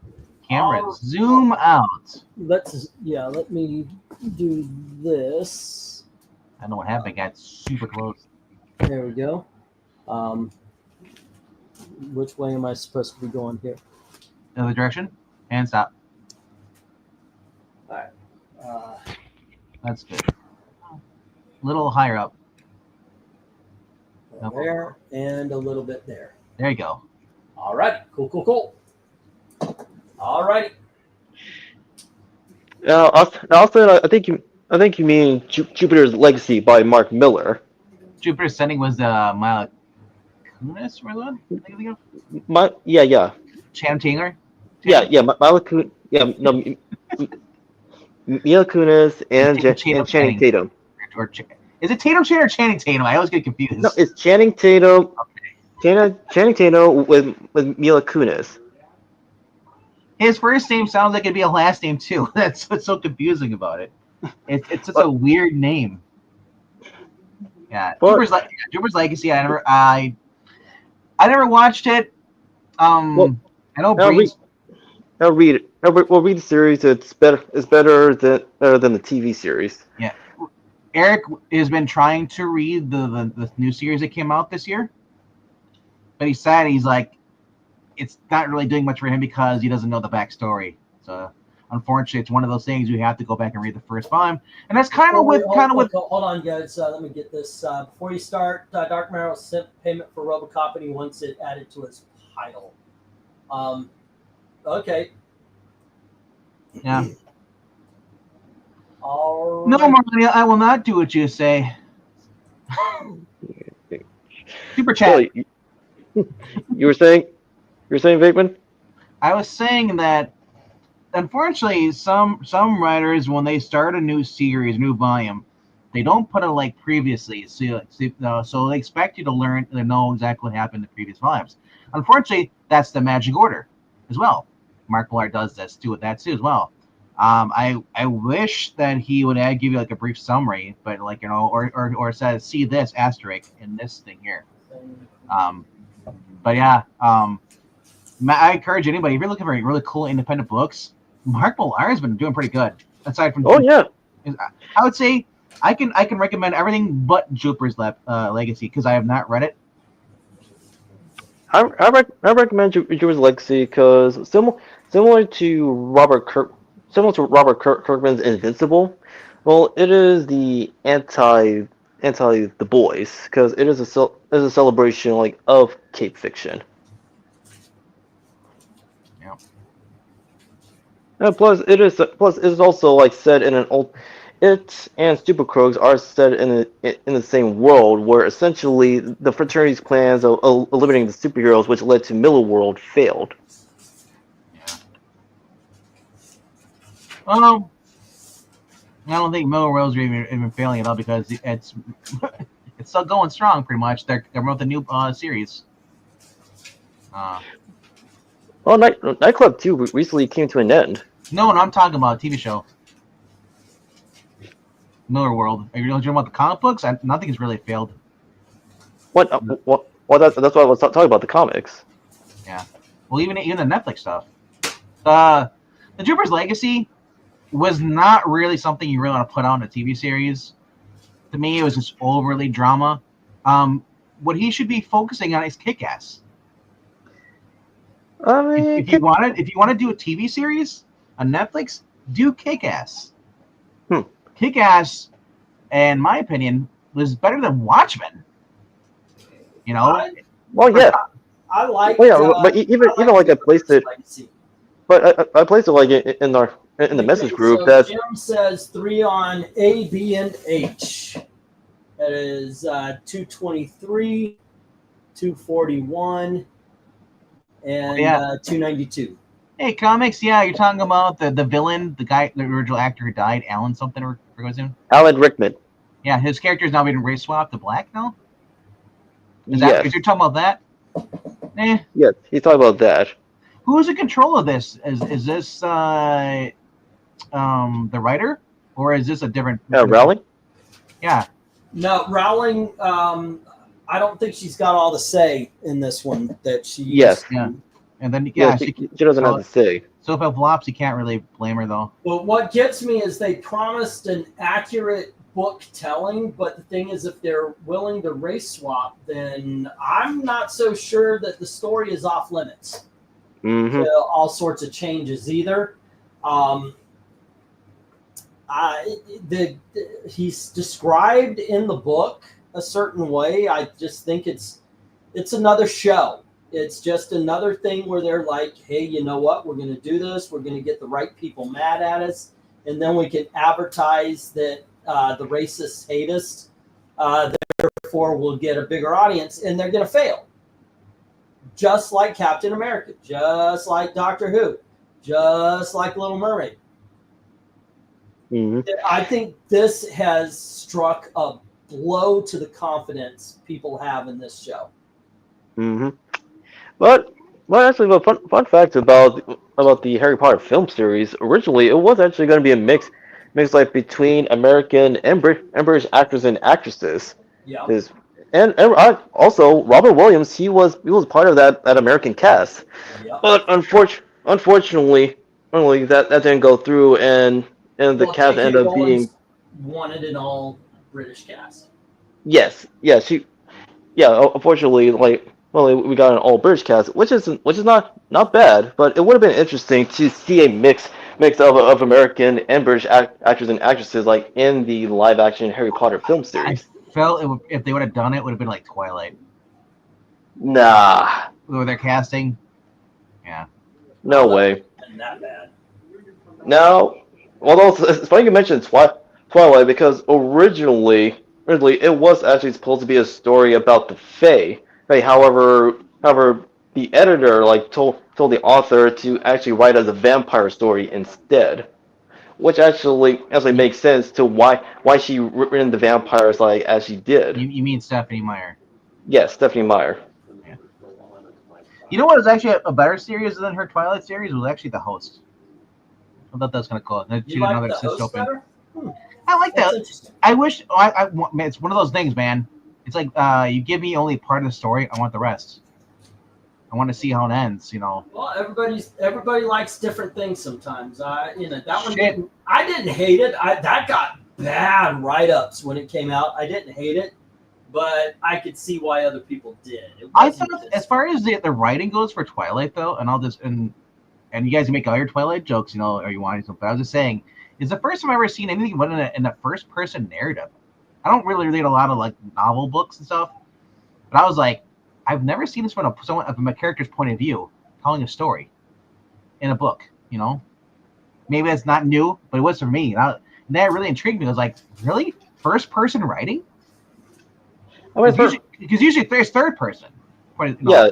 Well, it's either third person omniscient or third person limited. But novels, I was told in the first person POV is not new. No. It's just not prominent as much like second person POV. It literally felt like I was reading like the Long Halloween, like the narration over. Like that's what it felt like. It was, But Jim Butcher's the Dresden File, for example, that is told in the first person. Yeah. But I mean, like you said, first person in an actual book outside of comic books. I was like, this exists. So, but like I said, I don't read a lot of books. I'm more the person that I will watch the movie than I will read the book. Oh, who's crying? Are you at school still? He's with his No. cat, right? It's the cat. No, it's the cat not liking my kitten. All right. Let's see. We got a 1-minute warning here. Sorry it took so long. I was writing everything down from the last couple of lots. So what is the And alternate ending? Vincent says 3 on J, the 10-cent Superman. I gotta ask you, what is the alternate ending of Watchmen? Because I've only started seeing what Dr. Manhattan's like the villain behind everything. Is there an alternate ending in the movie, or is this only in the book? Dr. Manhattan is only responsible in the movie. Okay. Yeah. Yeah, He's only responsible in the movie, not in the comic. Okay, so there's only an alternate ending for the comic, not the movie. Right. I guess. Yeah. I've never seen an old. I guess. I don't know. I guess the alternate, because Rob Liefeld has been really talking about that. I guess people are talking about despite Alan Moore, because Alan Moore spoke out to something. So yeah, he's already there. You know what? I started reading my copy of Arkham Asylum: A Serious House, and it's falling apart. Like literally, I opened it up and the pages started separating. This is a book I've had since it first came out. This is my original copy from 30 years ago. I have read a lot. And it started falling apart here. So yeah, that would do it. That is a good question too. Is Dr. Manhattan as hateable in the comic as he is in the movie? Yeah, a little bit. Yeah. Because he just comes off like a dude who's so out of touch and he lost his humanity. I guess I am going to have some books for next week because we're on the last of the 3. This is lot number 20. It's getting late. Oh, nope. It's going to be a $2 lot, this next one. All right. There we go. I mean, it's getting late. I still have to read off everything, but there we go. Okay, so for this one, though, we have Jim with issue number 223 and 241. And then we have Jim with issue number 292. And Vincent with the 10-cent Superman. All right. Dude, Rhaegar, I'm with you. Justice for Rorschach. I was really excited to read that a couple years ago they have a Rorschach comic book, and then I realized it's Tom King. I was like, no. And these hit the rejects. All right. Like the Human Target had a good show up. I just wish that these characters had more respect by the comics. Excuse me. No, I agree.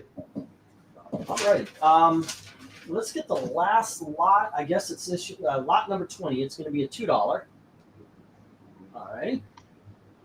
I mean, Eric, like it's pretty much known by now that Rorschach is the true hero in Watchmen. Can you imagine an actor for Rorschach playing like Cletus Cassidy though? Ooh. Yeah, actually, when Yes. I always thought he'd be a dream cast of. I was like, why isn't this guy Cletus Cassidy in a Spider-Man movie? It's like you guys are dropping the ball because we want to make it family friendly. Screw the family. Support the people who actually like the comics.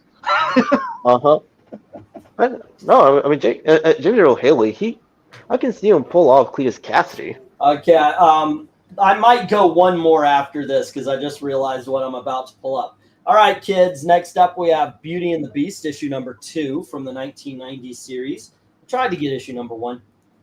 Then we have Critters, issue number 11, starring Usagi Yojimbo and a lot of other characters. Next up, we have Thunder Bunny, issue number 3. We have Thunder Bunny, issue number 12. And here is issue number 11. Whoop, okay. I thought I had these in order. Yeah, nope, I guess not. Let me try this again here real quick. All right, let's see, 10. You know, if you got the Herogasm book, he makes an appearance in there. 5. Look for the guy with the donkeys. And okay, there we go. All righty, we have issue number 3. Here's issue number 4. Okay, and we have issue number 5. Next up, we have Thunder Bunny issue number 6. And here is issue number 8. Or number 9, excuse me. Number 9. And we have issue number 10. Issue number 11. And issue number 12. And he's gone. Again. I just felt like I was having a fever dream in there, like a Thunder Bunny. Like, what the heck is I watching here? Maybe it's a good book. But No, I've read Thunder Bunny. It's a fun series. like sometimes I don't understand it because I don't know if somebody donated this from their collection to him or if he just randomly just found it like and just hey, Thunder Bunny, man. Thunder Bunny, is that from a thrift shop? Where did you find that? It's from the 1980s. It's Warp Graphics and it's Apple Comics. We have issue number 3, 4, 5, 6, 9, 10, 11, and 12. Because I know it's a take on Hoppy the Marvel Bunny from the Golden Age. Because it looks like it's like, hey, we saw Captain Carrot, let's do our own.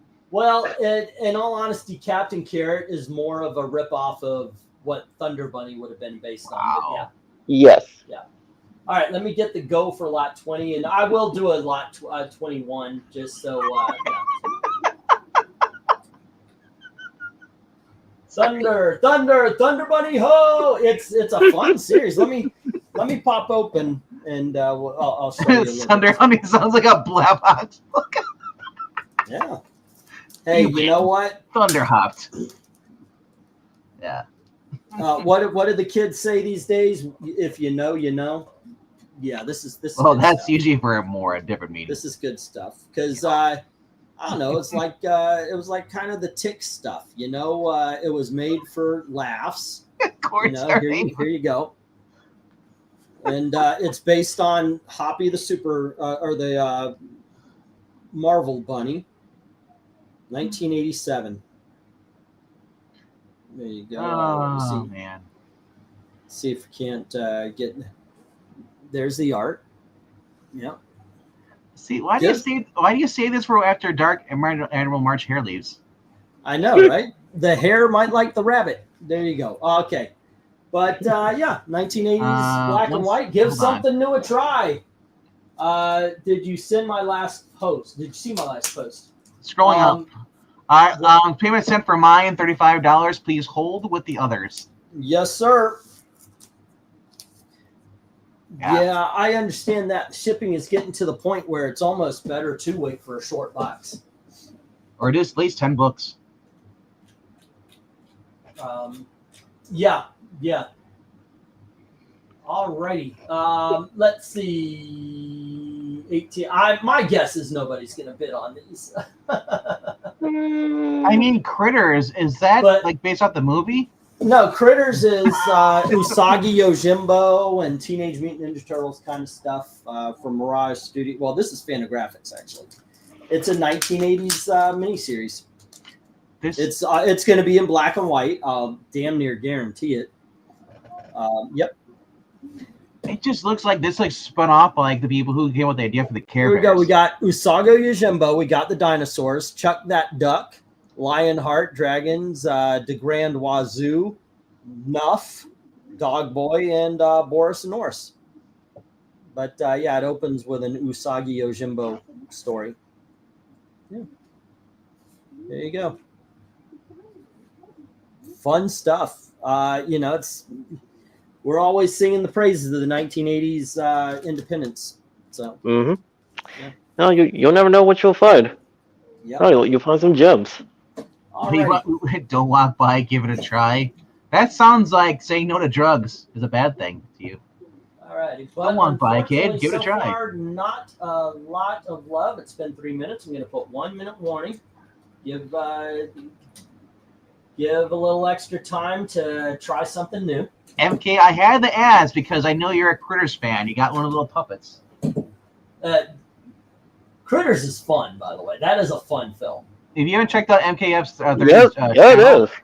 He unboxed and he has a little critter, little puppet. That is awesome. Well, he is our horror aficionado. Well, I mean, I guess. Like what I'm talking about with Dominic about wanting to do some redo the like Thursday night throwbacks and all that kind of stuff. And yeah, you do a reading on Thursday. No, I don't do a reading on Thursday. You don't? Well, no, I do the best of the week. Oh, that's right. Shit, yeah. Do it Wednesday night. I like Throwback Thursday. Yeah. I'm very much like Stan Lee. I love my alliteration, so it'd be like more like What If Wednesdays, where we talk about the. Well, Fridays are Flashback Fridays, Thursday out. Then there's no. I was thinking more like Film Fan Fridays, where we talk about movie adaptations. That would be fun. All right, let me get the stop. Dom, you interested? Yes, I am. All righty. You want me to put you down for the lot? He's talking about the comics, not that other thing. Yeah, are you talking about I'm talking about the comics. Well, yeah, that's what I said. Okay. Yeah, so yes, I'm interested. I'm interested in taking the lot 20 books. Okay. Thunder Bunny. I just realized this is the furry lot. It kind of is. You got Beauty and the Beast. Come on, there's a difference between anthro and furry. They're not the same. Hey, there's a difference. I'm not the one buying it. You are. 2, 3. I think it's 2, 3, 4, 6. Alrighty. Let me get these numbers here again. You know what? Hey, Way Back Wednesdays. There you go. Way Back Wednesdays. 3, 4. He can't hear us. Yeah, I can. Way Back Wednesdays. 5, 6, 3, 4, 5, 6, 9, 10, 11, 12. All right. We'll put those in the cool pile. All right. And then we let me get those real quick. We had 3, 4, 5, 6, 9, 10, 11, 12. 1, 2, 3, 4, 5, 6, 7, 8. Beauty and the Beast. Number 2 in Critters 11. You guys should do a top your first video. If you guys do something, I'm like, be like, what if Matt Murdock was Daredevil? And just talk about it. Like, what if he was ever Daredevil? Because anybody who reads pictures of Daredevil now knows it's just Electro. 1, 2, 3, 4, 5, 6, 7, 8, 9, and 10. Alrighty, kids. This one will be This will be the last lot. We have X-Men issue number 290, famous Storm cover, and then we have X-Patrol, part of the Amalgam universe. Next up, there's, by the way, ticks and such right here. That's why it's in the 2s and not higher. Well, Wonder Woman annual number 1 from the 2000 series, not the new 52. And then we have issue number 9 from that same run. Nice series, 2009 series.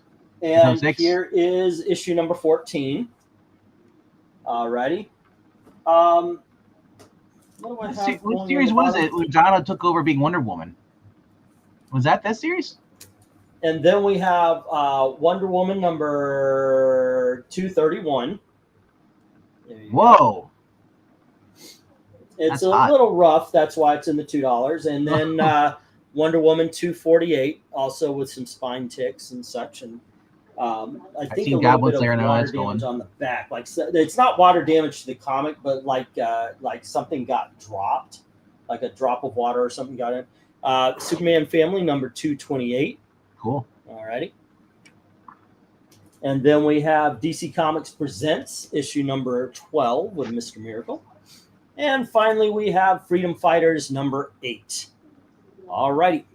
Bidding begins at $2 each as soon as I get the go for lot 21, last lot of the night. Who will bid on 21? F and G right away. Alrighty. And remember, if you haven't bought anything, every $10 is going to get you a spot on the wheel. Remember, there we go, Austin. There you go. Got to get that Goblin Slayer Wonder Woman.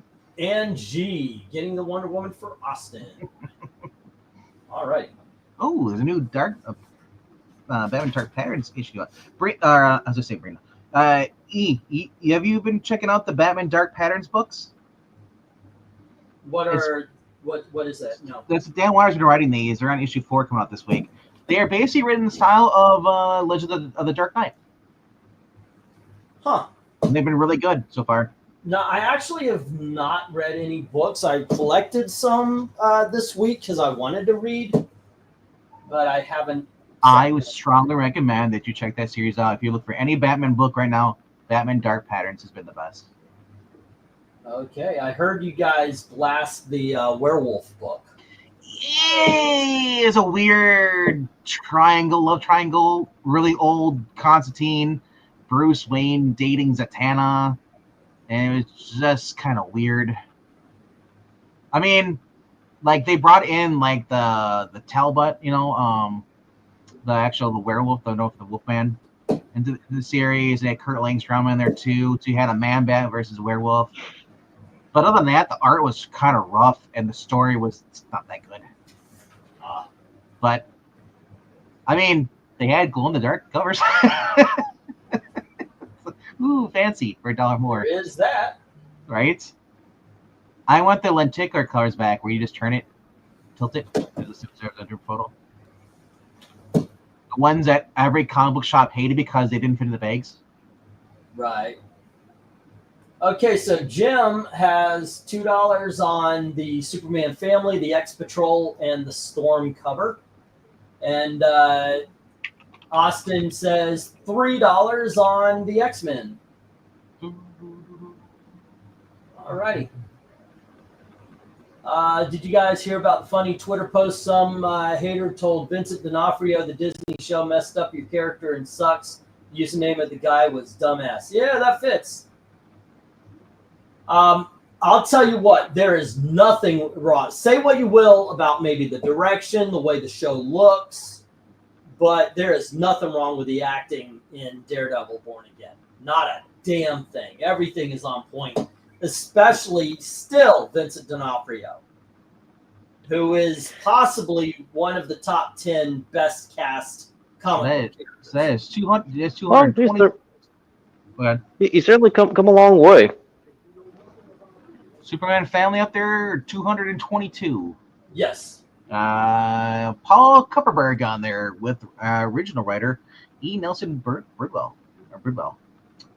Tamsin O'Flynn. You had Bob Oxner doing the penciling. Adam Kubert doing lettering back in the day. And then is that cover. You know what's on there? Who? That is the great one, Kilcane. Okay. With Frank Giacoya. And Darth Kato is saying that is one spicy Wonder Woman cover.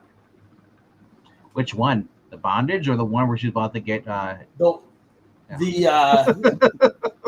one where she's in the prism, I guess, where she's sticking her boobs out. Yeah, the one that I can make a joke is like Goblin Slayer, 'cause that's what it looks like.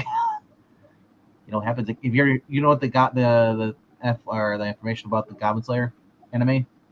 Why it was really hated by people? What? If you don't know, go Google it, because I'm not going to say it on here because I don't want to get your channel strike. Oh, okay, yeah. Please. Yeah. I'm just saying that an R happens. Yeah. I have talked to, even you, by the way, I have talked to so many people who said that I should abandon the channel, and I haven't yet. I like.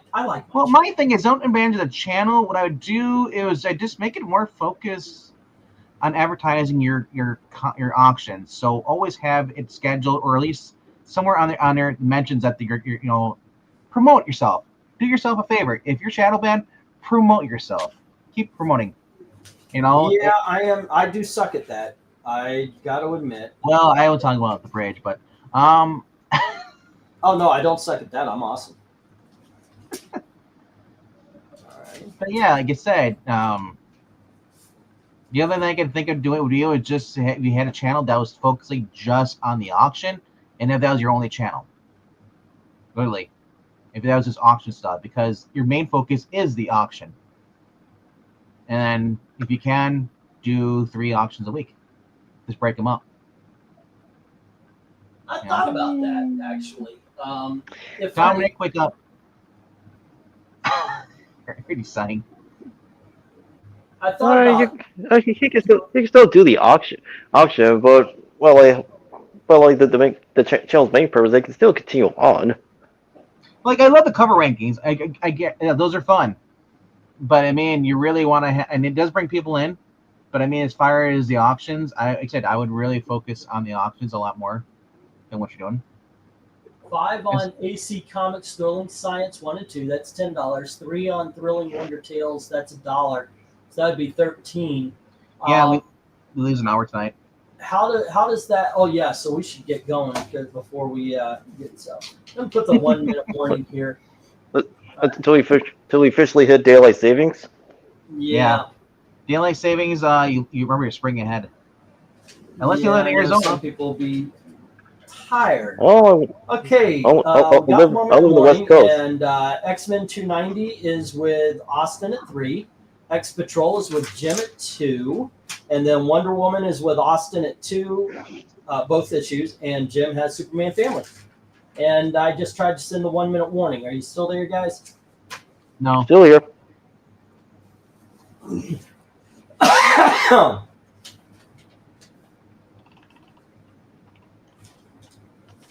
I'll do it.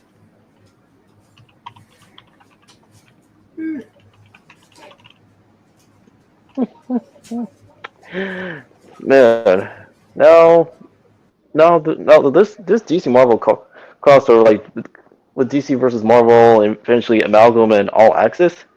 Now that took years for that one to finally be reprinted. But now they're all one big omnibus. You talking about the new one coming out, or you talking about just collecting the Road original? Oh no, the collection of the original. I missed the first part because I was reading Eric and Boyd's thing, Caps. So what was the first part about it? You want it to be collected, or it has never been collected? The original has been collected for years. Okay. Years, like until like now, in the new Roaring Twenties. Yeah, the new one coming out, they're talking about doing a crossover event, and as Marani says, it's just gonna be Pride. You're gonna have the worst writers on there. It's not even gonna sell. It might sell for people who like, oh my gosh, I love the cover, and then it bombs. Like it's just like I don't see it doing well. I mean, unless you put competent writers. Marvel wants to put writers on there. Put Jed McKay and put Jonathan Hickman. No, seriously, because Marvel doesn't have any good writers really. DC needs. I was going to suggest like Dan Jurgens. Well, I don't. Well, you could put Dan Jurgens if you want to, but their big three writers they have right now at DC Comics is Mark Waid, Joshua Williamson, and Jeremy Adams. But I feel like we're not going to get that. They're going to put You might even get Jurgens. You're going to get like Philip Kennedy Johnson, and Jason Aaron. You might even get Bendis on there, and it's the point where no one's really going to go into this. I mean, Philip Kennedy Johnson, he's not a bad writer. Aaron and Bendis, on the other hand, not so much. I said he's like a lukewarm at the best. You know, not enough to get a lot of people come in because, like, doing a crossover event, I almost feel like they're trying to bait the people who have stopped reading comic books to come in. Hold on. So, E? Yeah. When you're done showing us your crotch. Thank you. Yep. No, thank you to us. Hey, I charge people for that Under the Bridge. So all right. So I put the 1 minute warning in. So I don't know if you. Oh yeah, I actually read off the books that sold. So I figured, okay, we're good. All right. So let me. Did you read Eric and Boyd's comment then? Eric and Boyd. Sorry, I just want to make sure Dominic doesn't take my comics. Scroll up higher. Oh, then $3 on. Oh wait, I had $5 on Thrilling Science Tales 1 and 2, and that's why I got them down for Thrilling Wonder Tales and Thrilling Science. And the rest of the Good Girl books. The rest of the Good Girl art quarterlies. Oh, that's right. You had the Good Girl arts. Good Girl quarterlies. Then he had AC Comics Thrilling Wonder Tales. Good Girl art, and those ended up being 25. Those were in the $5 bin. Like you took that entire bottom row. I placed your sheet somewhere I can't find. So yeah, thank you very much for doing this because I needed to rewrite it. Then 3. Okay, that's 25. I've got $33 worth right here. Because there were 5, so it'd be 25. Then the Thrilling Science, that's 10. And then 3 on the Thrilling Wonder Tales. Okay, so I see. Let's see. 25. I had $5 on Thrilling Science Tales 1 and 2. They weren't together. They were 2 different things. I think that might be where we're having our difference because I have 33 for you. All right. Let's see. But yeah, I'm going to go through these after with Dominic. I knew England team had an OnlyFans. I was thinking about it. I actually told Gail about that as well, that I was thinking about doing a conversation, I've been in a relationship, had the ups and downs, doing a talking thing. Jim, we will keep you on the wheel because who are we going to throw daggers at? Okay, don't put Jim on the wheel. Gotcha, sir. Alrighty, so he sent his money. All right, cool. Thank you, Jim. Eric and Boyd, Thrilling One. We talked about this. Thrilling Wonder for 3, Thrilling Science 1 and 2 for 5 each, and then the Good Girl art books and the whole bottom row there. I've got them in here. I lost the paper. I'll make sure I won't give them to Dominic, so you're safe on that. But I've got 33. And I'll just throw them into the same box for the last one. That was a lot. That lot was 25 total for the first AC Comics. 5 comics at $5 each. Yes. Yeah, that bottom row was 25. Yep. One Slick Dude had Mighty Mouse number 166, Black Cat 6. That was for 8. 6, 7, 8, and 9 for 5 each. Plastic Man for 3. Whitman JLA 160 for 3 for a subtotal of 34. He wants me to hold him. Zach had Ms. Marvel number 20 for $12.50 and Secret Six 1 through 5 for $10. Wonder if I should. Okay.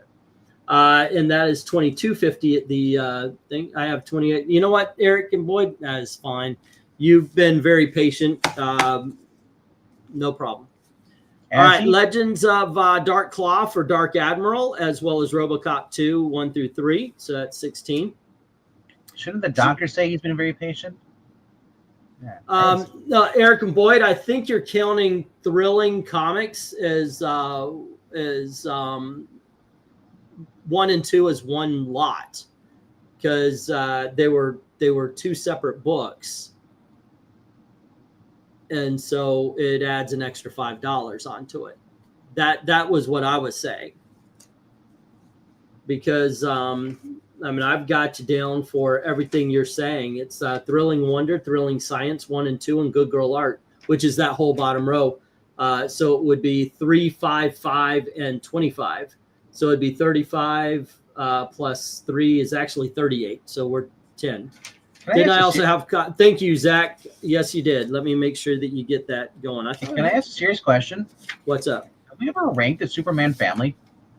No, we haven't. Those are some awesome covers. That would be especially awesome. The layered ones with Supergirl. Cha-cha. Yep, they're some of my favorite covers. All right, so Zach has $30.50. All righty. Oh, dude, I'm dumb. Sometimes I made you I'm going through and I'm trying to do this for everybody. No, I did not make you a sheet, but I'm going through and I'm like, if I'm holding books for you, I'm trying to write everything down. Okay, did I bid on it? No. Okay, so something is missing. Something is wrong that I'm going to say I'm doing it. Your memory. Now, what do we have? We have Thrilling Wonder. Okay. And that was $3. And then we have Thrilling Science. Thrilling Science Tales 1 and 2 for $5 each. Yep. So that's $13. And then the Good Girl Quality Art Quarterly would be $25. Let me pull these out. Just hold on just a second. Excuse me while I whip this out.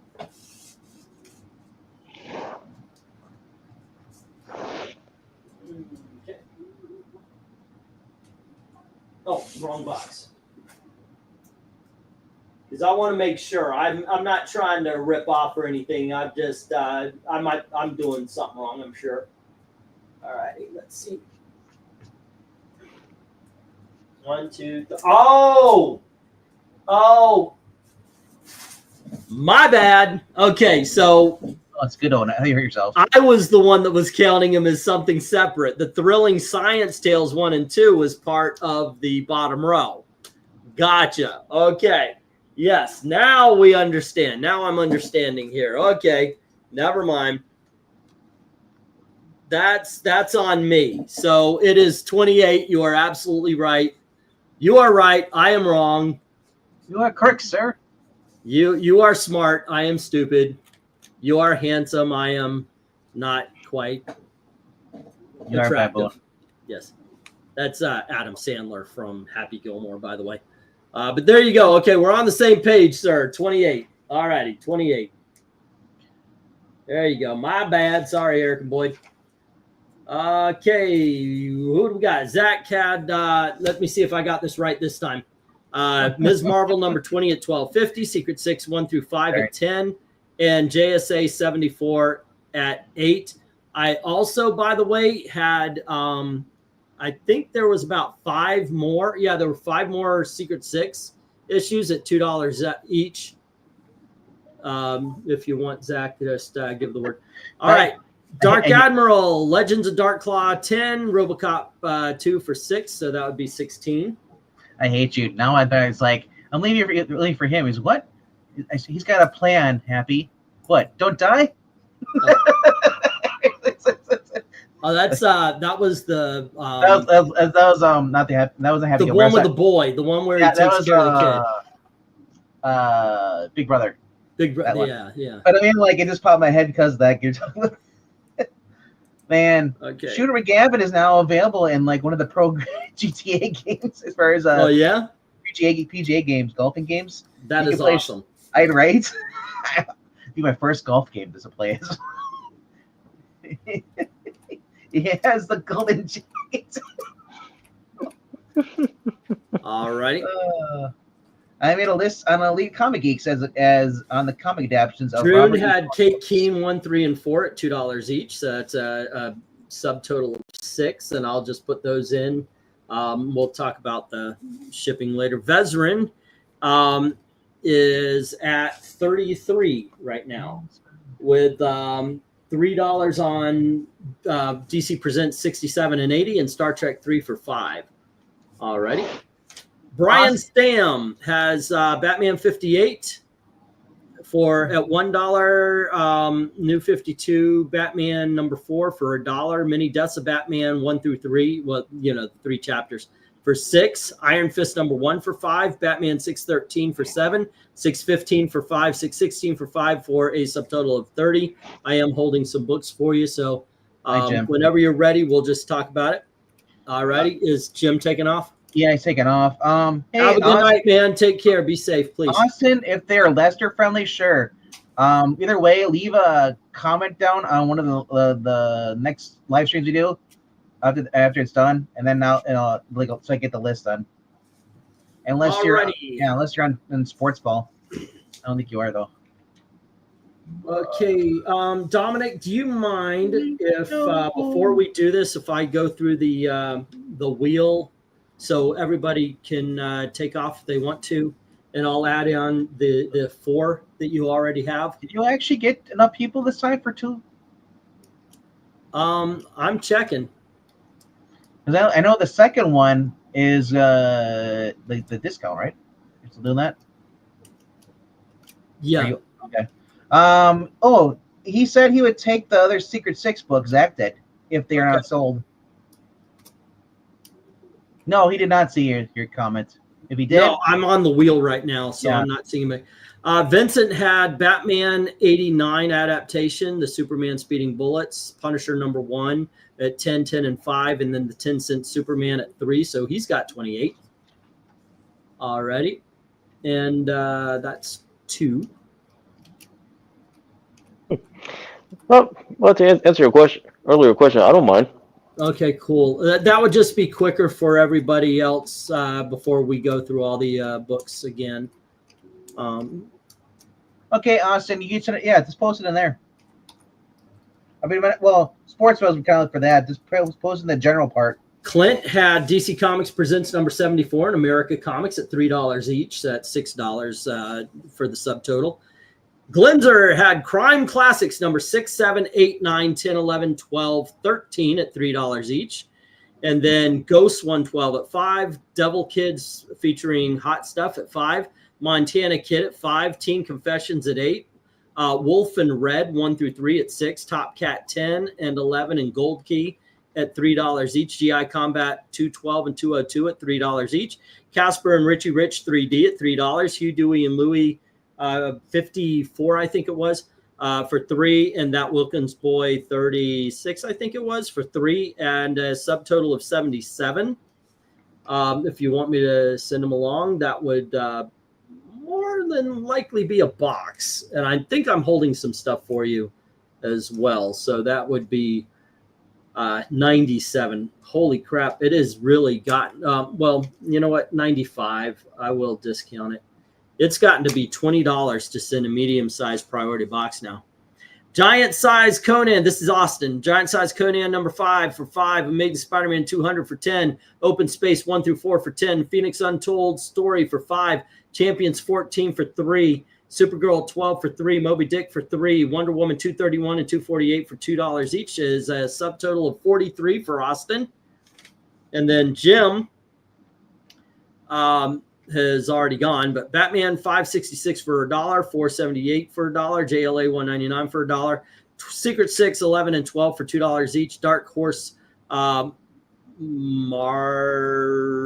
or other 2001 for 5, Archie, Betty and Me for 2, Parables for 2, Batman 399 for 3, Detcom 3, Witching Hour is 86 for 5. Archie Annual 34 for 5. Everything Archie 36 for 5.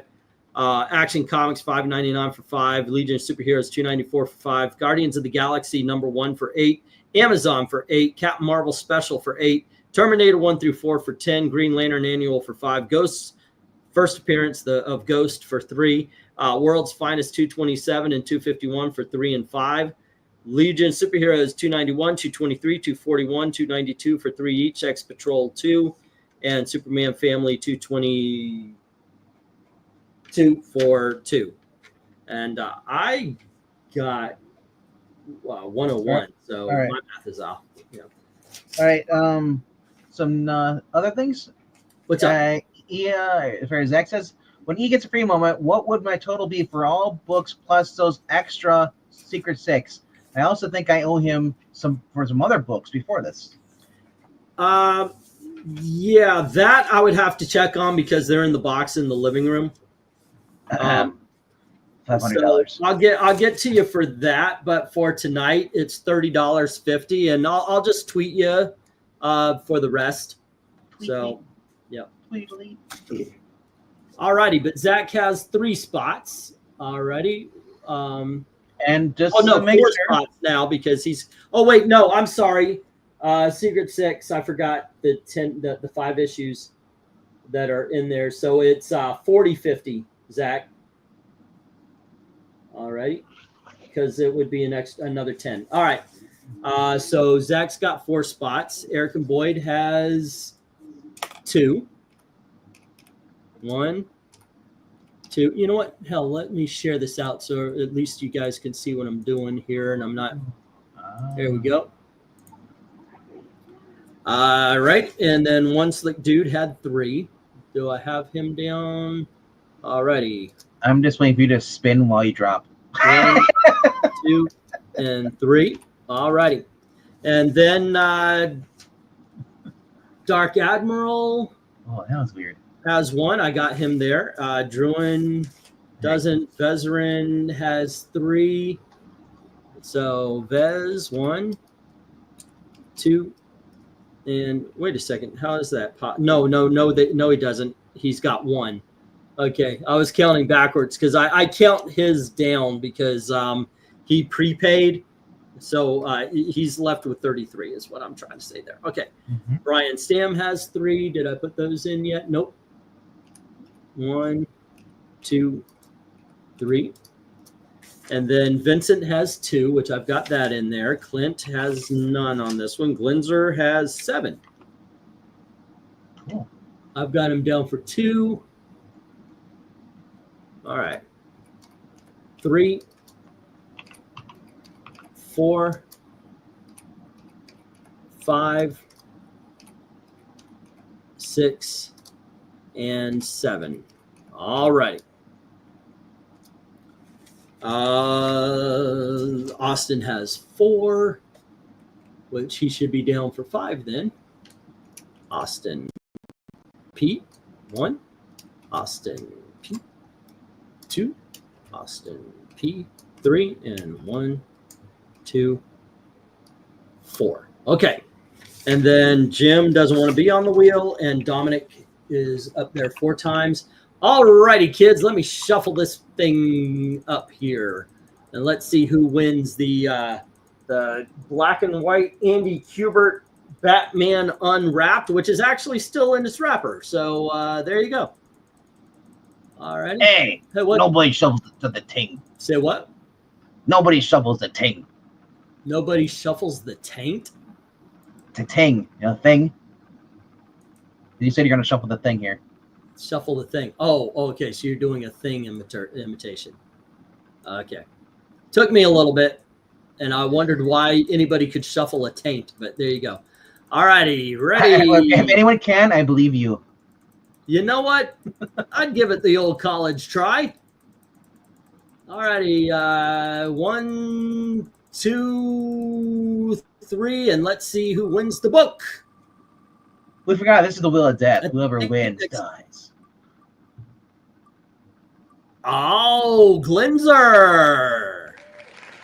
There we go. All right, now remove Congratulations. cleansers. All righty. Let's see. Hold on just a sec. Let's count Glenser once. Okay. 2, 3, 4, 5, 6, 7, 9, 10. All right. Somebody's got a $5 discount next week. But take hold cleanser on. off of it all. Yeah, I just noticed that. All right. Zoinks. All right. And let's see. 1, 2. I just found out recently that old Marvel John Carter run is the original story set in between Princess of Mars and Gods of Mars. Huh. Cool. Tain't nothing but a J thing. All righty. Let's see. Ready? 1, 2, 3. Who gets the $5 discount? The $5 credit goes to, hey, Zach. All righty. I'll put it, I'll make you a page right now and put that down. All righty.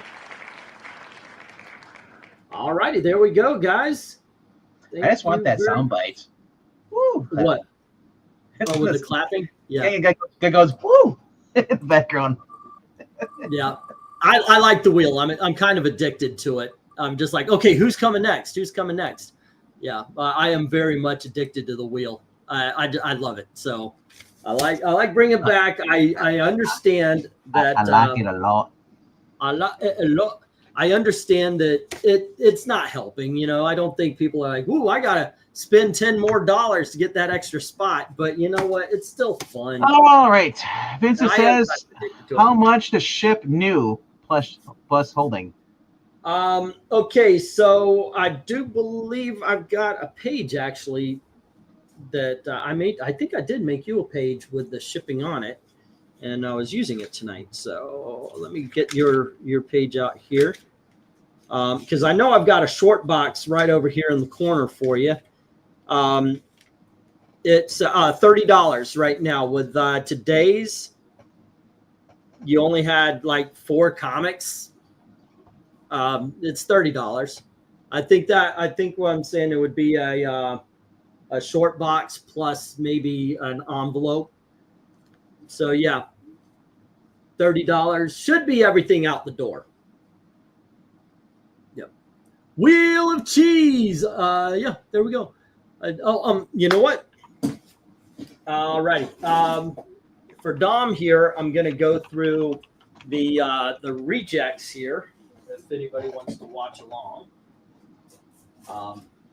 There you go. Yikes. You know, it'd be really cool if Marvel would release like the original Amazing Spider-Man covers, but like without the title font, but like Revergent variants. You mean like the Silver Age? Yeah, like Silver Age, you know, or even in going into, I guess, what do you consider the 70s? Bronze Age. Yeah, like 197, where the Kingpin's standing atop him. He's got the desk raised. You get, and he's not sorry, a desk, but a couch. That'd be a great photo. Get rid of the title dress and just have that. Like, that'd be kind of cool. It's not a bad idea. Yeah. I mean, they do all these other weird variants, but I'm like, just use the existing ones and remove the font. Oh wait, did I pull the wrong? I don't know what you pulled. Yeah, I grabbed the books that sold instead of the rejects. Ah, okay. Red Snapper. What is that about? Oh, Wheel Fish. What? Oh no, wait. Okay, I see what happened. I grabbed the I books did that not. sold and put the small. Okay, I see what happened. All right, got those. And got an empty box. And then here's the other box of rejects. All right. There will be a time when this will hurt my back. And I have a feeling that's coming pretty quick. All right. All right. Let's see. Do I need another empty? Sure, why not? Just in case. All right, there we go. Okay, so here are some rejects. Dominic. Hasta la vista, see ya, says Erica Boyd. You guys have a great day. Let's ship. We'll send payment shortly, says Vincent. All right. I'll give you a heads up if it turns out to be more books than I thought. But there you go. Let's see. Okay, so we had 3 issues of a book called Vampire State Building. It was $5. There you go. Right of the Walking Dead, as it says, or artists. Empire State Building. Oh, from a Blaze. Yeah, it's got Aldred, Mike, or what was it? Charlie Aldred, I think it's Aldred. Yeah. Oh, let me get your sheet here too. A sheet. There you go. Yes, give us the sheet. Everybody's sheet. I am handling your sheet. Oh no, not the sheet. If you see something, say something, and if there's a bidding thing, we'll give a little bit. All right, so we got Vampire State Building, which I really want to read. It just sounds interesting. Oh well, Blaze is not a bad publisher, if you ask me. You want it on your list? Yeah. All right. Yeah, they're still producing either like their own original material or the manga and bond designates that they're translating. Marvel Comics. I'm going through the sets first, obviously. Marvel Comics presents 17, 18, and 19. First appearance of Damage Control. Yes. All righty. MCP 17 through 19, and that was 5 as well, I believe. Yep. And then we have a book by Rob Zombie called Baron von Schock, and this is issue 1 through 3. Yeah, that's Rob Zombie, all right. Yeah. Sure. Okay. I don't know. I'm curious.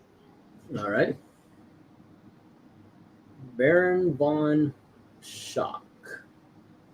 Alrighty, and that's 1 through 3, and that was at 6. Time for some double spiced chai tea. Ooh, that sounds good. Then we had Rogue's Revenge. This is issue 1 through 3. There you go. Oh, nice. From the Final Crisis. Wait, Rogue's Revenge. I thought that was Legion of Three Worlds. That both of them are very good, but I do appreciate Legion of Three Worlds a lot better. Oh, by the way, this if you see something, I want everybody to be able to participate. I know we're doing this, but of course, if anybody sees something and they want to challenge it, it should. Funny enough, Rogue's Revenge I did not finish, but from what I read years ago, it is just as good as Legion of Three Worlds. You want? Yes. Okay. And if you want to, if you want to challenge, but the way it'll work, it'll only be done in 30-second increments because I don't want to take forever in a day, basically. This was a big lot here. Oh, well, nope, I got 2 lots. This is War Machine, and this is a 15-issue miniseries, and then you have War Machine 2.0, which is a 3-issue miniseries, so it's 18 books, $20. All right. And, what was the last one? It was the Rogue's Revenge. Okay. Yes. All right, and that was 5. All righty, and this one is yay or nay. All right. Let's see. War Machine. Who's the creator team? Chuck Austin. I'm seeing that name. I'm just seeing Chuck Austin. It's the only one on it. There might be something under the tag, but I've got this all taped up because when it's at the booth, I don't like people to pick up the tag. I'm just seeing Chuck Austin. Pass. No, pass? Okay. All right. Next up. What's going on? Oh, please forgive me before I go. That last comic from AC Comic Lotta 1 was Ms. Victory Golden Anniversary Special 1. The middle two were Good Girl Art Quarterly 10 and 11 with the Thrilling Science Tales 1 and 2, all 5 each. Okay, sorry about beating a dead horse. No problem. I absolutely, you are right. I was wrong. I was counting them as two different things, but they were all part of that one. I thing. mean, E is used to beating donkeys, but they're not dead. So. Yeah, not horses. Donkeys, horses. okay, but we're not really beating them. We're just spanking them a little bit. All righty. Next up is a 20-book set. It is, well, not 20. I guess it's a 19-book set. Firestorm. 2 through 20. It does. I do have the first appearance of Plastique at number 7. First appearance of Firehawk, I believe, is like 14. But yeah, it is 2 through 20. Yeah. Yes. Yes. Okay. Let's see. Firestorm. Yes. 2 Yes. through Yes. 20. No. Yeah, I haven't seen Austin Powers in a long time. All righty. Let's see. We have, I don't know if you saw these, but I'll go through them real quick. We had Thundercats 0 from 2000s and issue number 1. And these were in the $5 bin. We have Assassins from Amalgam. The first appearance of Excalibur. Oh, wait a second. Yeah. I was wondering if this was one of the ones Vincent had asked for. We don't know. So what you do is hold it off, and then hold off, and then if you want, get back to Dominic on it. That's what I'd say. No, you know what? I actually read everything, and Vincent didn't mention the Excalibur, so I think it wasn't. He may have left. Then we have JLX.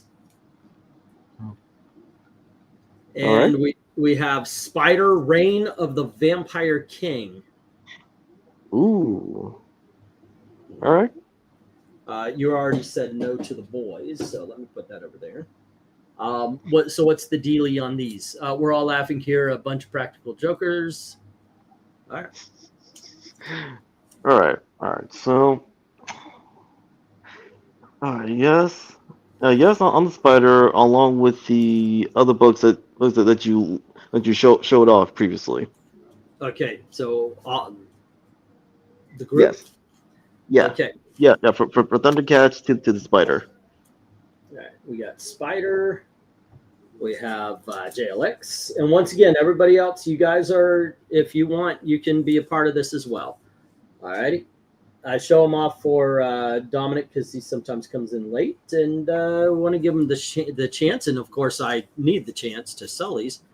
But yeah, That's I right. want to be. I want to be fair, Dom. I don't want to be Balanced. I'm not trying to pick her on anything or anything. It's just that I want to be fair. Thundercats, Thundercats, horror. We know what they're really saying. You said horror. Well, horror. Yeah. Yeah. We know. Scary. We get you. Alrighty, and let's see. That was 3, 4, 5, 6. Next up, I think he said horror. Yeah, let's go with that. No, that's what he said. It's horror. Thundercats Ho! I was making a joke. Alrighty, so we have, I think you saw these, Legion of Superheroes 220, what was this, 227?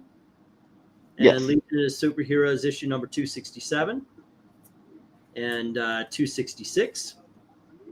Issue number 298, once again, first appearance of Amethyst.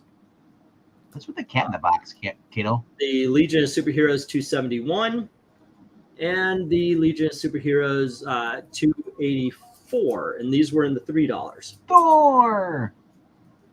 Right. Yes, on all the Legion books. All right. Give me a Legion. Alrighty, Dominic. Want your shoes, your boots, and the Legion comics. Losh, and it was. Let me go through them one more time. 284, 268, 267. It was 266. It was 298. You know what I think I would keep? The first appearance of Captain Carrot, that Teen Titans. I've sold that so many times. I never kept myself an issue. I think I would actually keep that next time I get it. All righty. These were dollar books. And we have, it's a Darkhawk run. Issue number 5. And Darkhawk. Oh, nice. Issue number 2. Issue number 8. Issue number 15. Issue number 10. Here's issue number 17. These are my tags for my booth. Here you go. Issue number 16. John Wilkes Booth. Issue number 21. Number 25. And number 24. Surprised that was an action figure. John Wilkes Booth and Abraham Lincoln. There you go. Any of these? All of the Darkhawk, please. Alrighty. Excuse me? This is that kind of channel. Right. Sorry I'm late. Did Hot Stuff sell? Yes, it did. Just Society 74 also.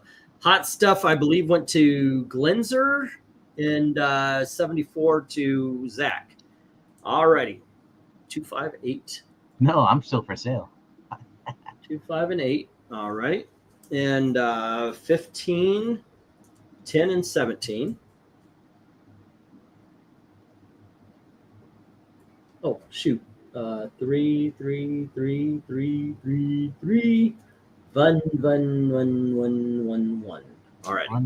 That's the luggage on my combination on. That's the combination on my luggage.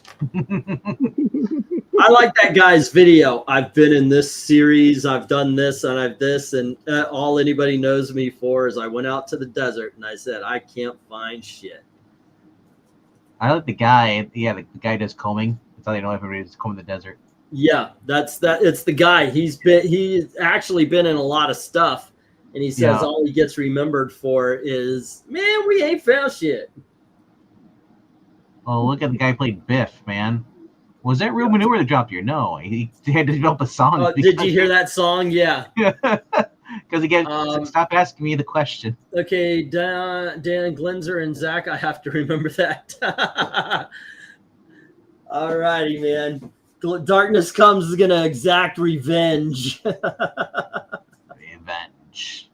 Revenge. Serve. Now we're really cooking, aren't we? The fava beans. Okay. And the Secret Six goes to Zach. It's a Secret Six. All right. And Six. The Thunder Yeah, Bunny not the other goes to Dominic. Secret Six. All right. Still at the dollars, we had Batman Confidential number 54, 53, 37. This sounds so weird. Batman Confidential. Tom King's Batman number 1, and then Grant Morrison's Batman number 678. And Batman Confidential 54, which I think I already showed, but there you go. Batman's Confidential. Yes. It's Confidentials. All right. Let's all the Batman except for Tom King. All Good right. man. I mean you, not Tom King. And that is, let's see. No, not the Tom King. That's all you get. Con, it's 37, 53, 54. 37, 53, 54. Do you feel like Tom King just believes he's a great writer, or do you think he just does on purpose? I dodged a bidding bullet tonight. We have similar taste. I got Hot Stuff, Top Cat 3, Crime Classics, all the good old stuff. Yeah, that was I was wondering if it would go to Glenzer or Darkness as far as the Crime Classics. That's a lot of good old Shadow stuff. Is Shadow no? All right, 1, 2, 3, 4, 5, 6, 7, 8. All right. 9, Did I have these in the 2s or the 10s? I don't know. The Mighty Mouse. I think they were in the 2s. I mean, there were times where I felt like you. I mean the 2, not the 10s, the 3s. I I feel like you left the clicker up there a couple times. The ticker, you didn't change it. But No. Okay, so we have Twilight Zone number 3. And this was the 2s, I think. yeah, I don't know. And then this is actually just an advertisement for the card set. Mm. Fancy. Alrighty. And Vampirella number 16. Yes, the Peach Mocha one didn't sell. Yeah, the Peach Momoko did not sell. Nor did the Twilight Zone from 1990. But you put the Peach Mocha up online on eBay, it might sell faster because people. Yeah, it may just. People like Peach Kamum. We're the type of crowd that basically look says. up. How about the Conan? But yeah, the giant size went to Austin. That one went to Austin tonight. Yeah. All right.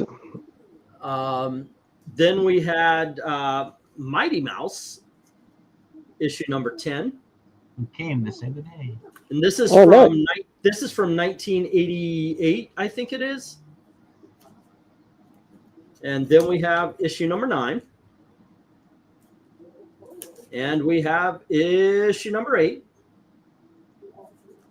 And issue number 7. And issue number 2. Number 1 comes later in the 5s, if you are interested. All right. No, I'm interested in the Mighty Mouse and the Twilight Zone. All right. Here I am stepping into the Twilight Zone. Since I'm clutching my Conan annual, saying my precious. Alrighty. Yeah, maybe we still so far we still have books. I'm going through these, and remember you can Still bad on them. be a part of this as well. Yeah. Is it just for Dominic? It's for anybody. Yeah, it's for anybody. I'm not. Yeah, if you see something you want to challenge them on, Yep. like I said, I got to be fair. I want to be fair. But put on a claim or a challenge or Yeah. if he says, If he says something, you want to put a claim, so long as if it's within a few minutes or something. Yeah, we'll do that. Yeah, Mighty Mouse. Okay, and that was 2, 7, 8, 9, 10. But until 10, he's just gonna guilt trip him into buying stuff. Well, I'm hoping I could get sales. Of course, this is the way we're paying bills, and we need the bills this time.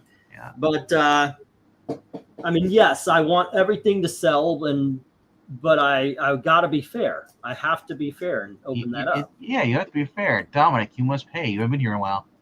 Yeah, miss you. Darkness Comes. He had Wolf the Barbarian 1 through 4 that didn't sell. Not Conan, but he is a barbarian, says Glenzer, and that is true.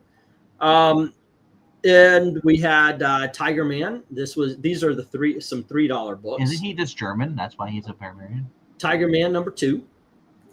And DC Comics Presents number 35 with Man Bat.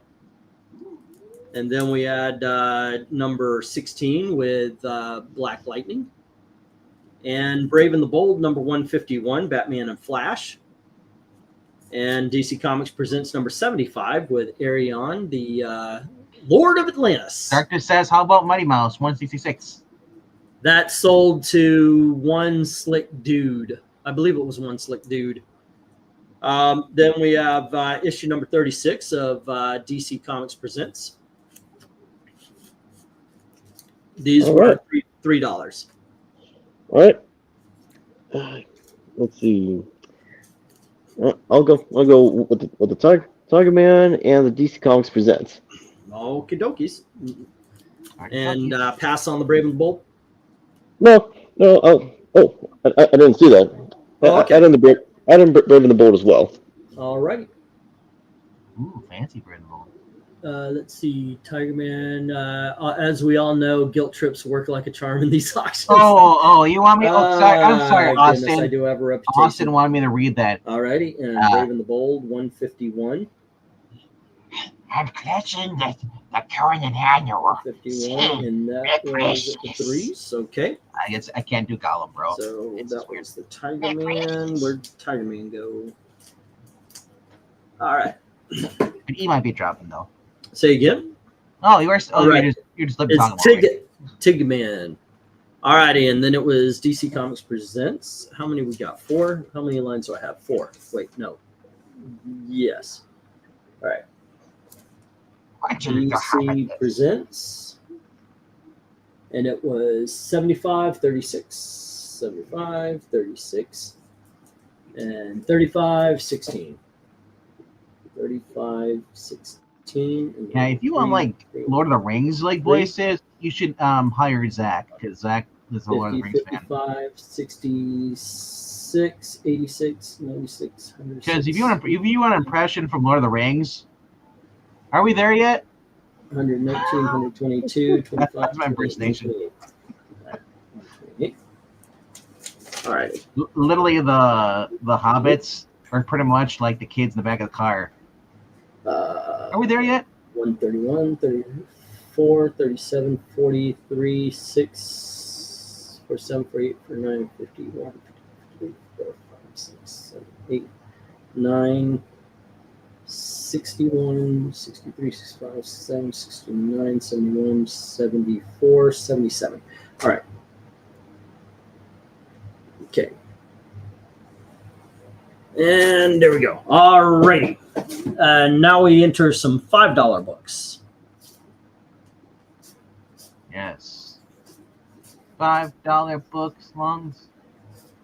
$5 comics. A gimme. If you find any books with characters in old armor like medieval or Roman or barbarians, I'll bid on those in a heartbeat. I'm collecting references for my art. I'll keep an eye out when I'm at the flea markets and such.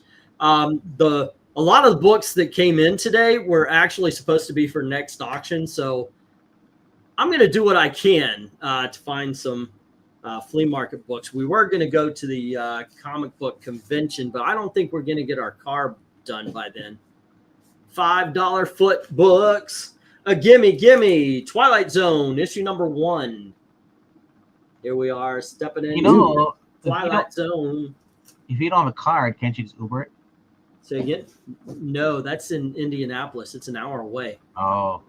The market to fleece, says Rhaegar. All righty.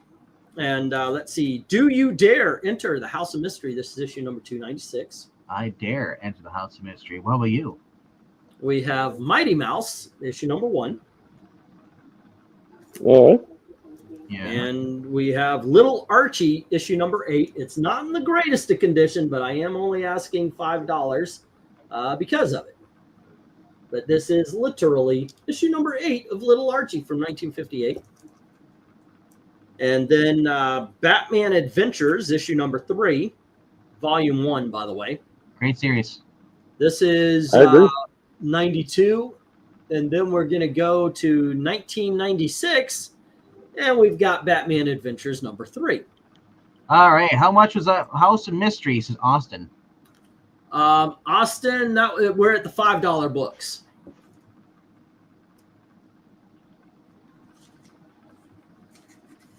Oh. Yes. And then we have Roger Rabbit's Toontown, issue number 3.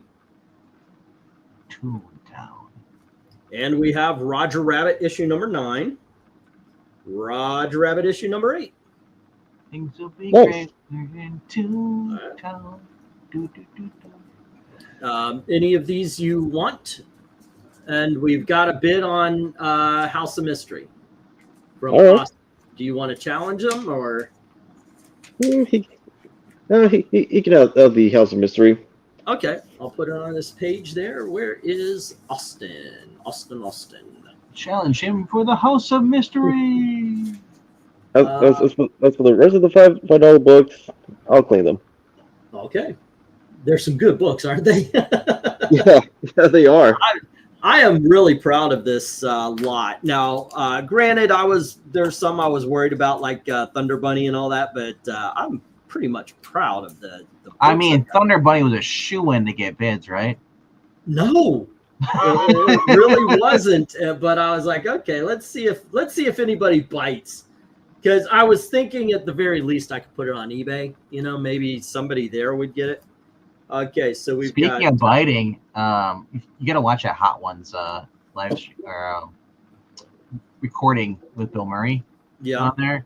He's talking about Groundhog Day. When he got he got bit twice by the freaking groundhog. Oh, I heard that. Yeah. He said, "Who the hell?" He gives the handler. He's like, and this couple over here, and they're looking at him, just kind of like they're horrified, and they're like, he's like, "Where would you get this groundhog?" He's like, "Well, we just got in the field over. We trapped it 2 days ago." And I don't know if he's being glib or he's actually telling the true story, but it was like, he's like, yeah, I see his mark. He actually saw his marks on his finger, the knuckle where he got bit. In other words, that's not the real Punxsutawney Phil.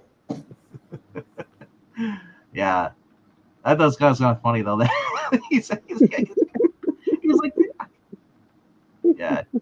Yeah, well, at least him and Harold Ramis were able to reconcile before Ramis' death. He is still an interesting person to interview. He's not rude, and he just has fun, and he's unfortunately with the Hot Ones interview, he is a deadpan. He's one of the people that doesn't react to the hot sauce. So they had to bring in his co-star from his new movie that came out on 28th, Pete Davidson, who'd been on Hot Ones years ago, and he nearly just cried because it's so hot and everything. He's like, they brought him in again, and he's like, I don't know why I'm doing this last sauce with you again.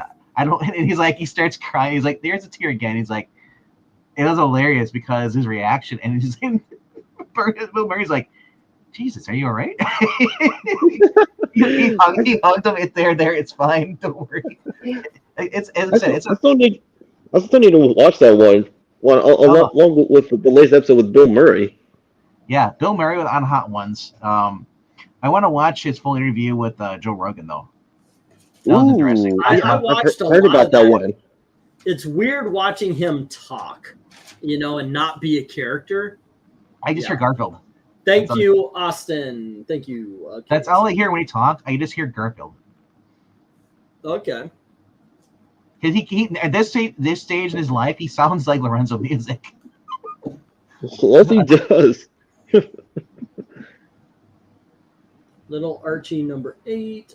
Excuse me for the time it's taking here. We're used to that. We're going for 7 hours tonight. Mighty Mouse. It's similar to how Lorenzo Music does sound a lot like Bill Murray. And Twilight Zone.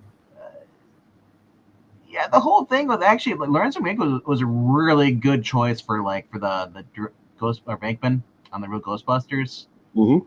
Because he just had this distinct voice, as far as the acting stuff. And when I watched it, I really didn't hear Garfield. It wasn't already. We got a handful of $5 left. We had Son of Satan issue number 7. Excuse you. Nice. I guess you're getting that one. All right. Freedom Fighters issue number 5. All right. Issue number 3. Yes. Issue number 10. All right. And issue number 14. So yay or nay on which ones? Yay on all of them. All righty. On all of them. All righty. Freedom Fighters. And that was let's see, 3, 5, 10, 14. All righty. 3, 5, 10, 14. 5, 5, 5, and 5. And then Son of Satan, number 7, wasn't it? Yep, 7. Okie dokies. And that's what the joke is. 27, 37, 42. That's some time ago. Marvel actually released a trade paperback for the 90s run of Damon Hellstrom, but they've yet to re-release at least reprints of the original Son of Satan series. They're getting on it, but right now they're just doing their own version of Son of Satan. Oof. That's everything else. Okay, let me see here. I'm kind of building your own box here, so it's over. Wait, isn't this build a box? It's a build-a-box, yes. Me's the bear. I want to build a box comics. Alrighty. Let's see. These are some big dogs of the evening. We have a variant copy of Superman 16. It's by an artist named Lobos, and it's the Zatanna cover. Oh, from Phil Kennedy Johnson's current Superman run. Josh Williamson, yeah. Josh Williamson, yeah. Oh, sorry, Joshua Williamson. My bad. It's from the current series. I think that's issue 6 or 15? That's 16. 16. Mm-hmm. So yeah, good series. Yeah, I agree. It's before Campbell left the series, but I mean, honestly, you're buying it for the cover. It's a great fucking cover, man. all right, I'll buy it. Okay, let me put that down. Where to put my pen? That's a cover you can frame and put on your wall. Superman 16. All right. All right. So we mentioned Phil Kennedy Johnson earlier, and yeah, he's not a bad writer because so far like his run on the Incredible Hulk, well, it was generally good. Good. And Nick Klein, kind of like best choice. Choice for artist. This is barbed wire movie adaptation. Say again. Oh, that's the barbed wire comic, but for the film. It's the movie adaptation, yeah. Yeah, I'll claim that as well. All right. That will go on the ceiling above the bed. Well, I'm just curious. Like what makes the movie adaptation like they're different from the actual film because usually with novelizations or adaptations of movies. I wonder if there's the boobies. They include them. Will it have the boobies? Okay, here is that supposed to be based off of like Casablanca? Was that supposed to be based off? The story is Casablanca. Okay, that's what she owns a bar. A boyfriend comes in. He needs papers. It is Casablanca. This is a preview issue of Danger Girl. Oh, Danger Girl. Yeah. Nice. It is. Yeah, sure. It is a preview, so it's like an ash can. It's thin. So yeah, and hey, honestly, it's good to add your collection too. Yeah, I'll claim it. Never pass up on Danger Girl. I forget the title of this one. Destiny, Sad Wings of Destiny or something. This is Vampirella, the Sad Wings of Destiny or something like that. And this is the Virgin variant cover. Nice. All right. Yeah, I'll claim it. Okay. Dynamite, yeah. All righty. Let's see. It was Danger Girl preview. Danger Girl. It's got to be Dynamite because I don't see the Harris Comics logo. Oh no, this is Harris. Is it Harris? Wow, that's cool. Here, let me show you the back cover and such. So, dude, Breen sent me like Vampirella books. I had to because it got me like the Virgin covers, so I had to like put Post-it notes on the back of the backer board and send the bag. I was like, let me know what it is. Yeah, because a lot of times all the information. See, so it's Harris, and it's called Sad Wings of Destiny. Sad Wing of Destiny. Usually, movie adaptations, either novels or comic books, get the first or best second draft script. They very rarely get the final filmed version, says MARANYA. She's not wrong, and oftentimes like, it makes you wonder like why didn't we get any of this like in the final product? You know, especially the scenes that were actually important, but they ended up being on the choppy block floor. I'm gonna tell you right now, nobody cared because they saw Pamela Anderson. I got the Marvel graphic novel for Roger Rabbit when it first came out, and it had the you see it in the preview. I'm a pig, and that didn't show up in the movie, but it's in the Marvel graphic novel. Mm-hmm. And also like that was actually filmed, but it ended up getting cut. Yep. I forgot what issue number this is. Just says fall, but this is Good Girl quality art. The fall issue. That's not one of the quarters that's sold, right? No. From AC Comics? Yep. Fan Force, bro. Do you need any more information? I'll claim the book. But speaking of AC Comics, like they're still active. You know, besides like making more issues of FemForce. What's really cool about that, there's actually coupons for Kleenex in those books. Here's the winter issue. See? All right, I'll claim it. Okay, I should be writing these down. That was summer. GGQA summer. Alrighty. Yes. And this is GGQA winter. Winter. For 8. The next one is a little bit more expensive, and you'll see why when you see the cover. Mirror, mirror on the wall, who's the fairest of them all? And there you go. This is another winter cover. Oh, it's that other girl, the one that you think she's better than the new Snow White, right? Yeah. I can't see. Oh, $10. Yeah. Then you have Fury in the background, all right? Yep. Your name is? Yeah. You know who'd be eating these up if he probably doesn't already have them? Would be LK. Case in point, novelization of Batman 89 goes into almost gory, detailed damage Joker did to his mall, which was not nearly as bad as the film version. What says you?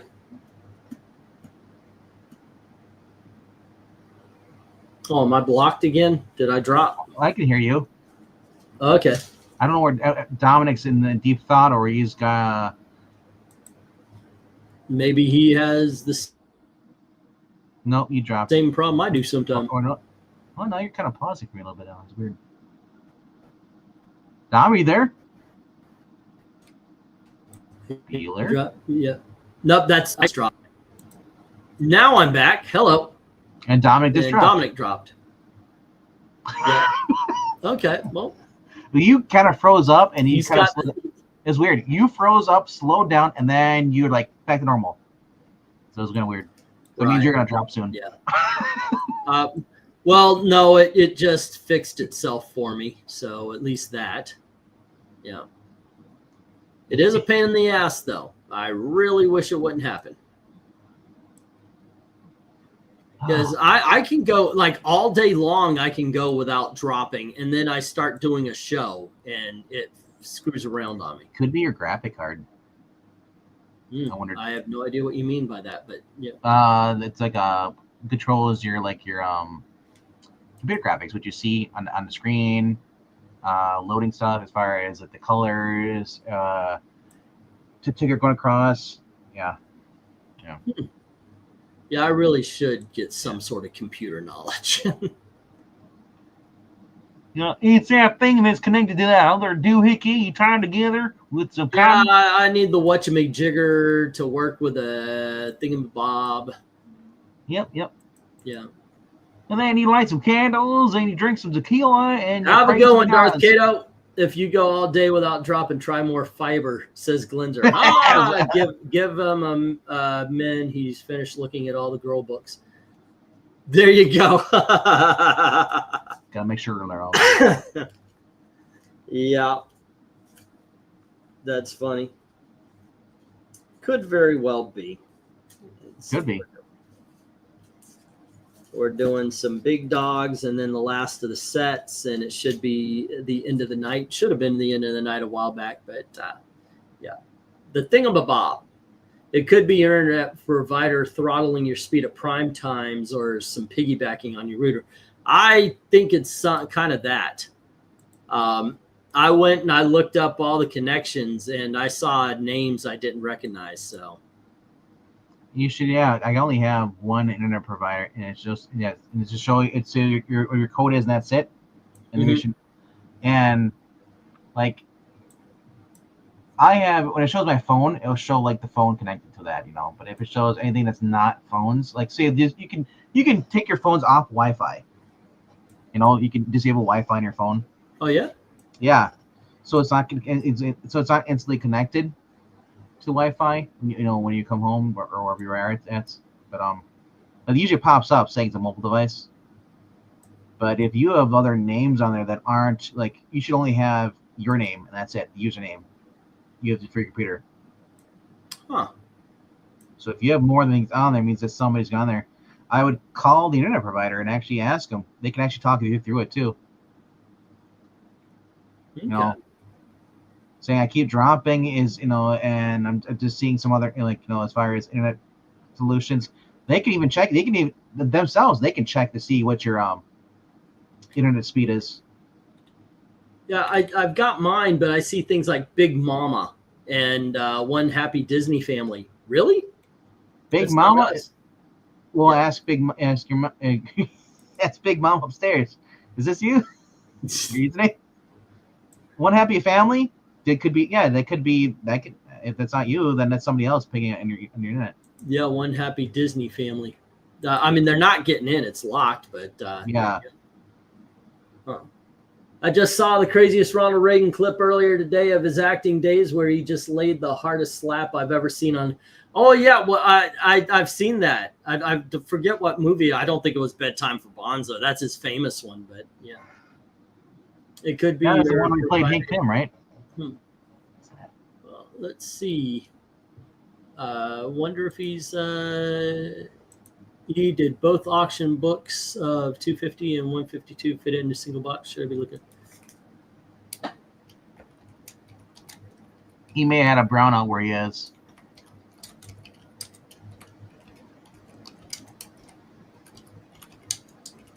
Okay.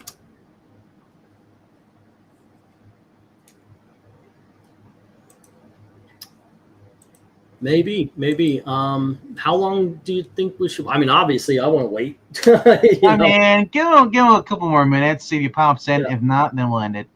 62, 72, 80, 96. All right. She was knocked in the wall. It was the Killers, I think. Yeah. I've got an interest in it.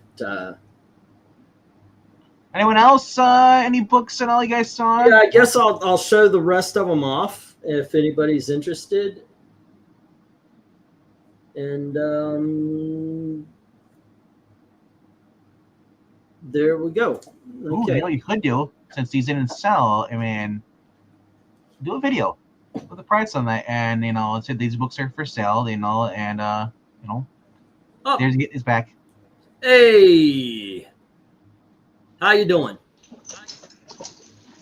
Yeah. I was cut off from StreamYard previously.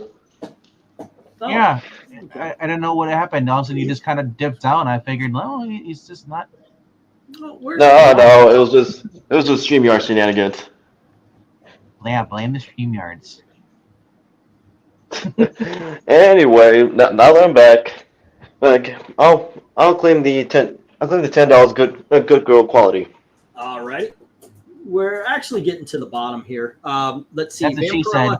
Vampirella Strikes, issue number 5, with the Uterman.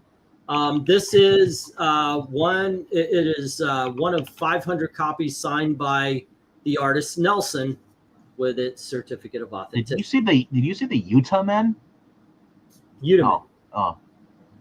Uday man, Mon? Yeah. Uday Mon? Oh, all right. Okay. Claim that. Vamp number 5. Alrighty.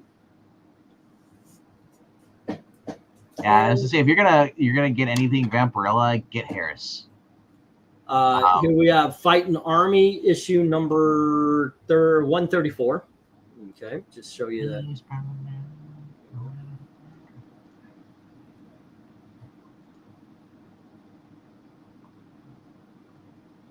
Yay or nay? Oh, he went silent, so he might be talking to somebody. Oh, he muted. Oh. Yep. Maybe he's yelling at the cat. Okay. She was knocked in. Let's see. I saw she was knocked in the wall. The Killers. Okay. Yeah.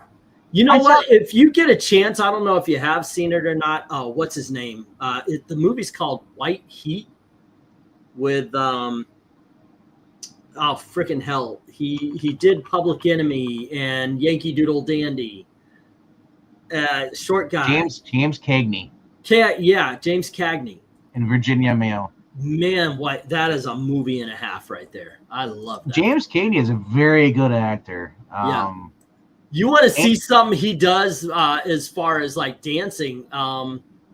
He does a move that is deceptively simple. it's just, well, it looks simple, but it's not. But in Yankee Doodle Dandy, he's walking downstairs and he does this kind of dance walk where he's like kicking his legs out and everything. And it's every time he kicks his legs out, he falls onto the next step. Brilliant freaking dance.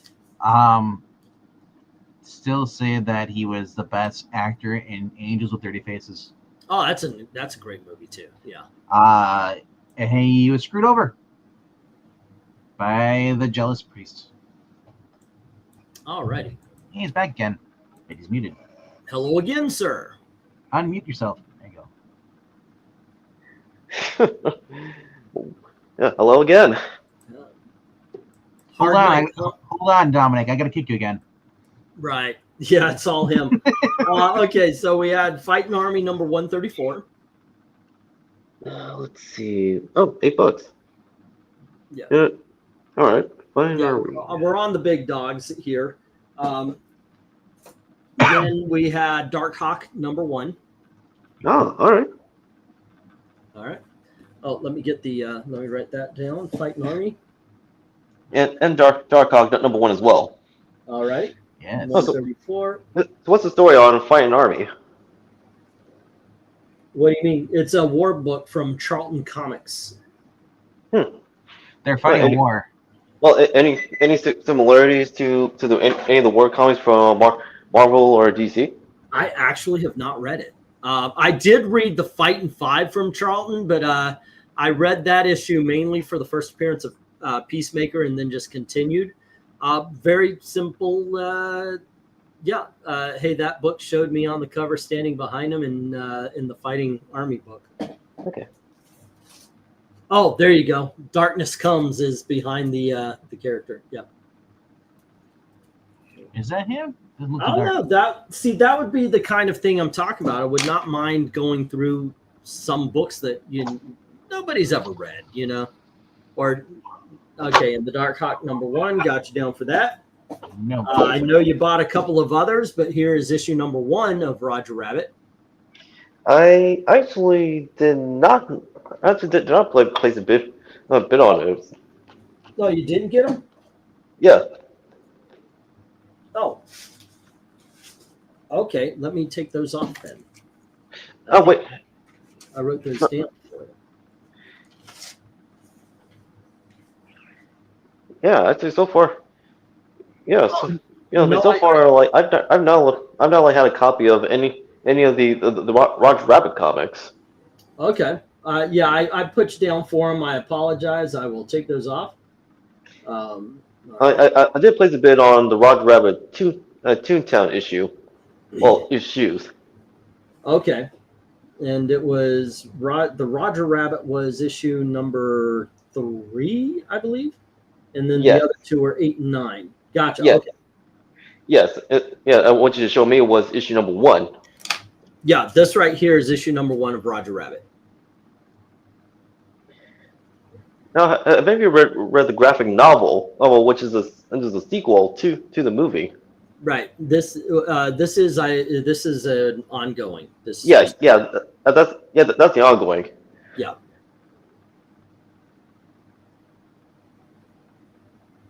What do you say? I'm still interested. Okay. And Alrighty. I'll put you down for it.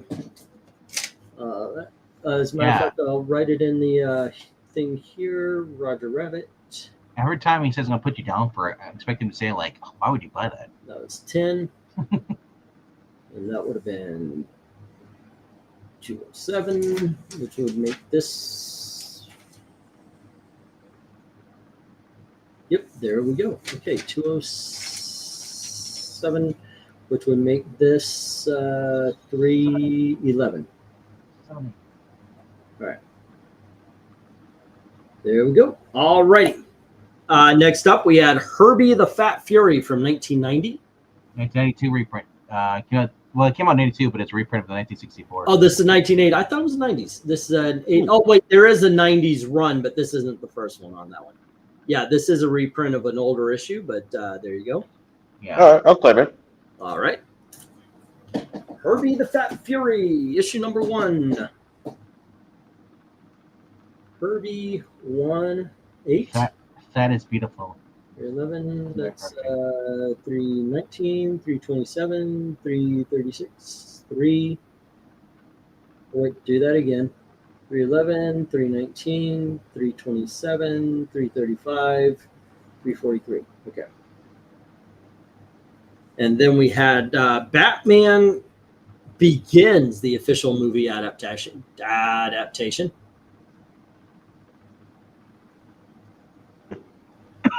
Sure.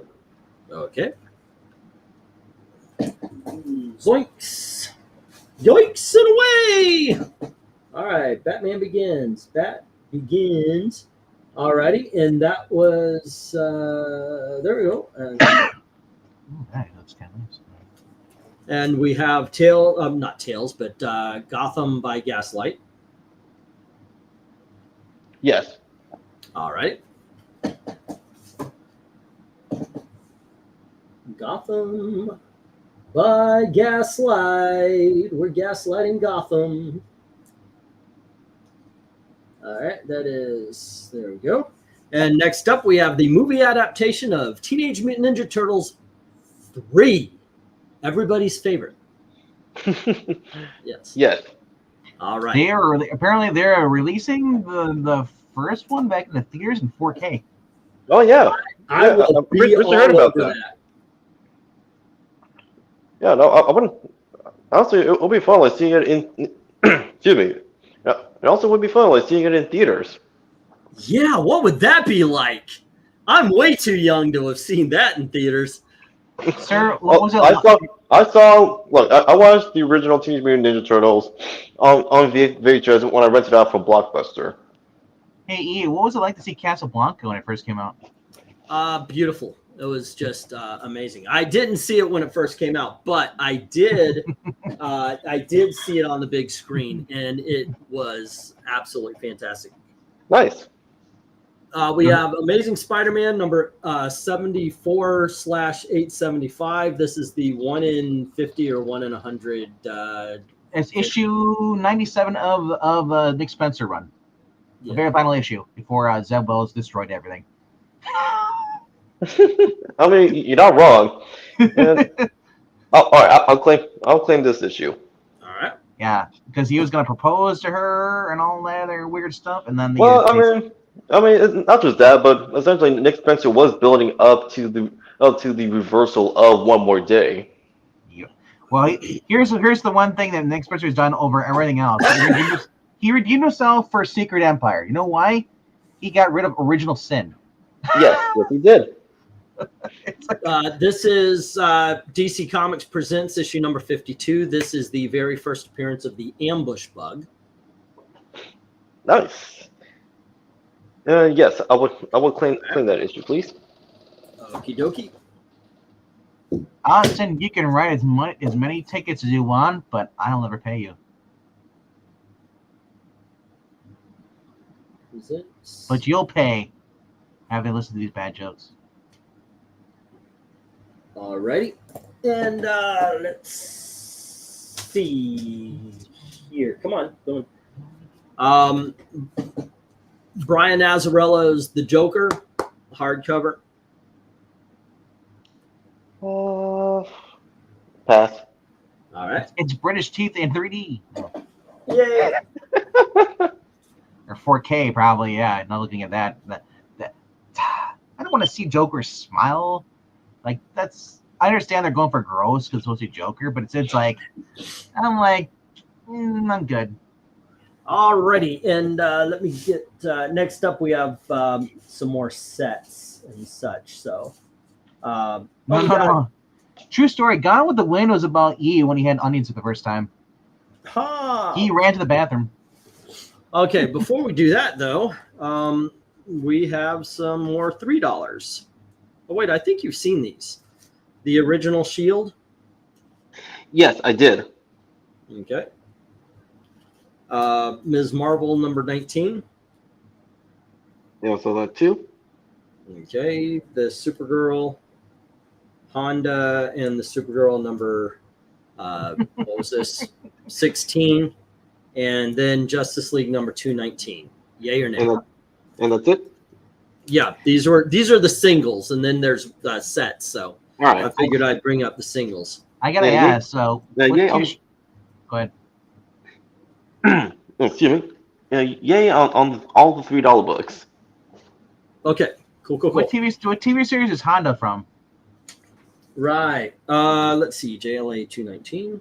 JLA 219. That was a 3. And let's see. Oh. And then we had Supergirl 16. And that was the 3. Okay. I noticed something, so it's going to change the price. Honda Supergirl. Alrighty.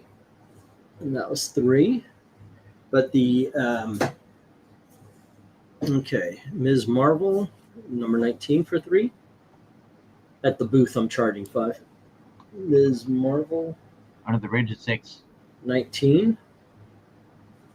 And but this one I'm gonna drop to $2 because I noticed that's what I've got here. So, all right. Shield, number 1, 2. Alrighty, and that is 399, 392, 395, 398, 403. Alrighty. And now we're on the sets, and we're getting down to the end of this. So here we go. This is a 4-issue miniseries, but I was only asking for the 2nd, 3rd, and 4th because issue number 1 is a little bit rough. I liked their foreplay. Worked up to the sets pretty well. But this is the 4-issue miniseries of The Undertaker. Right? I accept. All righty. And once again, just really want to make sure the first issue is rough, but I was only asking $6, which is $2 each on the 2, 3, and 4. All right. Okay. Then we have Batman Spawn, both of the issues. All right. I'll take them. The new one plus the old one? Is that what you're saying? Taker was 6. Batman Spawn. Spawn of Batman. King. Damien. Alrighty. That was 49, 14, 14. Okay. There we go. Alrighty. Continuing this whole movie adaptation thing. You probably haven't heard of this movie. Jim Carrey. It was really his second big foray into becoming a star. It's The Mask. Oh, his big movie was Rubberneck. What are you talking about? Yeah, I think that. Yeah, I'm kidding around. I know. I know. Yeah, I'll accept it. All right. What do we got here? Everyone is an 8-mile radius was gone with the wind. Ha! I was going to Teenage Mutant Ninja Turtles 2 in a local theater last year. It was a whole event where they were collaborating with local pizza restaurant. That would be so much fun. Oh, nice. And I think that movie doesn't get enough love. It is a lot of fun. It's silly. It's the reason. I think the reason it doesn't get much love because parents got involved. They dumbed down the Turtles. Yeah. Well, they dumbed down the Turtles like in the sequel and in movie 3. Well, no, because number 1 was pretty violent, and the parents came in. That's why the second one. It was no more violent than anything else. Yeah. Man, in the 80s, I don't know what happened. It started in the 90s, but in the 80s, we started the year with Something Wicked This Way Comes. I remember. The family films we got were sometimes horrific. Batman Blind Justice. That's issues 598, 599, and 600. All right. Yeah, no, I remember watching Something Wicked This Way Comes, and it actually introduced me to Ray Bradbury. That is such a great story and such a great movie. Right? And it was also at the time Disney's foray into the horror genre before they decided to not do that anymore. Yeah, Which way has me is a missed the lady in opportunity. white did not do them well. Can you imagine if people use that movie for reference? It's like, yeah, that's about my ex-wife. Something wicked this way it comes. Yeah, the Lady in White, I do recall that. But the last horror movie like that Disney did was with one of their Disney Channel original movies, Don't Look Under the Bed. Alrighty. Three more, as a matter of fact. Man, when I watch Something Wicked This Way Comes, every minute of it, I wanted to be watching something else, says Rhaegar. That movie scared the shit out of me in the theaters. That, absolutely. The only two movies that actively in the theaters really did me that way as a kid was Something Wicked This Way Comes and Poltergeist. Poltergeist fucked me up. That whole segment when the tree comes in and that I had to step out of the theater for a little bit. For me, the whole entire body skeletons in the pool or whatever, and then learning about there actually were real bodies. They weren't fake. This is called Roswell Little Green Men. This is from Bongo Comics. Bondo. Now, this isn't a complete series. I've got 1 through 5. It's a 6-issue miniseries. This is the best deal of the day, in all honesty, as far as value is concerned. I haven't read it, but it looks fun. It really looks like 1950s kind of cartoonish, what sci-fi would be. Yeah. No, I accept. All right. I'm interested in this one, man. I might look this one up online, and this might be something you and I talk about on a video. I agree. Yeah. It just looks so oddball. All righty. And let me get that. Roswell. 1 through 5. That was 10. But I was looking it up, and they're the first issue's going for the price that I was asking for. So there you go. Another one that I was surprised that was worth what it was is Atlas Wolf 1 through 4. I accept. All right. Starting at 16. Sounds like you're even like when you get a bill, you're like, I accept. It's always coming after your phone. I didn't make any money on the Wolf, by the way. I think I actually lost a little bit because I think I was $4.50 on a couple of them. It was something. Do you accept the charges? I accept. Dang it! I was planning on bidding that Wolf next week. Oh, Austin. Yeah. He says it earlier. 458. 458 and 6 is 464. What happens though? Yeah. Alrighty, and then I've got 8 issues. I don't know why I put 1 through 7 because I've actually got 8 issues of Night Force. I don't either. Yeah. It's a mystery. What you gonna do? Says Austin. There's 8, 7. What you gonna do? Night Force, nice. Yeah. This is only 8. It's only 15 issues, so this is like half of it. But there you go. I accept. All righty. And that's at 10.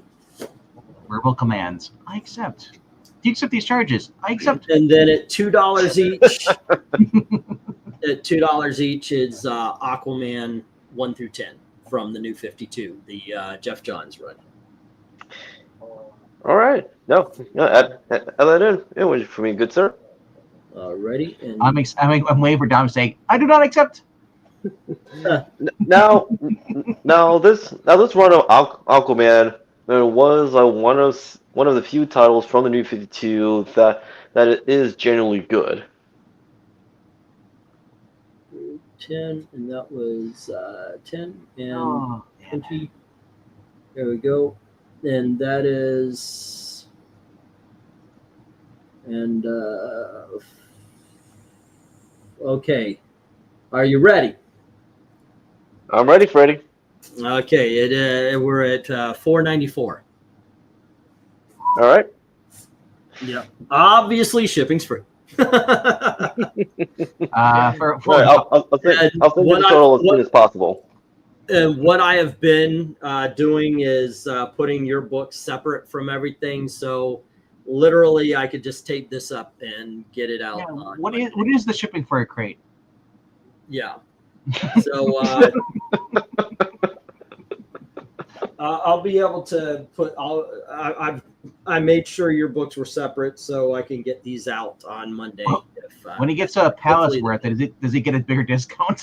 Say again. When he reaches the pallet's worth. If it's a pallet, I am putting it in the back of my car and I'm driving to the coast.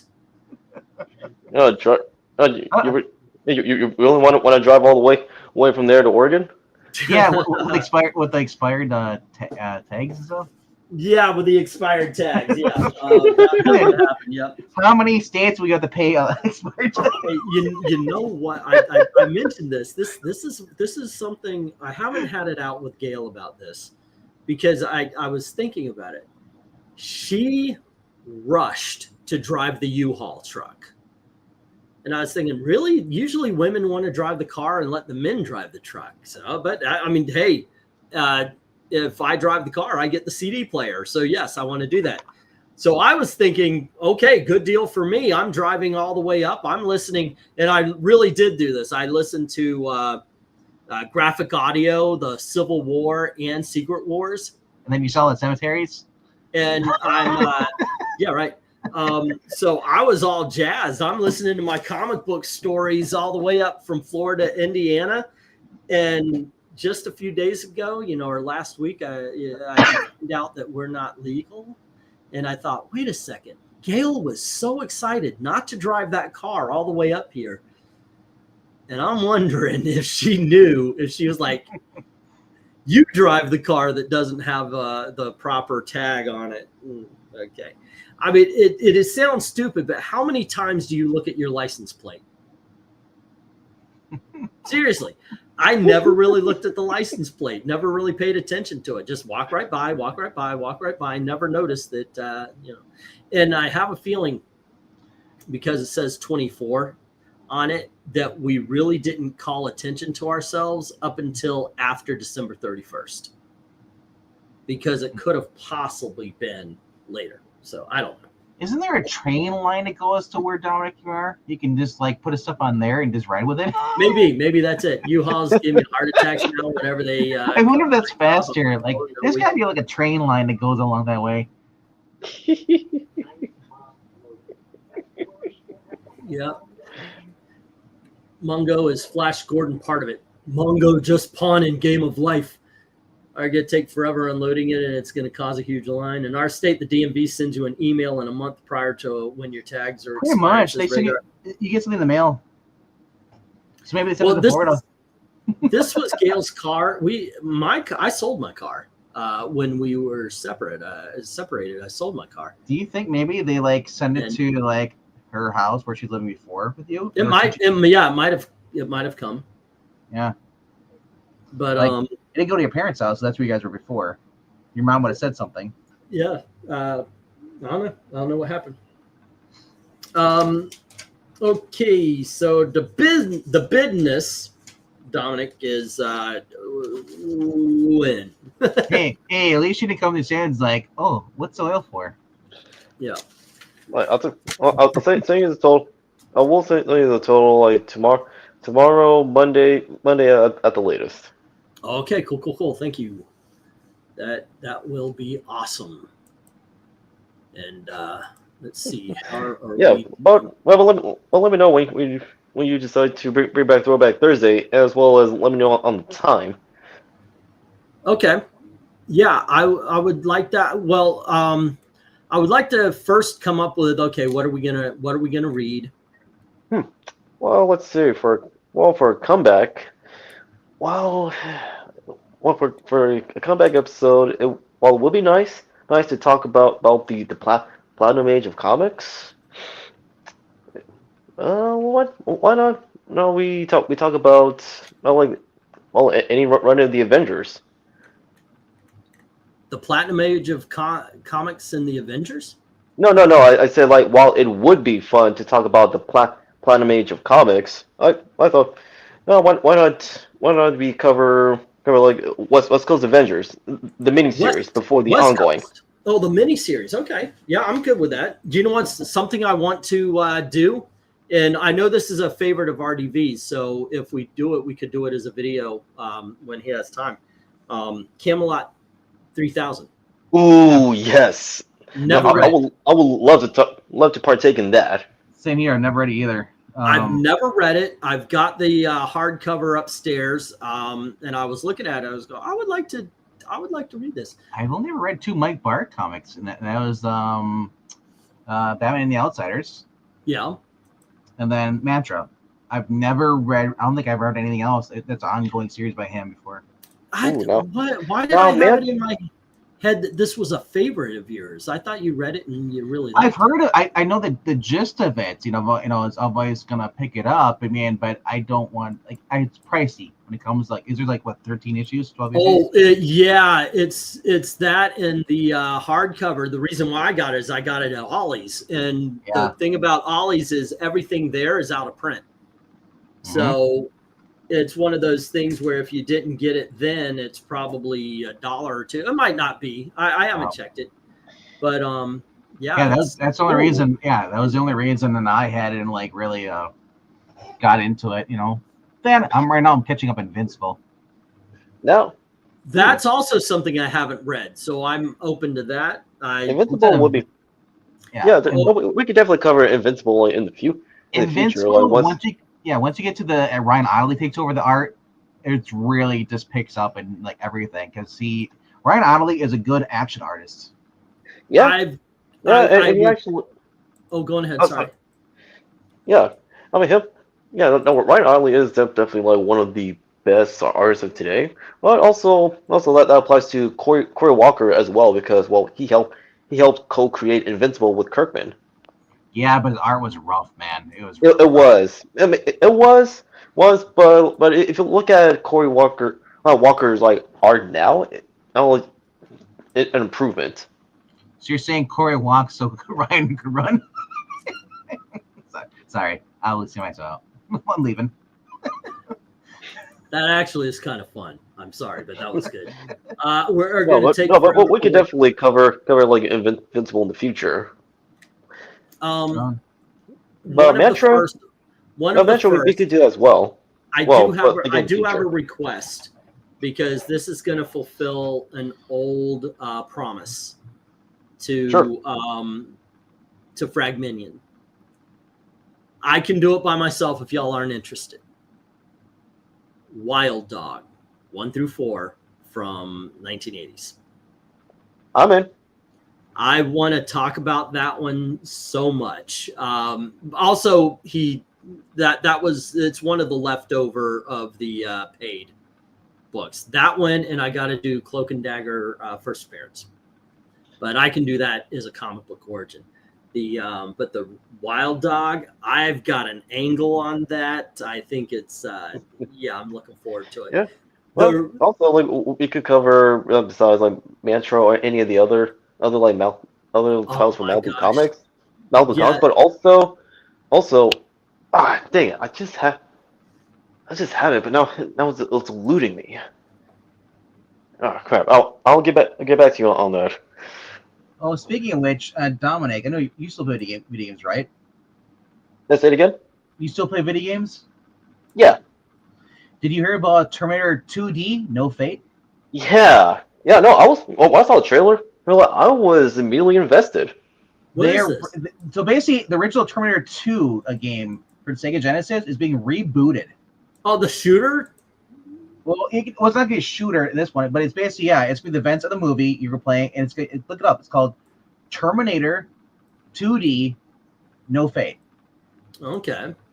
Because I remember there was a shooting game. It was kind of like a side-scroller shooting game. Yeah, there was one like that, yeah. But this is basically, it's a side-scroller, though, yeah. Okay. I did play RoboCop, and that was a side scroller as well. So this is in the same kind of style of RoboCop versus Terminator. Do you remember that game for Sega? Same thing, same type of thing where you're shooting and going to live in levels. Okay, I know what you're talking about. Yeah. Yeah. But they updated for like 4K, like, you know, like graphics. That sounds good. It's little like, but I mean, it's still got the same authentic feel as the original. So it's like still in the 16 bits or where it was back then, but it's much more cleaner and stuff, and they upgraded it. So, but I was like, dude, because that's what everybody wants. People want to play the old arcade games now on the new console, or just in general, because they're simple and they're fun. Yeah. To tell you the truth. That's X-Men, the old X-Men games, the original ones from the arcade that everybody loved in the 80s. Yep. I've got that on Xbox. They sold it, and yeah, I bought it on the Xbox. Yeah. Oh, the new RoboCop game was really good too. It takes place right after the, I think, right after the second movie. Yeah. Yeah. Rogue takes. Yeah, it takes place after 2, and it goes into 3. Yeah. So the beginning of 3 is the end of the game. So, and that is a fun game too. Everything, and Peter Weller's voice, everything, and just the sound, you know, the footsteps, and just like twirling the gun, and it is just it's nostalgia, man. Right. Well, also what I appreciate about Rogue City is it tried to reconcile like the out of character moments like of the old man from 2 by having it like be consistent with how he was characterized from the first movie.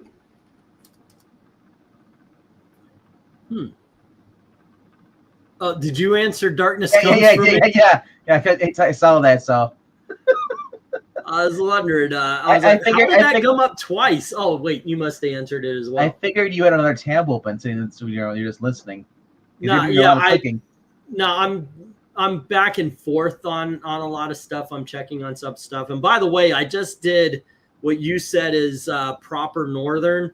I was hot, so I've got my fan blowing on over here. Yep. But now I'm getting chilly, so I turned the heater on.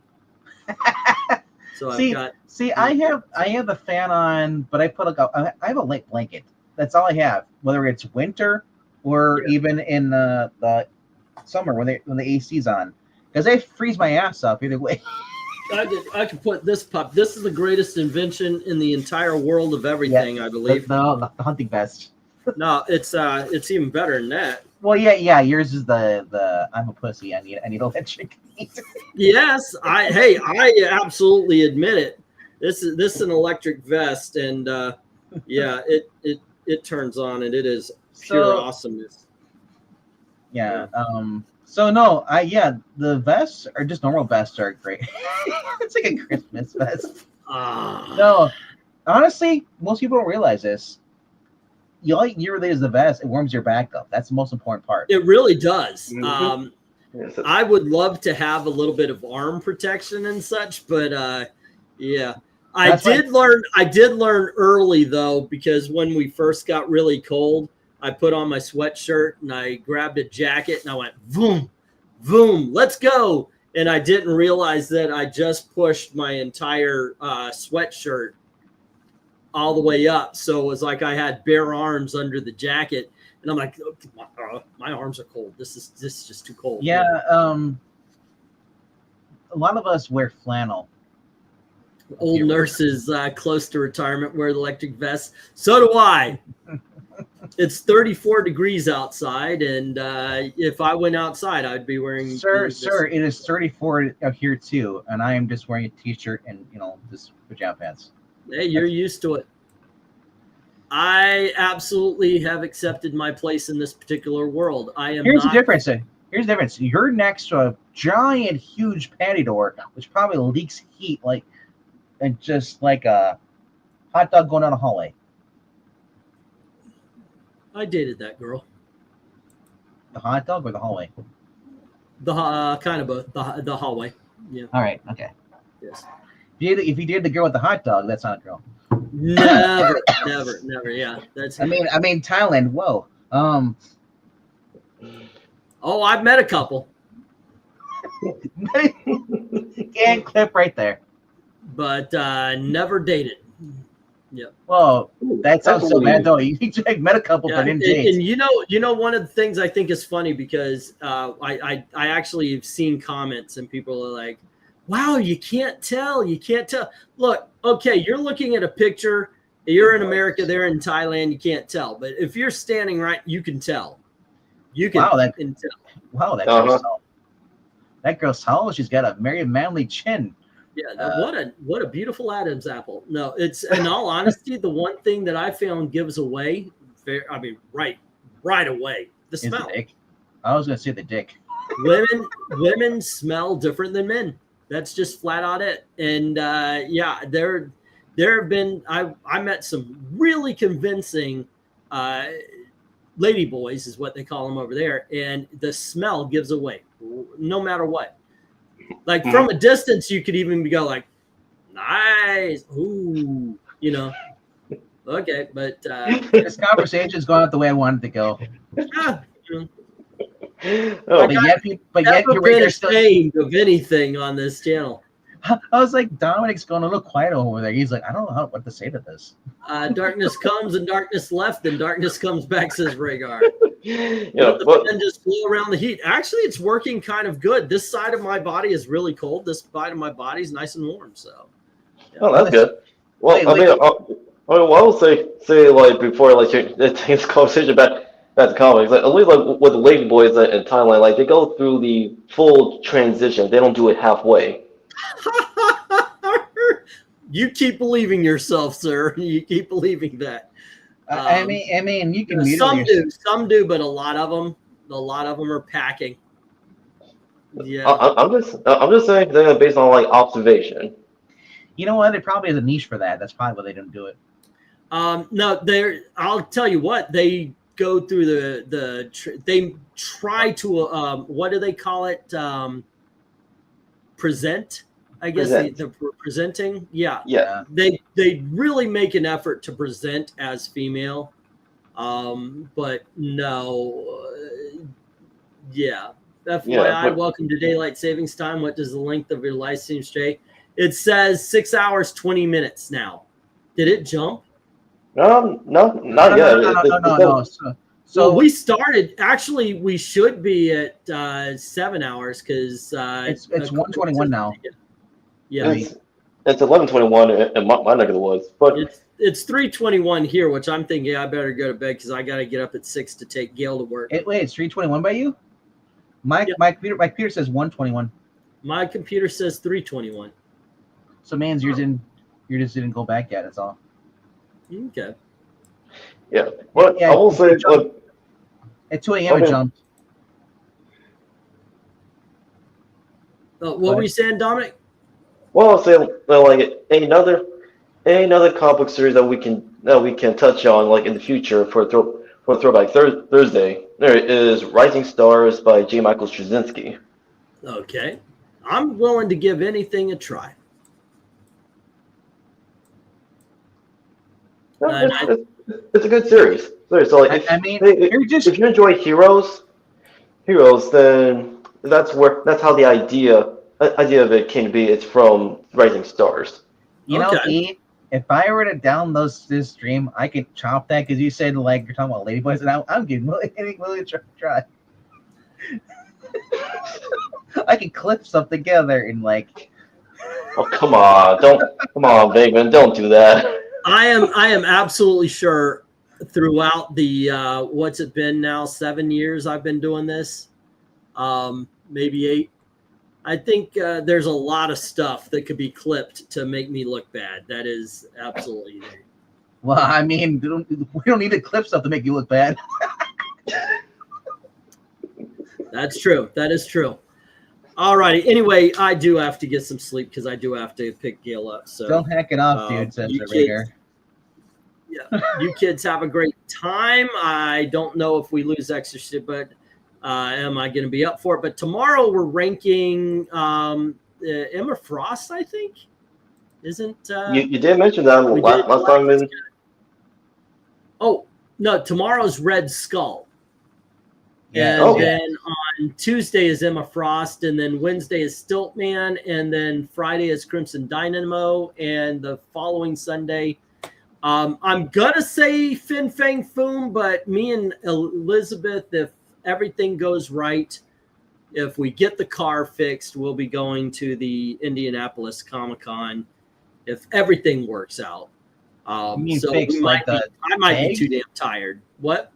You mean like fix, like physical fix, or just the tags? The tags. If we get the tag, I'm good. If we get the tag, I will feel safe. Yeah. So if I don't that's blame the you. case, then we're good. All So right. again, I said, I don't blame you. I want to drive a car and get another ticket from another person. It's like, dude, I already know. Look it up. what I'm afraid of happening is we get pulled over and they tow the car, and now I've got to walk my ass all the way home because I don't, So, But yeah, they can impound it until you pay that. No. yep. And then that's extra fees. Anyway, guys, thank you very much for hanging out and making a. If Zach is not there, I'll be disappointed. Zach, Zach Richards or Zach Richard, Like birthday bake clown? DNC. I don't know. Yeah, he will be on Cops. Fat boy, what you gonna do?